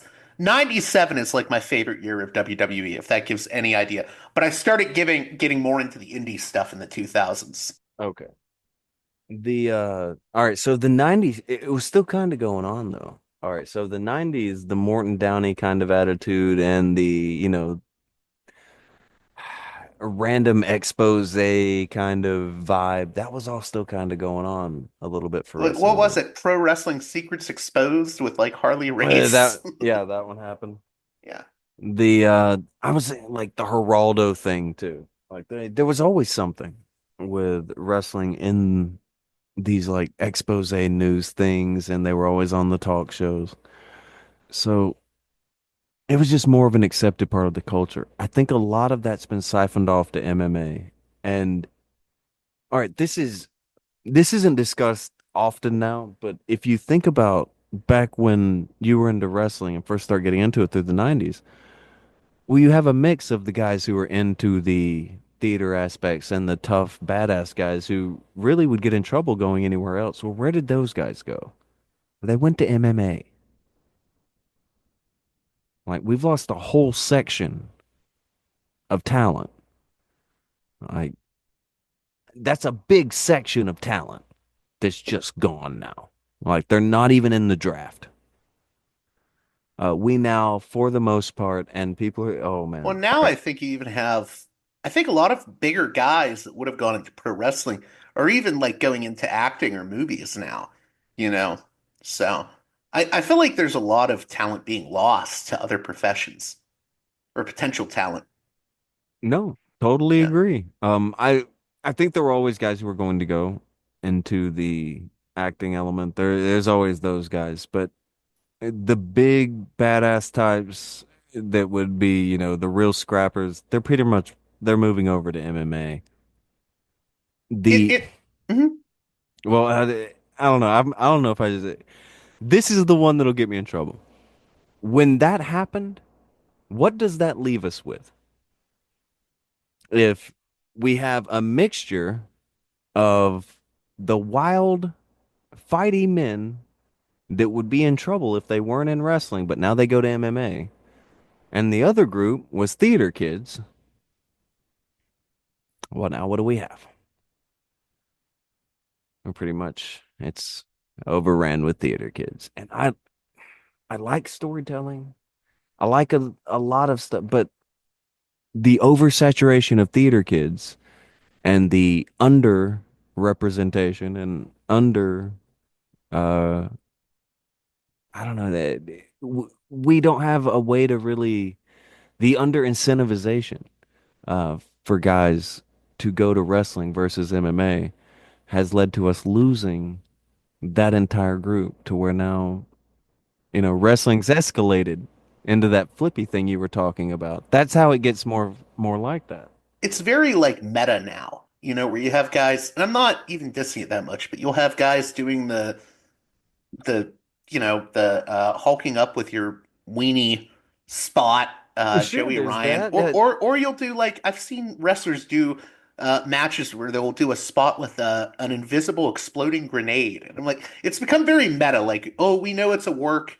Well, Even during COVID, they would do no contact you've got matches. to you got to Yeah, also think, what is society now? What is like right. all the comedy now is buried under so many layers of irony. Like that was I think I mentioned that in the like the Ernest video that we were talking.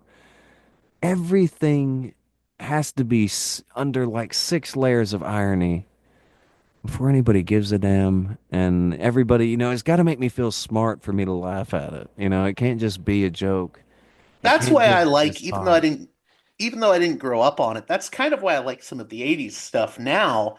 Because, I mean, this, in the 80s, you had like the Freebirds showing up in, the Highlander movie. And it wasn't just treated as a joke. Or you had a comedy movie like Body Slam with, Tanya Piper Roberts and Roddy and Piper. What's God, that? who was the other? It was Piper and the other guy. I love it. It was the summer school guy. He's in God, what is it now? He's in some TV show now. But I remember him from summer school with Kirstie Alley. Dirk Benedict? I think that's him. I don't Yeah, know. I I think may he need was to look it involved up. on, he was on the A Team as well. Yeah. Yeah, he was something, man. That But was it was like it was a comedy, but it wasn't like meta about everything, it was And good. yeah, I enjoyed that. Everybody always, well, there was no good wrestling. That was a good one. I don't think Ready to Rumble is that bad. I don't think it's amazing. I'm not saying give it an Oscar. It's fine. It's a wrestling movie. What is the problem with just having a goofy ass wrestling movie? Wrestling fans always want this deep. We gotta have the they wrestler. wanted to be the The wrestler by That's Aronofsky. the worst wrestling movie to me. It's just the worst. It's all right. The story. I'm not saying that's not true. I'm not saying that doesn't happen. But okay, you didn't even give us the finish. You made a pro wrestling movie that didn't have a finish. That's insane. How does that fly? You ever? Yeah, I gotta ask, have you ever seen? It's a very obscure documentary. It's not actually. It's a kayfabe documentary. In other words, it's a mockumentary. But it's from the 1980s called "I Like to Hurt People." Oh And yeah, you yeah. would think it would be about Ox Baker, but instead it's about the Sheik, and it, Hmm. it completely kayfabes everything. And it's a Yes. bunch of wrestlers teaming up to try to shut down the Sheik and push him out of the territory. And it's like Yes, one of the that's good most stuff. insane, ridiculous movies I've ever seen. But I love it. It's complete camp, but it's so No, it's great. enjoyable. Yeah. There is a lot of that. All right, so there is an entire section of wrestling media, like little wrestling movies, things like that, and that's one of them. That's really. There's also a wrestler made by the AWA has Vern Gagne in it forever ago. Yeah, and Um, yeah. I think it's just called The Wrestler with yep. Ed Asner. Yes, sir. Yeah. Yeah. Um, there's God, what was the other one? This I don't know. Have you ever heard of a movie called Kayfabe? Just Kayfabe the movie. No, no, I don't Okay, think so. so this is made in the early 2000s, and there was a wrestler that just had it. He had it, and he burned it off on a disc, and he said, "Hey, you can take it. It's just a movie that I watched. I thought it was funny, haha." So I take it, and it's just a comedy film I think it's just called Kayfabe the movie.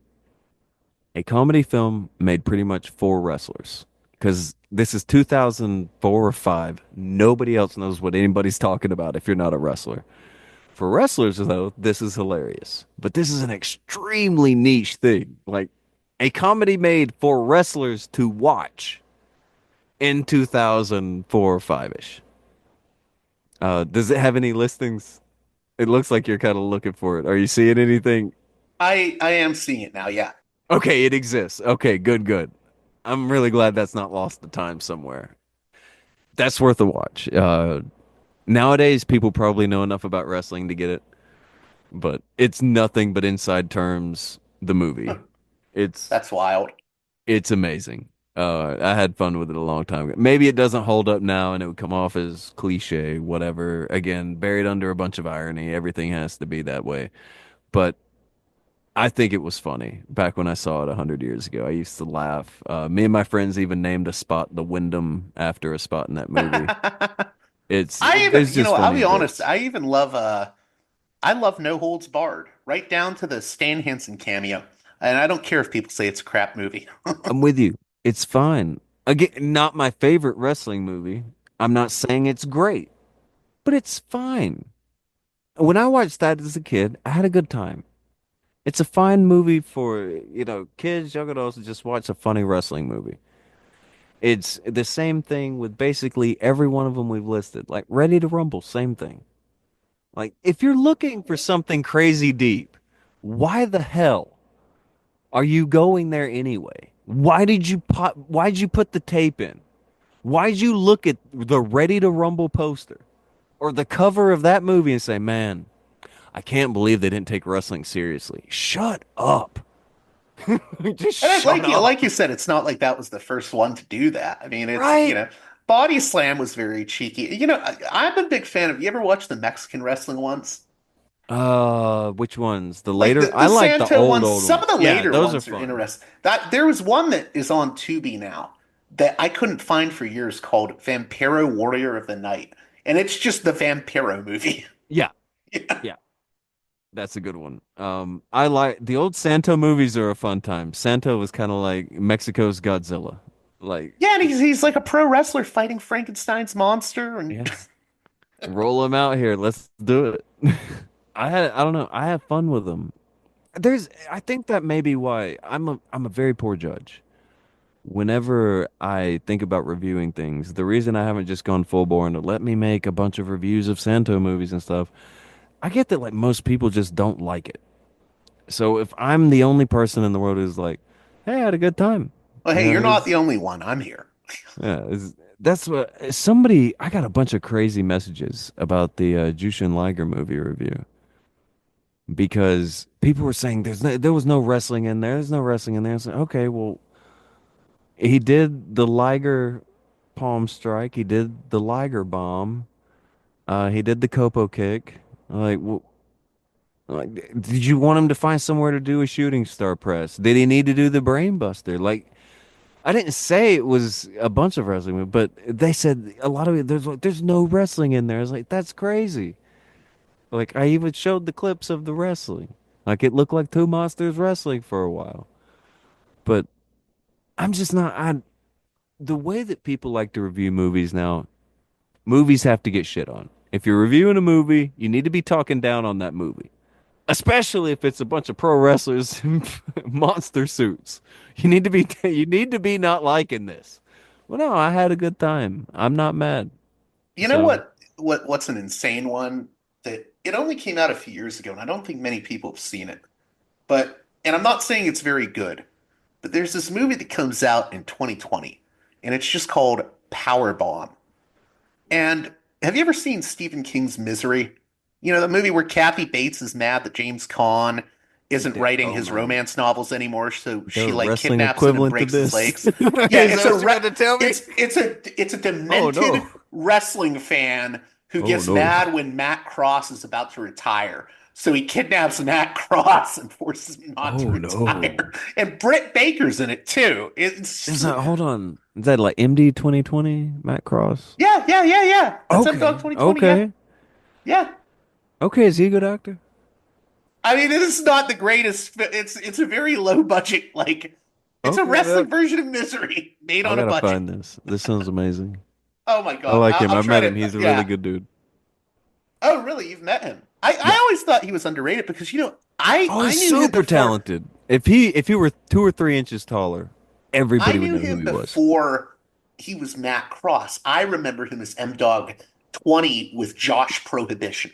Hmm. You know? Josh Prohibition is one that I'm shocked. Just nobody Yeah. like Josh Prohibition. He was a name that was rising, rising, rising, disappeared. Just he What was do you think everywhere, that? then nowhere. Why do you think that is? Like, why do these guys disappear at times? Is it just they get mind fucked out of the business because of all the craziness, or just some can't There's a take it? Yeah, bunch of reasons. A bunch of yeah. reasons.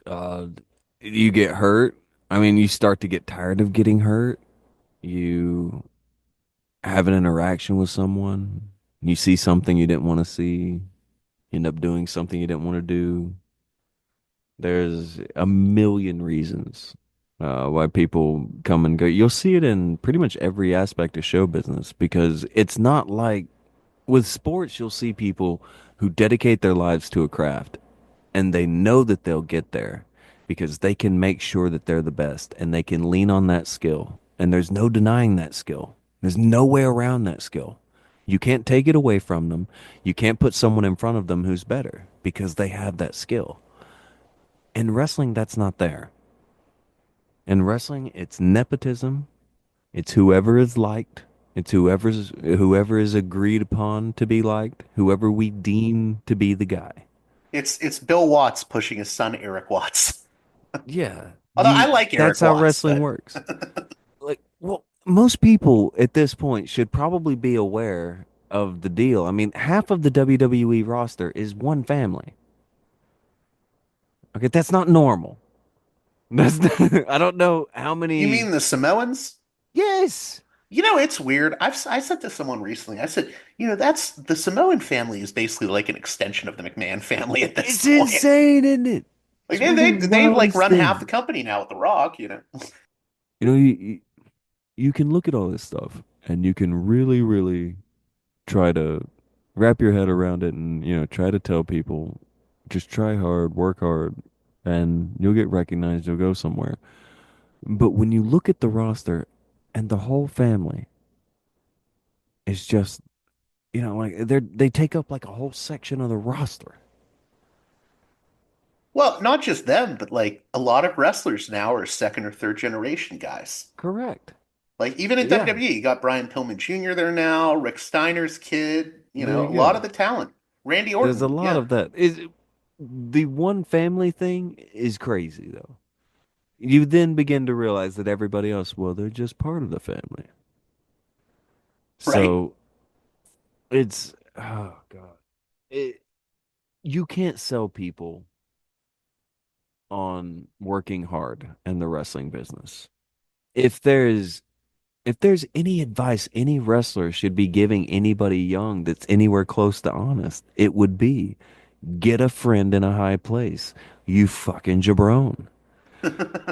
That's the only thing they should be saying. That's the only thing that Yeah. matters, especially now. There's no other way. Do you since we were talking about M Dog 20, do you remember when he was on Tough Enough and they just Yes. buried him? And I was thinking to myself, this is like the most experienced guy there. And they're burying him. What the So fuck? they bury him, and then they give the Godfather's brother, who's 40 years old and can't wrestle, they give him a pass and a character to where he won't have to wrestle. That was the Boogeyman, by the way. I was wondering who you were talking about. Is he talking about the Boogeyman? Is he so Yeah. he's related to Charles Wright? Yeah, that's his brother. I didn't know that. Go ahead, Damn. check me. Fact check me. I don't mind. Holy crap. That's the thing. Like, I put up my videos. I'm like, go ahead, fact check me. Give me hell in the Wow. comments if I get it wrong. And if people do, then I'm like, Yeah, oh, you're right. okay. Marty Wright. Yeah. Yeah, Wow. yeah. I did It's not know always good to that. get checked. That's wild. I, for the most part, I remember all this stuff from memory from just, I followed wrestling so much. It was wrestling and UFC. My stepdad took me to UFCs. and we had a really good time with those. It was What back when did like what UFC's in era of auditoriums, UFC shitty auditorium UFC. was? Like, I guess what I'm asking um, was, is this like the period where no, it's? Bass Rutten versus Kevin Redelman. Oh, okay, yeah, yeah, yeah. Okay, so we're there for that in a very crappy auditorium in Alabama. And yeah, that was a great time. Early But UFC is weird as hell to watch very, because it's like it's not you don't have the hybrid fighters at that point. You have like all the different styles competing against each other, you know? yeah. Yeah. It was that's what I like. I don't really enjoy it anymore. Um I know that a lot of it's a bigger sport now than ever, and I know that more people are into it. I get that. I'm glad for it. I'm glad it made it to where it got to. But I love that Keith Hackney, Vanderlei Silva, Bass Rutten, like that's my era. I love it. Jens Pulver, all those guys from that early UFC, like one through hell. Let's go. Even 100, like even at like 100, it was still pretty good. But by the time we get to 200, it's everything's very It's a whole samey. different thing. Yeah. Nobody is nobody has their own discipline anymore. It's everybody's a mixed martial artist. That's they're trained to be mixed martial artists now. And again, that's fine. And I'm glad those guys are making a living. I'm not mad at anybody making a living. I'm not mad at any of this. I'm not mad it got big and like I'm gatekeeping and it's Right. not that. It's just it was a different sport before. It was real life Mortal Kombat Street Fighter kind of nonsense. You got the karate guy and the sumo wrestler kind of stuff. Yeah, you're That's gonna have like fun. Dan Severn versus sumo wrestler, Right. kickboxer versus sumo. Yeah, it's a fun time. Just get together with some friends. Let's watch a tournament. That was the other thing. It'd be a tournament between a bunch of different fighting styles, and it was a good time. The super fights come along. That's still a good time. Not as fun as the tournaments, but everybody eventually we forgive it. We go along with that and we enjoy it because it's still fun. UFC was just they were fun. Do you like the I've always enjoyed the like Japanese MMA because it's like some of the stuff they do in Japan is just a giant spectacle. Some Where of you're it. having like Bob Sapp versus another like it's like King Kong versus Godzilla. Yeah. And then like I've seen Japanese MMA shows where they'll have like a 7 foot tall woman against a 5'6" woman. And I'm like, what the fuck am I Okay. watching? She wasn't quite 7 foot tall. You're talking about Gabby Garcia. She's Yes. like six. She's big. I've been in the room with Gabby Garcia. That's a big Really? lady. Yeah, that's a big lady. When I used to cover MMA, she was at a grappling event I went to. That's a very tall lady. She's she's at least as big as Brock. Wow. Maybe like tall. I'm not saying 275 pounds. I'm not saying that, but like at least like height wise, I feel like she's like 6'3", 4'5", man. She's a big one. Look at Gabby Garcia. You may be able to pull her up. She's a judo and jujitsu practitioner. She's a big lady. I'm not saying disrespectfully. I'm saying as in like she is a large female, just a big one. Very scary. Oh yeah, huge. But yeah, some of the MMA stuff in Japan is just what I Did they remember say there how was tall she was? I gotta know. let me see here. I'm not finding a height right now. I think Oh it my says goodness. 6'2". 6'2". Man, maybe. But I remember when Ryzen started, which was supposed to be like a new sort of Pride FC type thing. And they just opened like the first show with the founder of the company banging a gong multiple times while dressed up in like war Oh, dude, Ryzen outfits. rules. Oh yeah, Ryzen Ryzen rules. was great. They had a good plan when they first opened up, but they if they had a bigger talent pool, they would do better. My favorite promotion for MMA. Have you ever heard of Strike Force? Yes, yeah, I have. I love Strike Force. Scott Coker, in my opinion, probably one of the best guys in MMA matchmaking. Not every single match is going to be a slam dunk, but he put together some really great fights during the Strike Force era of MMA. Made Kung Lee pretty big name. The Frank Shamrock fights were great. Since you like Strike Force, are you a Mhm. Fedor fan or not a Fedor fan?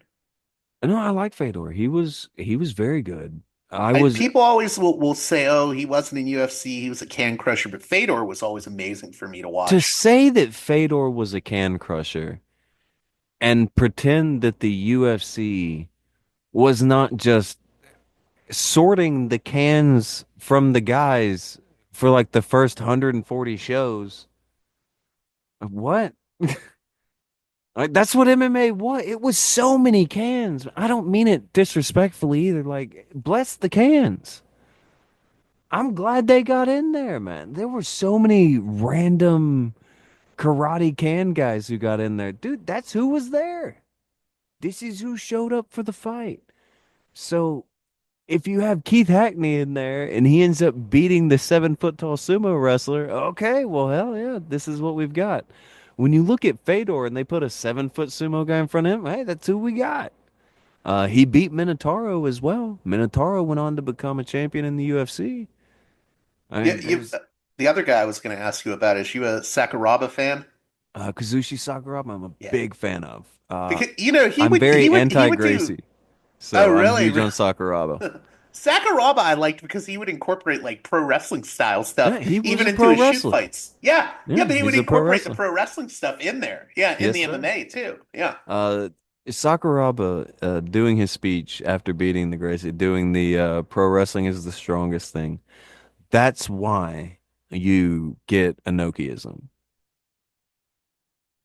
Like Sakuraba showing that, that the By Enochi style Enochiism, is you still mean a when thing. Enochi was trying to like do like When he shoot wanted more fighters pro versus wrestlers to get wins over right, fighters. right. Uh, if we boil it down to everything, that's pretty much what people mean when they mean Enochiism. They mean Enochi trying to get wrestlers to beat up fighters. Some What do you could. think it is that sets the Japanese style apart from the MMA style in the US? The way people care about it, what it means to them. It's different. In in the States, everything it's very popular to just shit on everything. Everything here, you like it ironically. The videos we upload about things, I mean, most wrestling content you see week by week is just here's what sucked today, right? Like that's the content. It's not really, I mean, of course, some people are going to do that, but for the most part, that's not how they view things in Japan. They'll say when they don't like something, they'll back away from things and stop watching it, of course. I'm not saying that they love everything, but they're more respectful of the people who do wrestling. It's just a more respectful culture. So why aren't you a Gracie fan out of curiosity?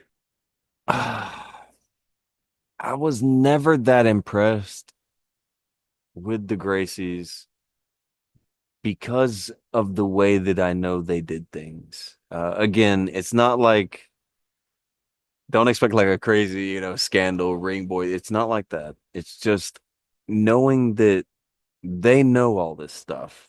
They set up the rules for UFC. You know, they've got a high skill level and they would put themselves in with the matchmaking to be in there with people who maybe don't have the highest skill level.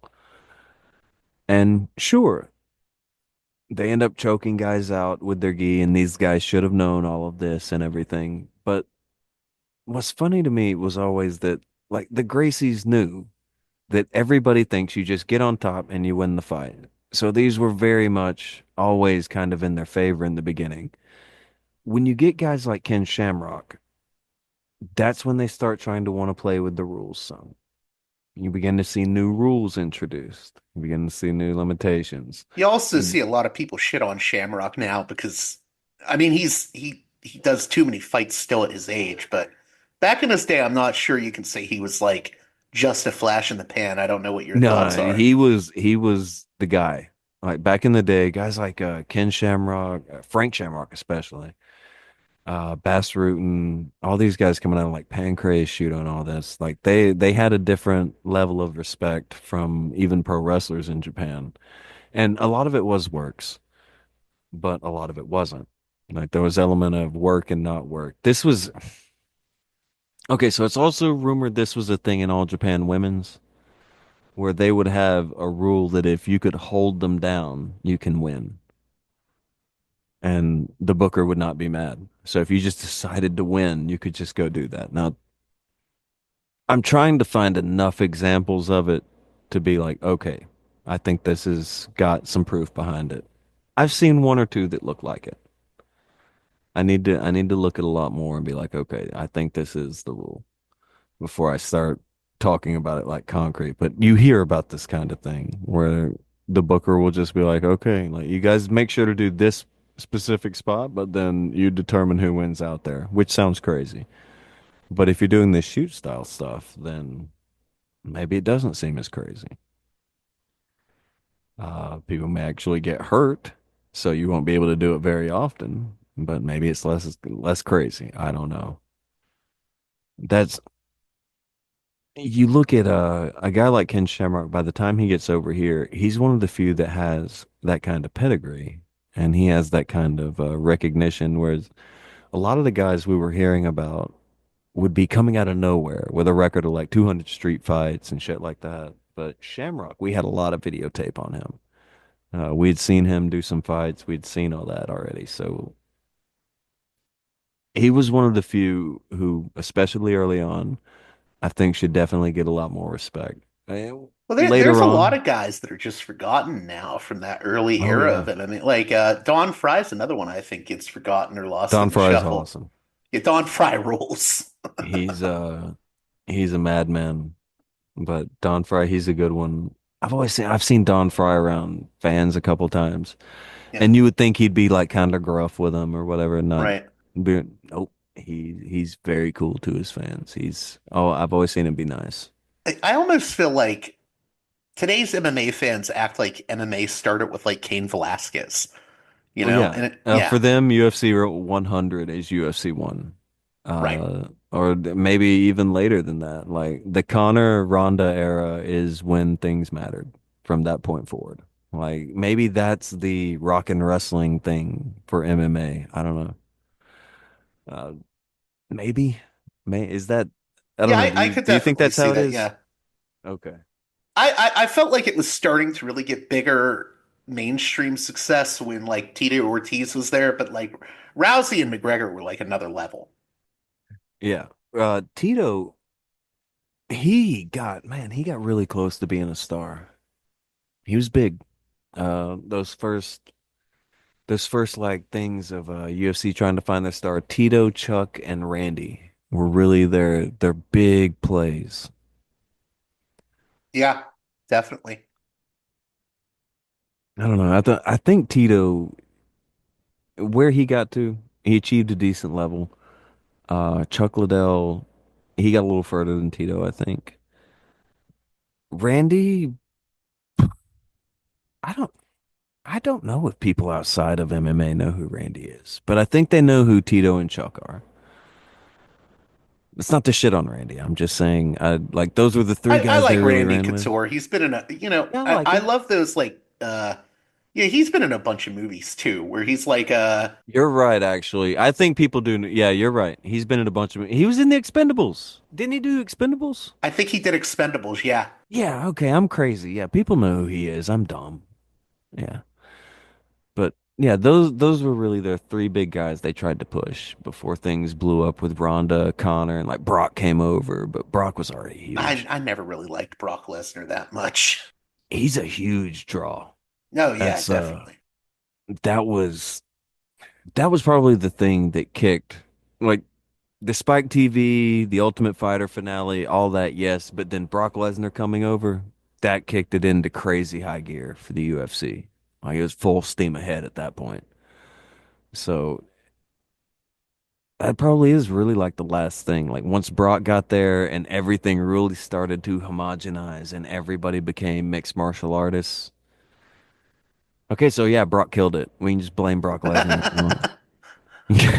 Well, hey, last thing here, and I promise to let you go after this because No, I we've don't almost mind. gone 4 hours. But Oh wow. I got I've I got to enjoyed it. ask you. I've got to ask you about this. So your channel focuses on some really, well, I don't even want to say really obscure at all times because I know some of the stories, but I think they would be obscure to a lot of wrestling fans. You're covering like the Union Hill screw job of Steve Blackman and, stuff like that. Whereas so many wrestling channels, and I'm not going to name names or bury them, but so many wrestling channels, like I said at the top of this conversation, will just be like, the Montreal Screwjob, the true story. And it's like, there's 500 videos about the Montreal Screwjob. There's 500 videos about the death of WCW. Even stuff like the Raven crucifixion angle in ECW. And it's like, I've heard these stories 1,000,001 times. And I Are feel you like you go sure out you of want to your make another one? what's that? Are you sure you want to make Right? another one? Well, I mean, those videos I'm sure get clicks. But it's like Yeah. you seem to very deliberately go after the stories that are undercovered, and I wanted to talk about that because it seems like a deliberate choice on your part. Yes, definitely deliberate. Um, on one hand, it's not a like you were saying, you didn't it's not about the people who make it, but have I have almost a disdain for that entire type of content, and probably the type of content I make now, I don't really it's not stuff that I would watch or that I would like. I mean, like the subjects are, but it's because I know there's stuff out there that people will watch, and it's all very samey. They're going over the same things, talking about the same things. And if there's, like you said, 200 videos about the Montreal screw job, and why can't I try to make one that is digestible in a fashion that will tell a story that nobody really, let's talk about William Regal getting messed up and going to hang out with Don Fry and then trying to beat up the lead singer of Quiet Riot. That was one. That's Uh insane. yeah, that was the video. I That's a didn't say. sentence you wouldn't think exists in Yeah, history, but does. exactly. See, that's all in the same 24-hour period is the Goldberg thing. Like this all happens within like a day. So let's tell that story. That's a wild story. Um, People hear it, they're happy with it, cool stuff. And I'm like, all right, let's tell something more. Like, there's a bunch of videos when people wouldn't have bothered me when Daphne passed away. Everybody told the same story. She got hurt in TNA, guys, and it's like, okay, like there was a lot more. Like no one talks about this, but she had done live streams for years on YouTube. Do you know why nobody talks about them? See, I could get dark. I don't want to get too dark, Do, but do you want there's a to do you want reason. to go forward? I mean, I know stuff about the Daphne story that doesn't get talked about that Yeah, kind of bothers me. Yeah. there's a reason people don't talk about those live streams that she was doing on YouTube for like years. It was because they weren't there for those live streams she was doing. Like, there's people treat you different when you get a little older, and begin to look a little different and all that. People will treat you a little different. And there was a Hall of Fame ceremony in, I think, Oxford. It's either Oxford. No, I'm pretty sure it was in Alabama in a place like they had like a big civic center in either Oxford or maybe it was in Jasper. I can't remember, but she had a Hall of Fame ceremony. Arn Anderson was there. It's like the last time I saw her, and like everybody there was nice. She was super nice, but she wouldn't be around for too much longer after that. So you And met Daphne. yeah, you, a lot of people probably never heard her talk, but she super Southern accent. she was all around the South. And like once she wasn't doing like the big indie circuit anymore and wasn't on TNA, she did little things in the South. And she had I don't know if she did anything after the Hall of Fame thing there. It was just like a Southern Hall of Fame thing where they were inducting her. Um, wasn't huge or anything. It was big. Like it had a good few hundred people there and stuff, but it was it was one of those weird things where it was like you people stop once they don't think they can have much use out of these wrestlers anymore. Once these wrestlers begin to get too hurt, that it becomes maybe a problem for wrestling to show them to people. One example that will always bother me, Bobby the Brain Heenan never got invited to anything for his last few years. Is anybody curious about why? Not really. They never ask. If you're ever curious about why, it's because they found him hard to look at. That's a real thing. A lot of Yeah, I places. know Daphne had gained a lot of weight. She looked like a different person by the end of her life. Yeah. Daphne, she gained a lot of weight by the time, God, it was like 2 or 3 years before she passed away. She gained some weight. Bobby Heenan, they had to remove his lower jaw. And so he was uncomfortable to look at. So they wouldn't invite him to things.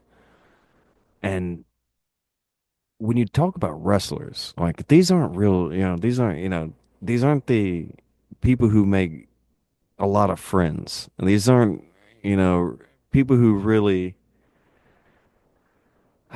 I don't know. Wrestlers are so isolated. For them to be exiled over their crime being giving too much, and now they don't have anything left, and now they're exiled. It's the worst. So when you get to cases like, Daphne, she's too hurt. She can't really give anything back to wrestling anymore now, so she doesn't get very many calls. Or you get to Bobby Heenan, who was there forever and did all this other stuff. And yeah, people have many opinions on Heenan, and I won't say that any opinion is invalid, but I do find it really fucked up that regardless of whatever your opinion is on him, everyone always overlooked everything he said and did. If you think that they are bad or he said something bad, well, they all overlooked that right up until he was hard to look at. That's when he wasn't useful anymore. And that kind of stuff is, I know that we talked about a bunch of other grody things in wrestling, but that's one of the ones that really stings. And You know, a lot of I, wrestlers are treated as expendable, you know. yeah, they, it's not a lot of wrestlers. I promise you, every wrestler. Maybe not now. Maybe not the new era. Maybe things are very different now. But there's a very specific reason why these companies won't insure them. It's just, you shouldn't be allowed to have a giant conglomerate wrestling company and not be insuring the wrestlers. That should be kind of a given because you're not going to let, I don't know, you're not going to let pretty much any other kind of big conglomerate not have insurance for their employees, but they're like, oh, they're not employees. That's a whole other thing. But it's crazy to think like these are a bunch of people with no insurance, and then we have a bunch of fans who judge them for getting hooked on painkillers whenever they have to come out of pocket for them. Anyway, it's so bad. It's it's a group of people who are not friend nor foul. They can do no right. For every bit of wrong they do, they're still having to answer for things they did that weren't that wrong. And again, I promise, I call out wrestlers when they do very wrong stuff. But again, this is one of those things where it's wrestlers get a lot of shit from the fan base without the fan base taking in much account of just how disposable a human being has to accept that they are to be a wrestler. Like you have to accept, I'm gonna go in here and start messing up my back and messing up my neck and getting some concussions, and I'm gonna go do all this and probably never make a penny. Right, So right. That when I like the ear video on Daphne. That was the Daphne and Lioness video, right? yeah, it was almost a different video. Right. Yeah, it was almost kind of like what I just ranted on for a few minutes. It was almost that, but I didn't do that, and I remembered a nice story, and I thought that was more fitting, and that was the right thing to do.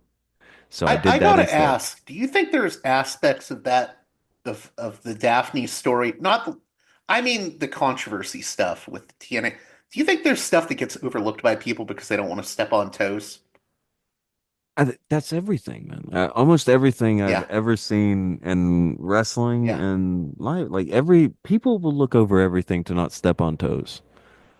Even like the video I talked about with like the video game modding for the WWE games, that's all happening because people don't want to step on toes. They had a registered sex offender working on the thing. They don't want to talk about it, don't want to step on toes. Want to make sure we still get our mods. That's how people are. The thing that always stuck out to me about the Daphne controversy was people always forget to mention, and she said this in an interview. I will have to find the interview, but I have it logged somewhere. Hmm. That Mick Foley was like encouraging her to do it. It would be very memorable. But every time I see a video about the controversy, they do not mention that People don't like to talk about that. One or two people because have talked about it. it doesn't necessarily reflect well on Foley, who everyone loves, but Right. yeah. That's again, I know the interview you're talking about and I have seen it. She's sitting on a couch wearing a black tank top. I can't remember who did the interview. Maybe it was High Spots, but I've seen that interview. I was again, I was gonna make a very different video before I held my horses and was like, this is again, I don't want to make the videos that a lot of other people make where somebody dies. So this is my opportunity to hop up on a soapbox and start talking about how shitty people were about it. Or I'm not doing that. It's I'll be easy. honest that her death hit me pretty hard because I was like the kid that had a crush on Daphne because she was the goth girl. A But bunch of people did. Everybody liked Daphne. Like, I don't know. I can't think of anybody who was ever anywhere around her and was like, you know that bitch Daphne? Like, nobody thought that. She was, everybody thought Daphne was cool. Everybody liked her. I don't think you hear anybody say anything negative about her. and It's, that's why your video was nice because it was kind of a nice story rather than the that's the just thing. yeah. That was the thing. Like, I wasn't making the video everyone else was making anyway, but I was still gonna make a video that, like, very quickly, I was like, I'm not doing it. That's dumb. I'm not. And it's not like a sanctimonious thing where it's like, this is not my place to do this, but it's not my place to be like, this person, this happened, and maybe people should think about dot dot dot. No, it's not my place to tell people what they should think. It's tell a good story, tell a good deed she did. Tell, try to show something nice about her life. Do that and kind of do that angle. It was almost negative. I was Right. I don't know. It's easy to do that. And there have been two or three videos that were almost made that were like, yeah, I'm not gonna do that. So The one that was that one. really surprised me was the Daniel Pewter Kurt Angle conspiracy. And for people that don't know, Daniel Pewter was a Tough Enough contestant. So that was the show where they would decide, oh, one of these guys is going to become a wrestler, and we'll decide with these judges and train them and all this. And they did a shoot match as part of this where, Daniel Pewter put Kurt Angle Well, into, you gloss over that a little. Well, I don't want to say gloss over it. I'm gonna let you finish. Go ahead. well, so Daniel Pewter ends up putting Kurt Angle into a Kimura lock, and he could have broke his arm, and WWE has to like scramble, and the referee has to act like he was pinned. And I've seen a million videos on this, but your video covered aspects of it that I've never seen covered in other videos. I wanted to talk about that because it was one of the more well-known stories that you've covered, but you covered it with much more detail than other folks did, and you didn't leave out aspects. Well, okay. Well, which bits had you heard before? And I'll kind of try to. help you out with the bits that you might not. And I had I'll kind just of tell you where I heard pulled it from. that WWE had to scramble because he put Angle in the Kimura lock, and we had to act like he got pinned, and this is why Daniel Puder didn't have a good WWE run, etc. So, Um, what happened on camera? well, he put him in About the. Okay, go no, on. no. I mean, that's what you knew, or is that Yeah. what you're saying? Like you knew about what had went down on the camera? Yes, I didn't know about the stuff with the eating pasta beforehand and all this other weird stuff that Pritchard has talked about. Oh yeah, this was a whole thing. So, like you said, the tough enough thing is a big contest. And what's wild here is like none of these guys are guaranteed anything. These are just guys in here, and you get a prize, you get a contract. Daniel Puder is an actual shoot fighter, and this is right when UFC is getting popular. So, big tip off. Most of the boys in the back don't like Daniel Puder before he ever showed up. Okay, so right now WWE talk about how they might be losing people to UFC and da da da da a lot. Or I don't know if WWE. I don't need to say WWE says it, but the consensus is that WWE is losing people to the UFC. So nobody's liking him. Daniel Puder is he's the front runner. Everybody's looking at this guy. He's cut up. He's in great shape. He's a shoot fighter. He looks like who they're all going to vote for. The idea that, and again, ideas are floated weekly. Like you're not told at the beginning of the competition what you're going to do every week. The idea is being floated weekly. And in one of these meetings, they're sitting down and talking. And Paul Heyman, you know, the renowned awesome booker everyone talks about, who has remarkably awesome ideas. And man, we should put him in charge of everything. That guy. He has the idea to have somebody just go into the ring and have shoot matches with the wrestlers. Put them in their place. His suggestion, Little Guido. If you're not familiar, it's Guido Maritano. What is his real name? It's something Maritano. He went by Is it Guido Tom Maritano and Little Maritano Guido. or Is it? I know that Tony Mamaluke was one, but I don't know if he was also Tommy. But if you look up Little Guido from WCW it's James or Maritano? ECW, James Maritano. There you go. I knew that Maritano was the thing, but very good wrestler, like legit. If you want to see a little guy who didn't really do a lot of flying and was just a really good wrestler, that's the guy. He's really good.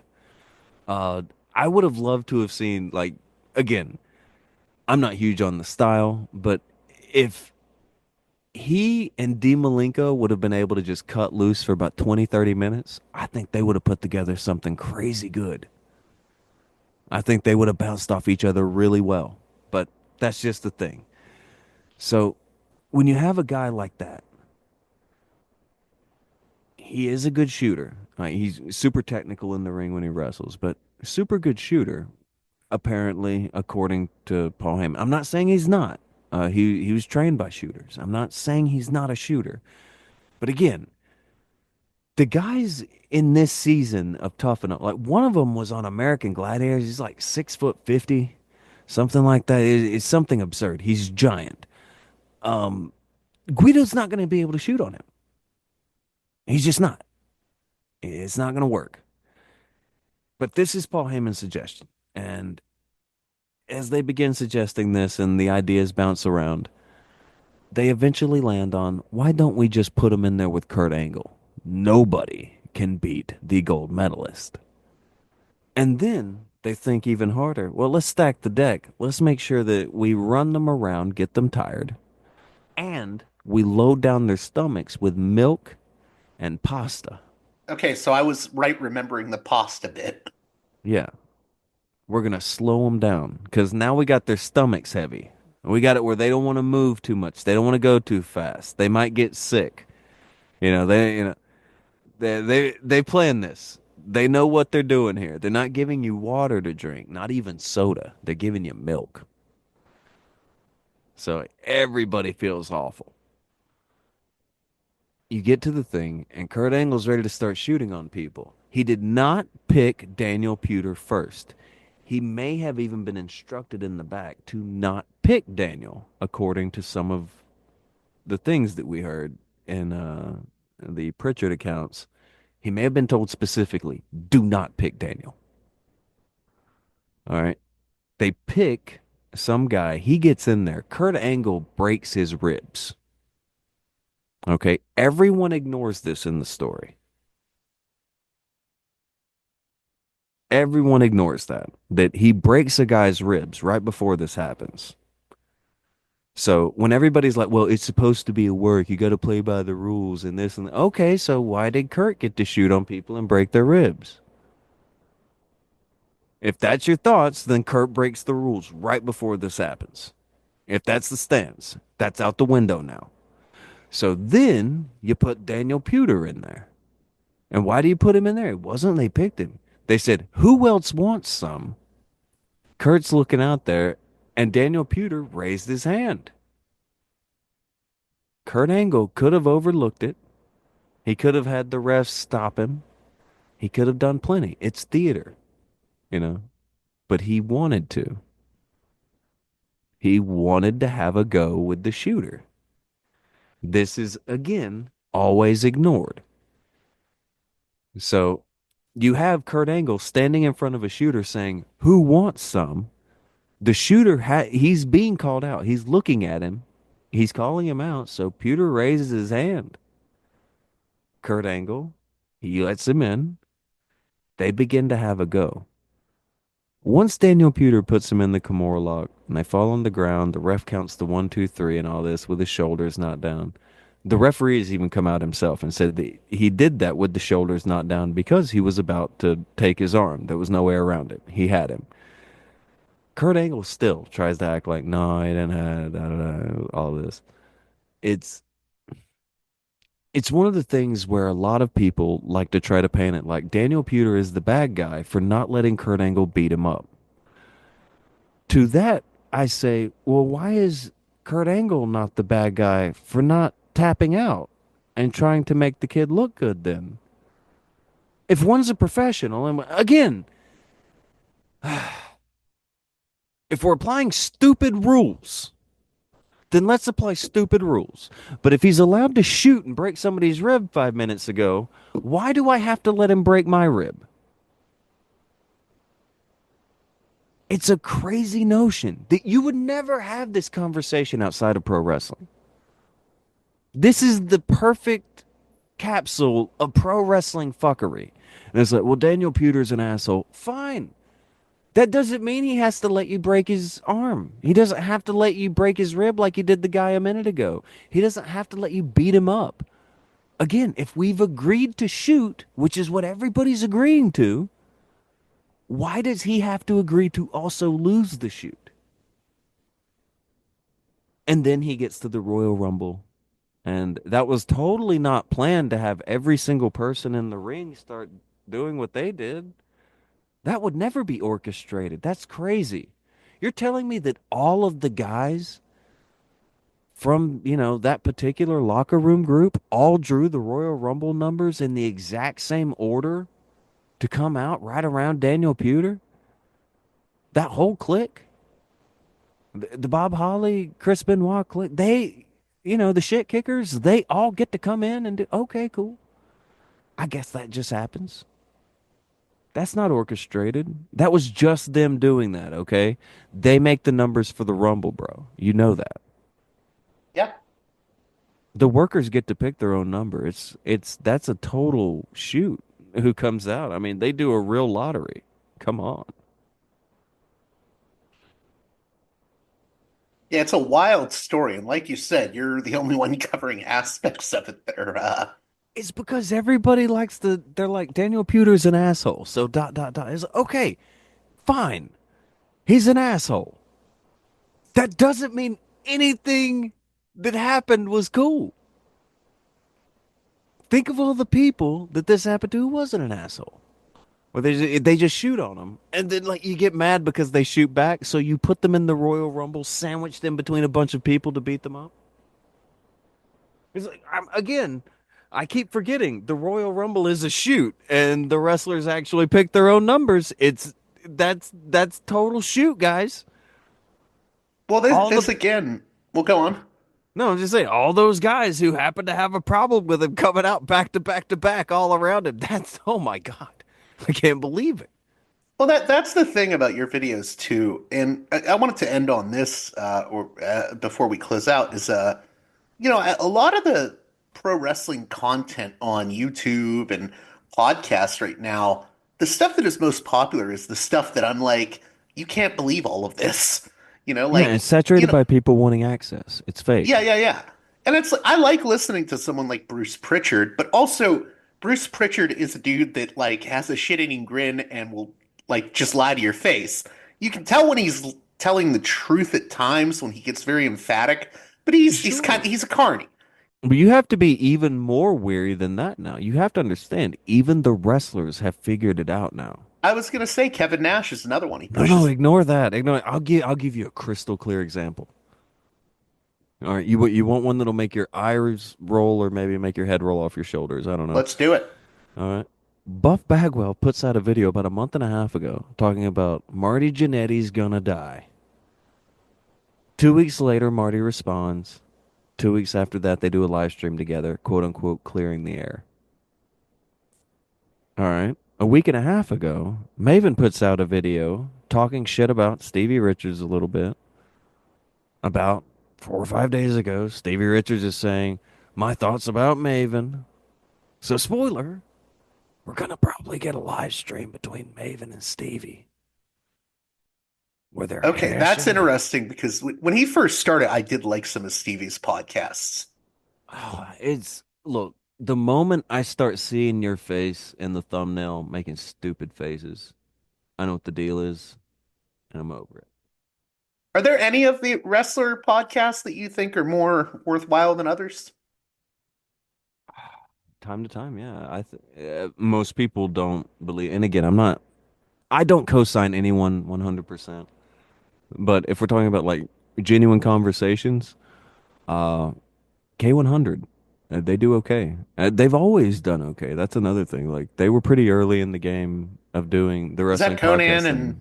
Conan and Disco. okay? And again, I'm not saying I co-sign everything everyone says. That's not what I'm saying. But I'm talking about a genuine conversation between people who are just saying things, talking about experiences. They were pretty good. I used to really like Lance Storm and Don Callis had a very short-lived show. If Yes, they you've did. ever Yeah, Okay, did you hear some Killing the Town? yeah. That was Yeah. that was pretty special.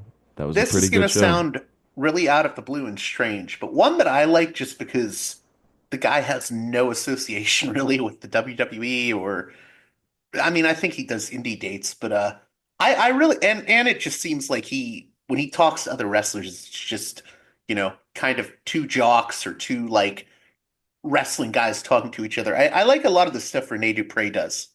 Mm. Okay, Renee's a good one This is in a very lot of ways. casual, and it's like, oh, this is like an insight into the mind of a pro wrestler. Well, the thing with Renee is like he'll be sitting there flossing his teeth while he's doing the thing. Like Right, right, it's got a very this is what the boys do when they're sitting in the back kind of right, thing. right. No, that's the charm of it. Yeah, Yeah, that like if you've wondered what wrestlers act like when they're just kind of bullshit, they'll be sitting there like flossing their teeth, preening themselves. I'm not saying this in like a shitty way. I'm saying like this is how wrestlers are. It's a very good example of just wrestlers bullshitting when you watch the Rene Dupree channel. They've I don't know. I think he got a set finally, and he's trying to do things. I wish he wouldn't because honestly, I what do you mean like got that. a set? I looked at it not long ago, and I think he has like Oh, different you mean like a glowing professional red setup? stuff, Yeah. and yeah, he's doing all that now. But before it had that vibe. I really liked it. He's told a lot of stories. Some of them are he talked about the voodoo murders, so that made it easier to make the voodoo murders video when I made that. So I was really glad he did that. people will say too, they'll say it's so weird that I've seen people say, well, he was just a jobber. And I'm like, no, he was like one of their upper mid card He was guys. pretty big. Yeah, Rene Dupree was probably going to be champion if not for some of the things that happened. Well, that's the other reason I like his show is I think it's a perfect insight into the sort of mind fuck that working in WWE right after the fall of WCW would have been. Okay, you got to remember he was super young too. He was a Yeah, yeah. kid. Well, that's the thing. People say, "Oh, he's just bitter," and I'm like, "No, I think it's he was like 19, and the business kind of mind fucked." Yeah, he was a kid and he got screwed over pretty heavy. There's, I don't know. It's again, I understand show business, risk reward. I get all of that. You're not owed anything. I get all these things. I also understand people have the ability to screw people over. People elect to use that ability often. People in power even more often.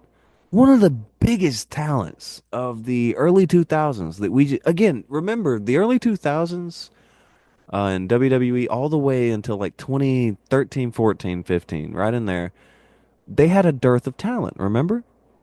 Maybe that wouldn't be there if we didn't get rid of Mr. Kennedy because we want to pretend that he dropped us on our head.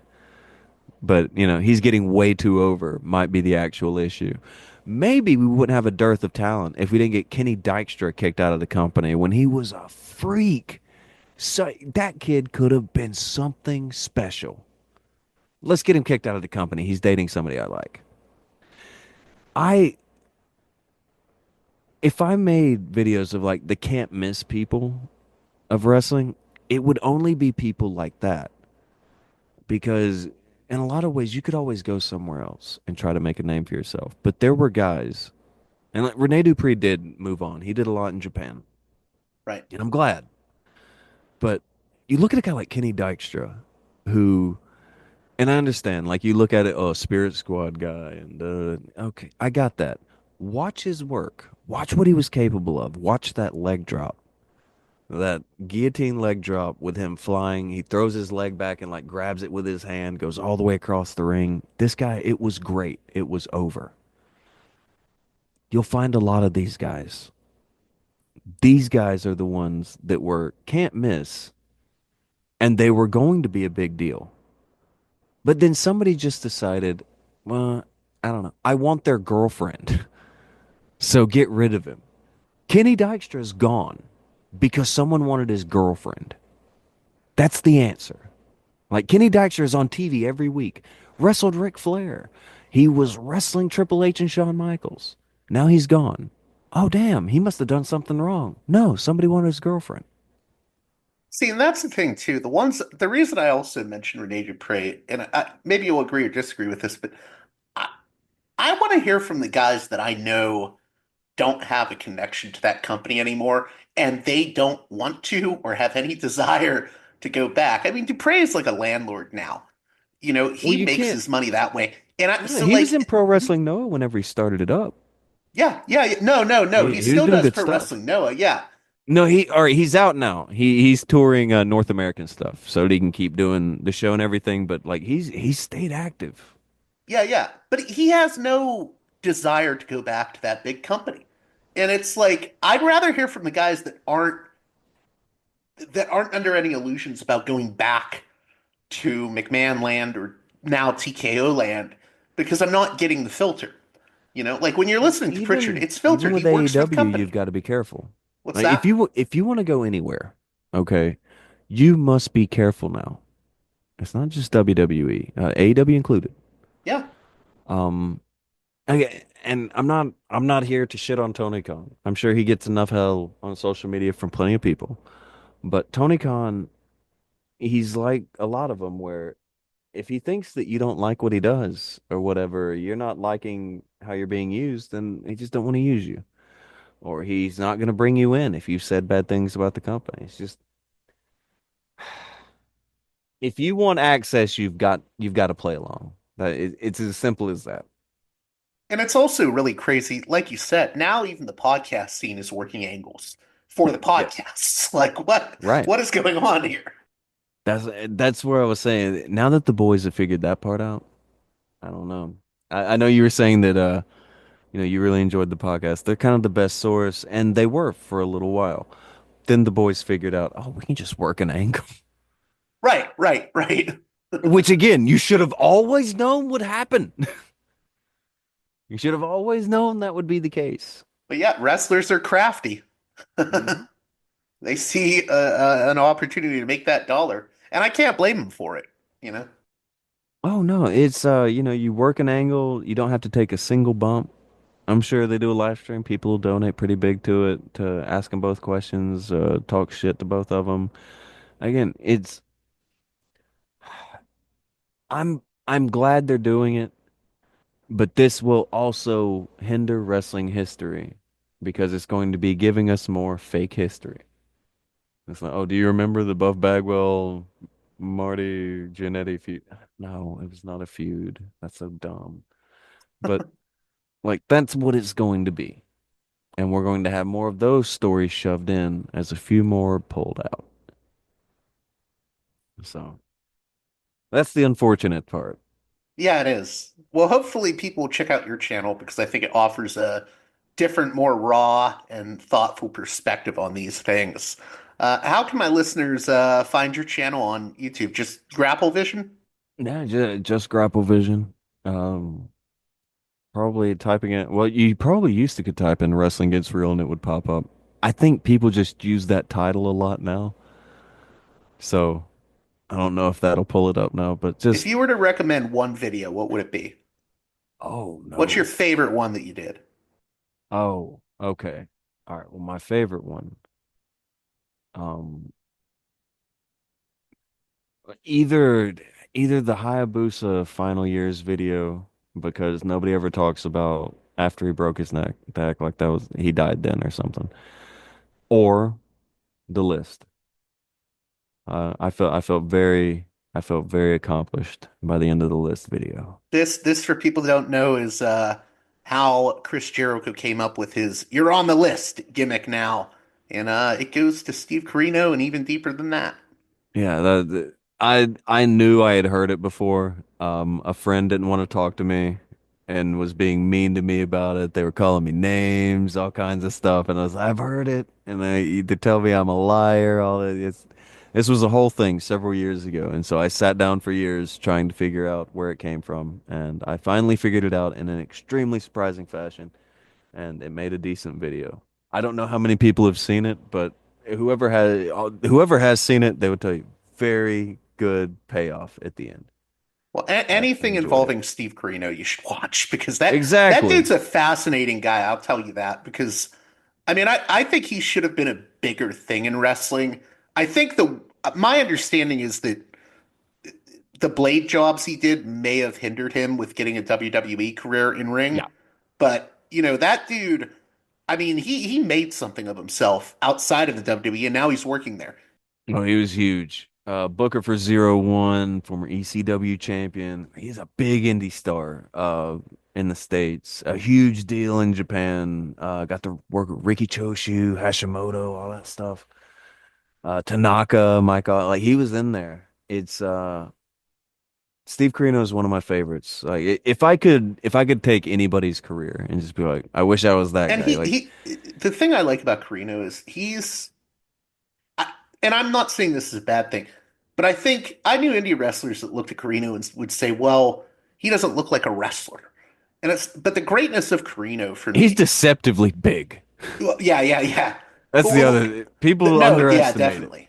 But Carino, I mean, he comes off as like maybe a bit of a nerdy guy. I know he likes Seinfeld and whatnot, but what's great about him is the fact that he just had this willpower to do what he wanted with his life, you Oh know? yeah. And he worked He very pushed. hard. I know from his parents that like he started out as a kid that was working Taco Bell and he saved his money and got into wrestling. You know, it really is an incredible story.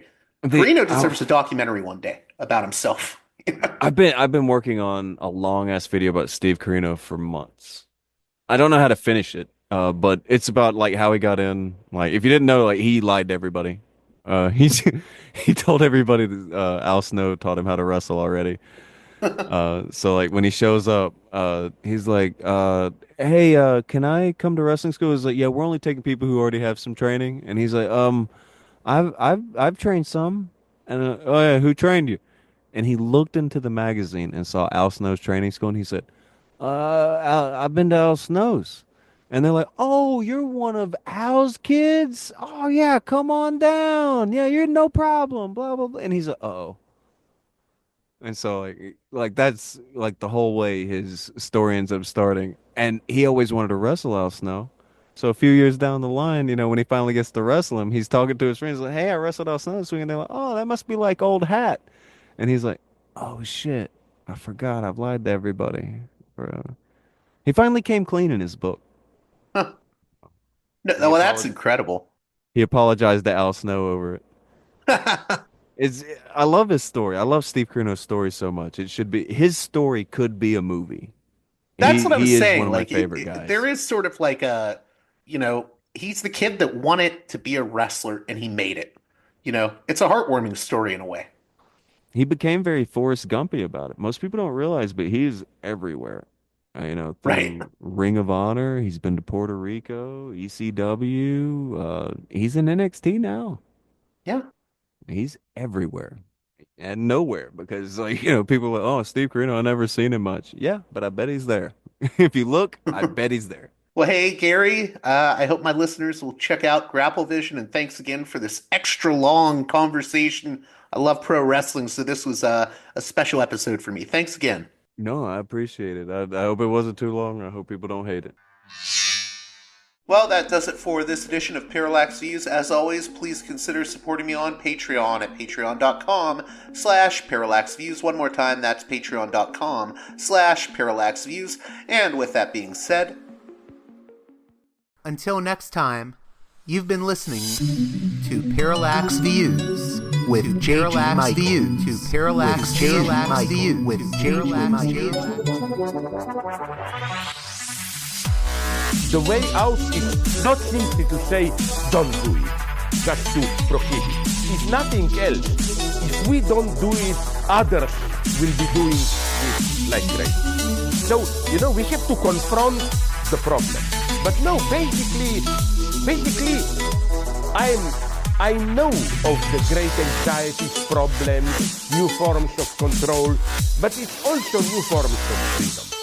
This is why I always emphasize that internet and all this new digital stuff, it's a very ambiguous phenomenon, but it's the field of struggle. New forms of enslavement, but at the same time, new incredible forms of freedom. We have to accept the fight with no nostalgia for old, allegedly more authentic communities or whatever. I'm not afraid. I'm not afraid. I'm not afraid. I'm not afraid.